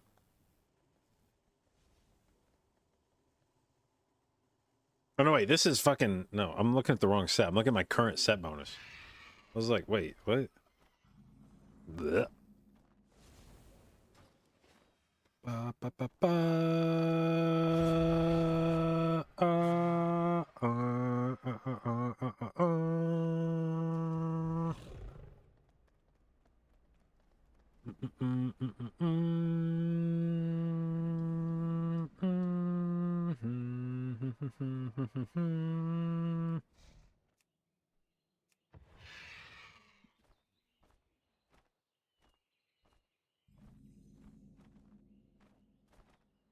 Apparently not good. Oh no. Yeah, unfortunately, Moonkin was bad next season. Alright, Star Surge increases the damage of your next Wrath or Starfire by 30%, stacking up to 3 times. Okay. When you enter Eclipse, your next Star Surge costs 15 less astral power and deals 40% extra damage. That sounds bad. Also, so does this song. What the fuck?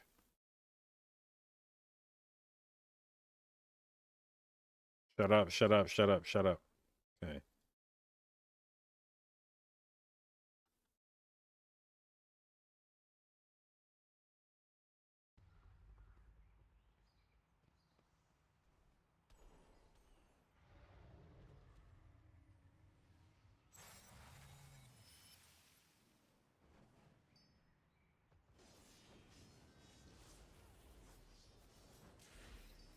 What was it at the time? It was free, right? A free Star Surge or Starfall?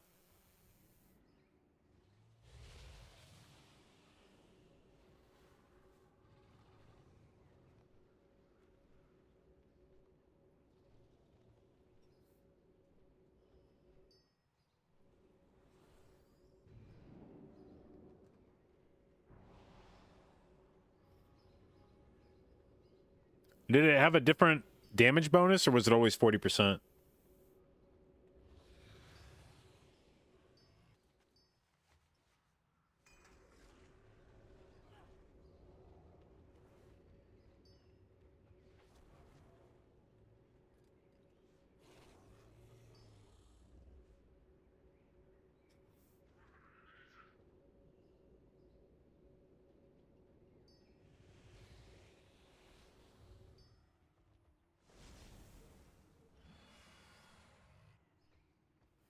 So so this is the state that the tier set bonus was in when they voted for it, right?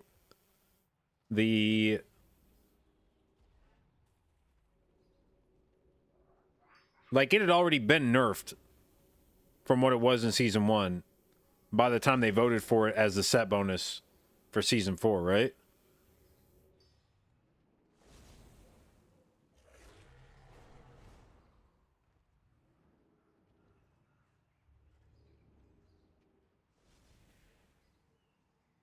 Yeah.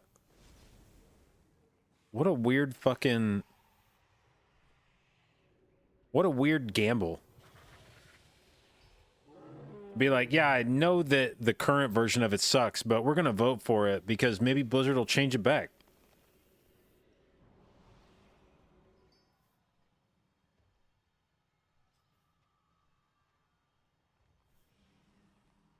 There's a rumor that Moonkins were trolled with Season 1 set in the votes. I don't think there was actually that many people voting for that shit that weren't. How many people could really give enough of a fuck to troll another spec?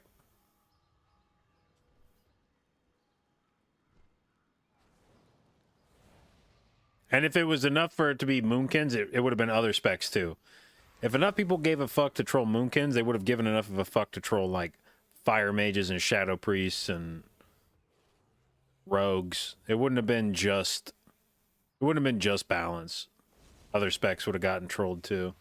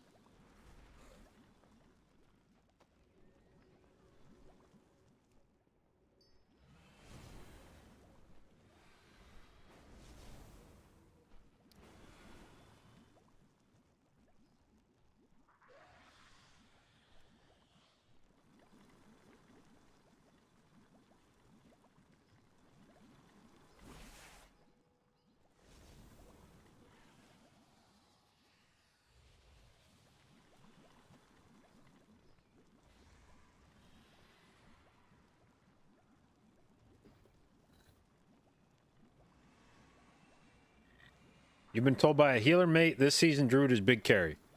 This season being season 3 or season 4?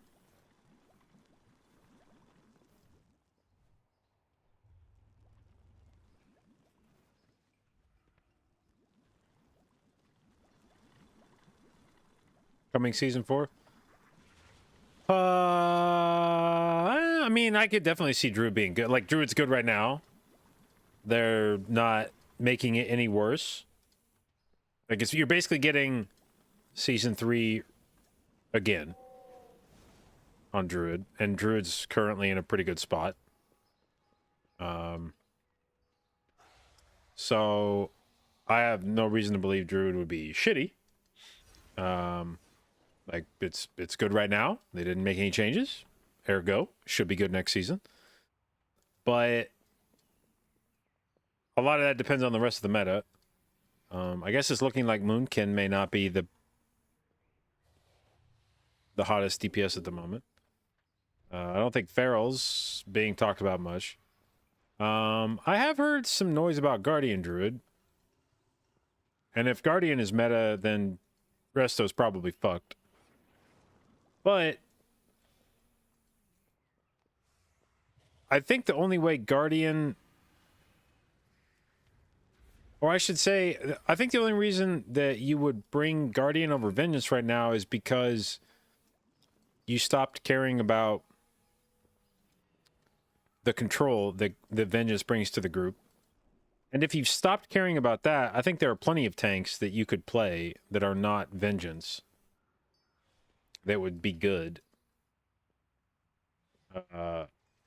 So it wouldn't necessarily be that if Vengeance was nerfed that Guardian Druid is next man up. I would just see it as like there's plenty of other specs that are good, tank specs that are good.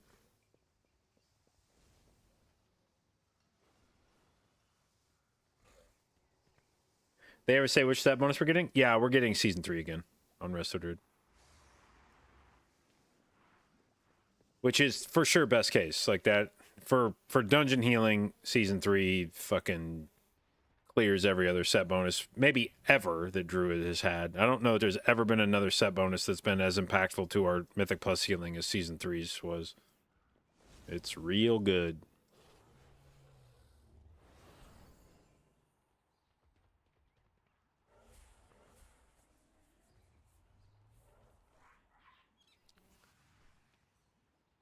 Still gonna see a caster heavy meta? Well, with the way that all the group buffs tend to work together, it certainly favors the caster builds. Because historically, well, assuming you're building a group around your buffs,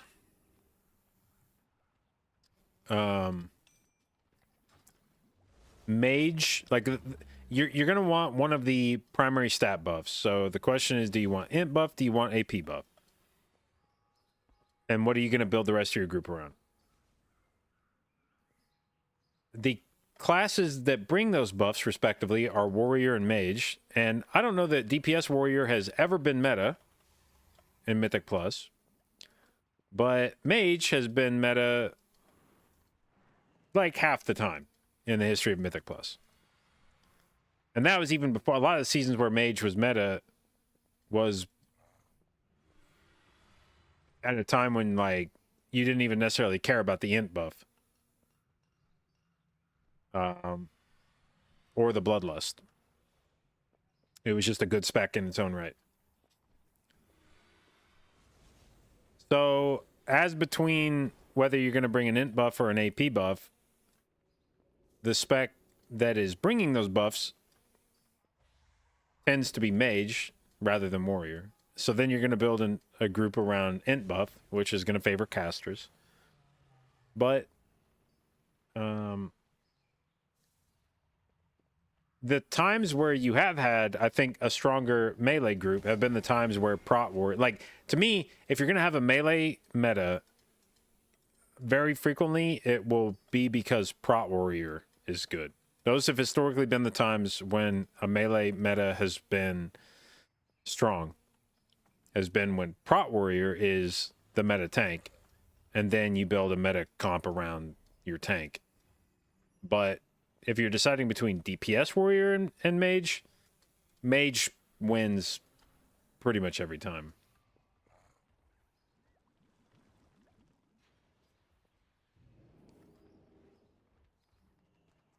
An issue is that Lust is kind of hard to bring from melee comps.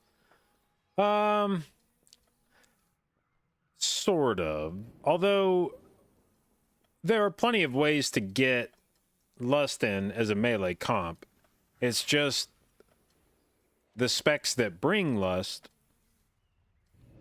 Like, Mage is kind of a cheat code because it brings both Int and Lust. Although, this expansion, that hasn't mattered because 2 of the 3 seasons, Aug was with the Mage anyway, so you didn't even need the Mage. In fact, a lot of times the Mage is not the Luster because it's using its Lust for itself. And so its Lust isn't even up when the group wants to Lust. They have to have the Augvoker cast it anyway. But with melee lusts, you either have to bring an enhanced shaman, which traditionally have not been super meta, or a survival hunter. And survival's really only had the one point where it was good.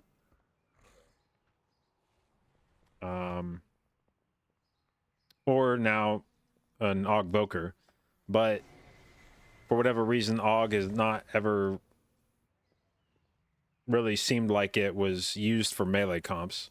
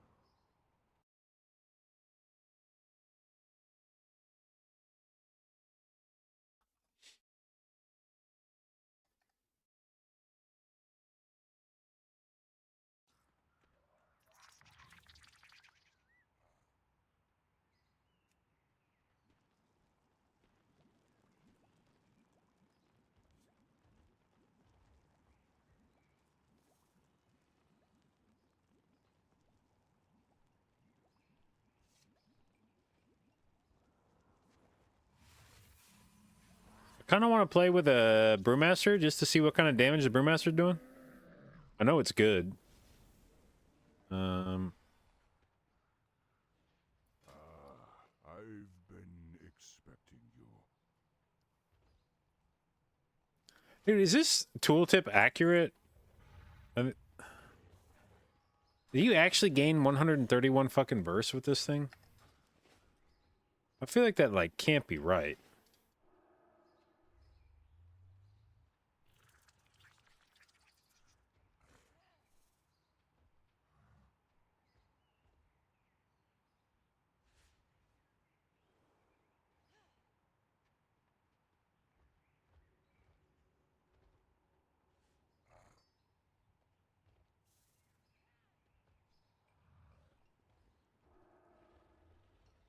Come on, why can't I put this? Do I have to actually be in a party with somebody for this shit?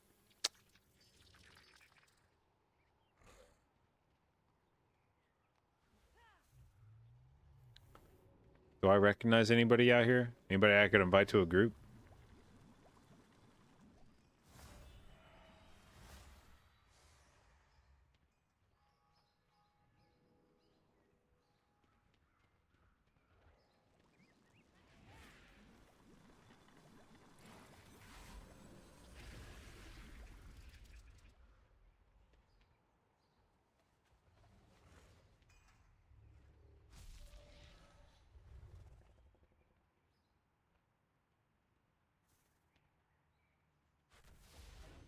We're gonna invite this guy to our group.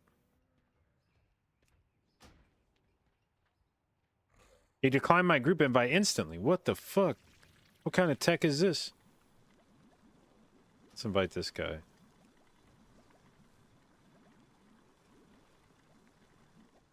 Come on, bud. Take the invite. I gotta test this on you. It'll be fun, I promise. Okay, we'll invite this warrior. Oh, he did it. Okay, good. Ding. Well, the verse buff sucks, but the health amount is actually way higher. I think. Going out of range doesn't change the amount healed per second at all, really. Look at it. When I go out of range, it's 18,361, and when I'm in range, it's... Oh, no, wait, there it updated. Okay, that's actually massive. What the fuck? Where'd that guy go?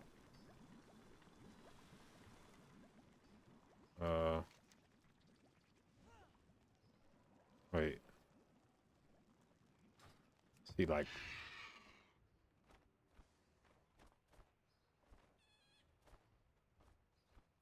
Where the fuck is this guy? Why am I not... Oh, he's still there. What the fuck? Why was I not seeing him? Why did this thing suck? What happened? It was doing 18,000, now it's 7,000. What happened?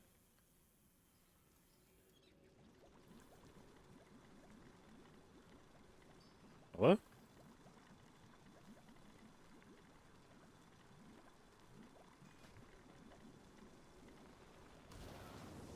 back to 18,000. Now 7,000.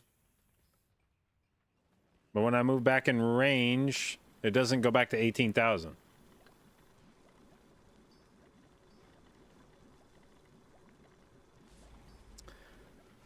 Well, the interesting thing about that is maybe we can use those numbers to glean some information, because the amount that I give him when I put it on is 18,222 compared to a tooltip value of 6,000, which means it's 3 times higher than what it says.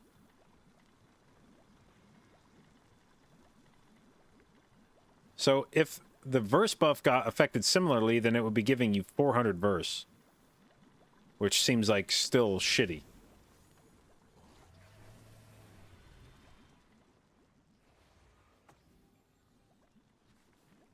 Check if it does healing, it says. Oh, yeah, I guess I could,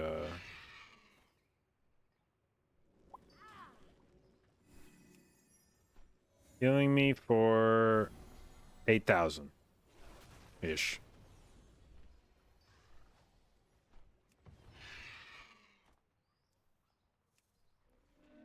What if we reapply the buff? Still says 8,000. Or still 8,000. Wait.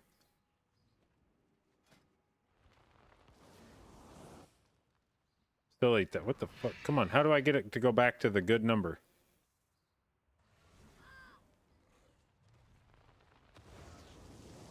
There it is. Now it's doing 19,000. So. Also, how much verse is it giving me? I'm at 4870. Now I'm at 4804.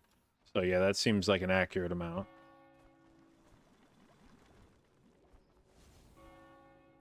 Problem is, it's not dynamically changing back to 18,000. It only puts it. It only sets it to 18,000 if I'm standing next to him when I apply it. Where the hell did he go? It'll be 18,000 now, but if I go out of range, it'll drop down to... Hello? Drop? Why are you not dropping?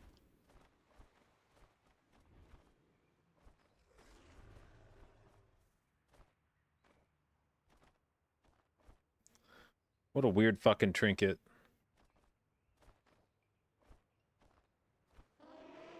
There we go. Now, okay, now it's whatever. Anyway, it won't like readjust when I get close to him.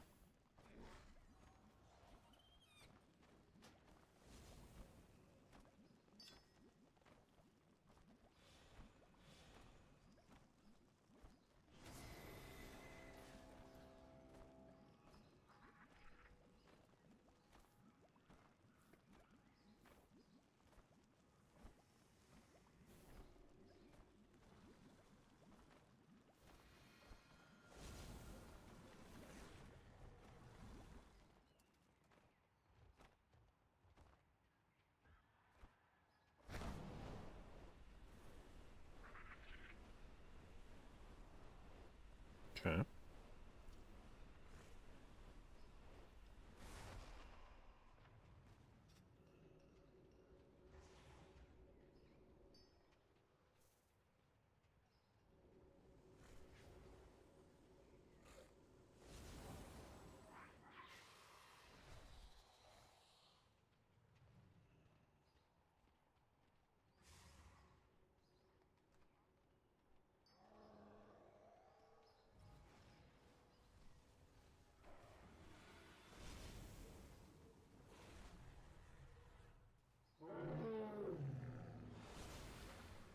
Oh yeah, I also kind of want to test Ruby Whelp.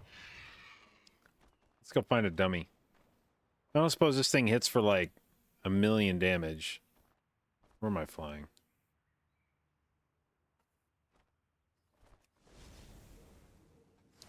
Revealed affixes for Fader Raids? I don't think there are any affixes for the Fader Raids this season.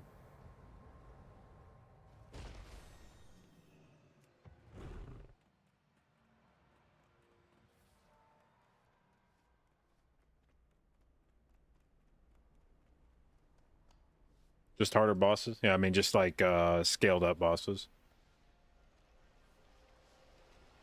I don't even think they'll be harder because they'll probably all get released in their nerfed state from where they ended each season.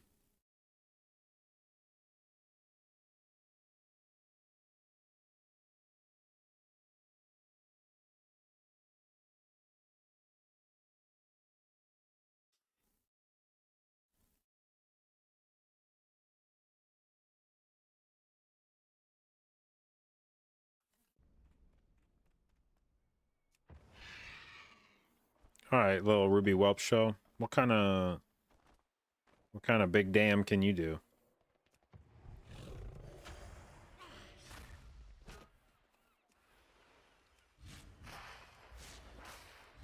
I do have it equipped, right? Yeah.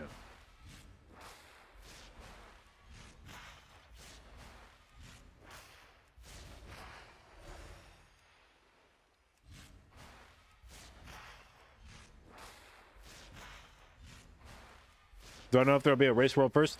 There will not be, to my knowledge. I don't think they care enough to put on an event when they suspect.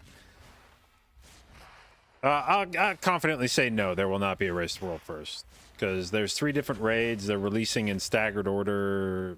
Yeah, it would be really difficult to even do a race world first. Don't you have to train your shell? Well, your shell has some statistic or some capability. Okay, there we go. How hard did that hit? Was that 400k? There's like a whole system to the shell. It's got like 6 slots in it. And you can train it. The number, like, each time you train it, it'll put one of the abilities in one of those slots, and the more often you have those abilities in the slots, the more likely it is that those spells will be cast. So you can basically train your dragon to exclusively cast one kind of spell.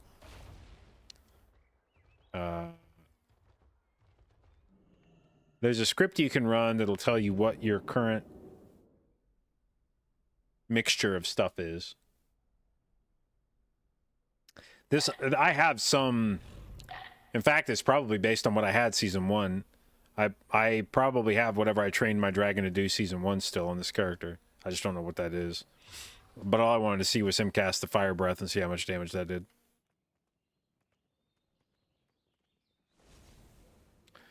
How to install LVI on PTR? I mean, I just dragged my LVI over from my live folder. I just dragged my add-on folder over, and it worked.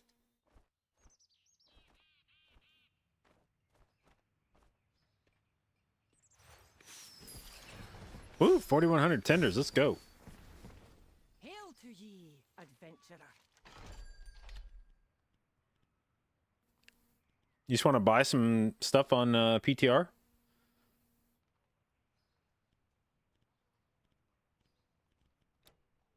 We got 9,200 tenders to just fuck around with.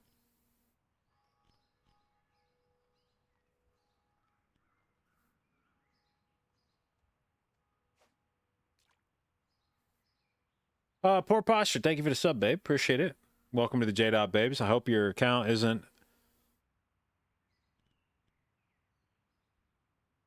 following me for a reason in particular.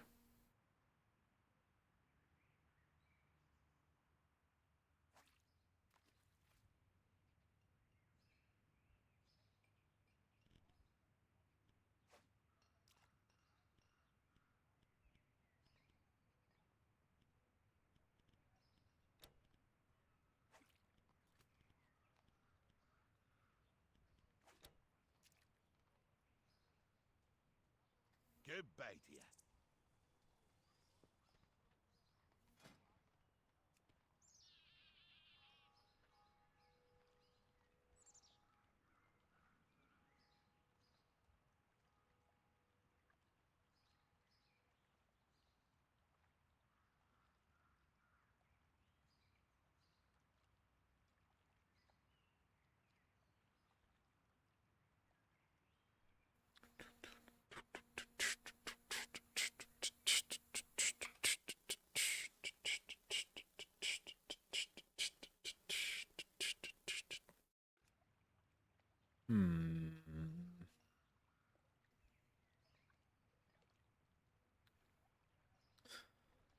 All right, well, I'll be honest. I kind of don't feel like doing any more dungeons today, and there's not a whole lot to do this week, and we played a lot last week, so I think I may just call it there for today and get ready for my cool haircut tonight.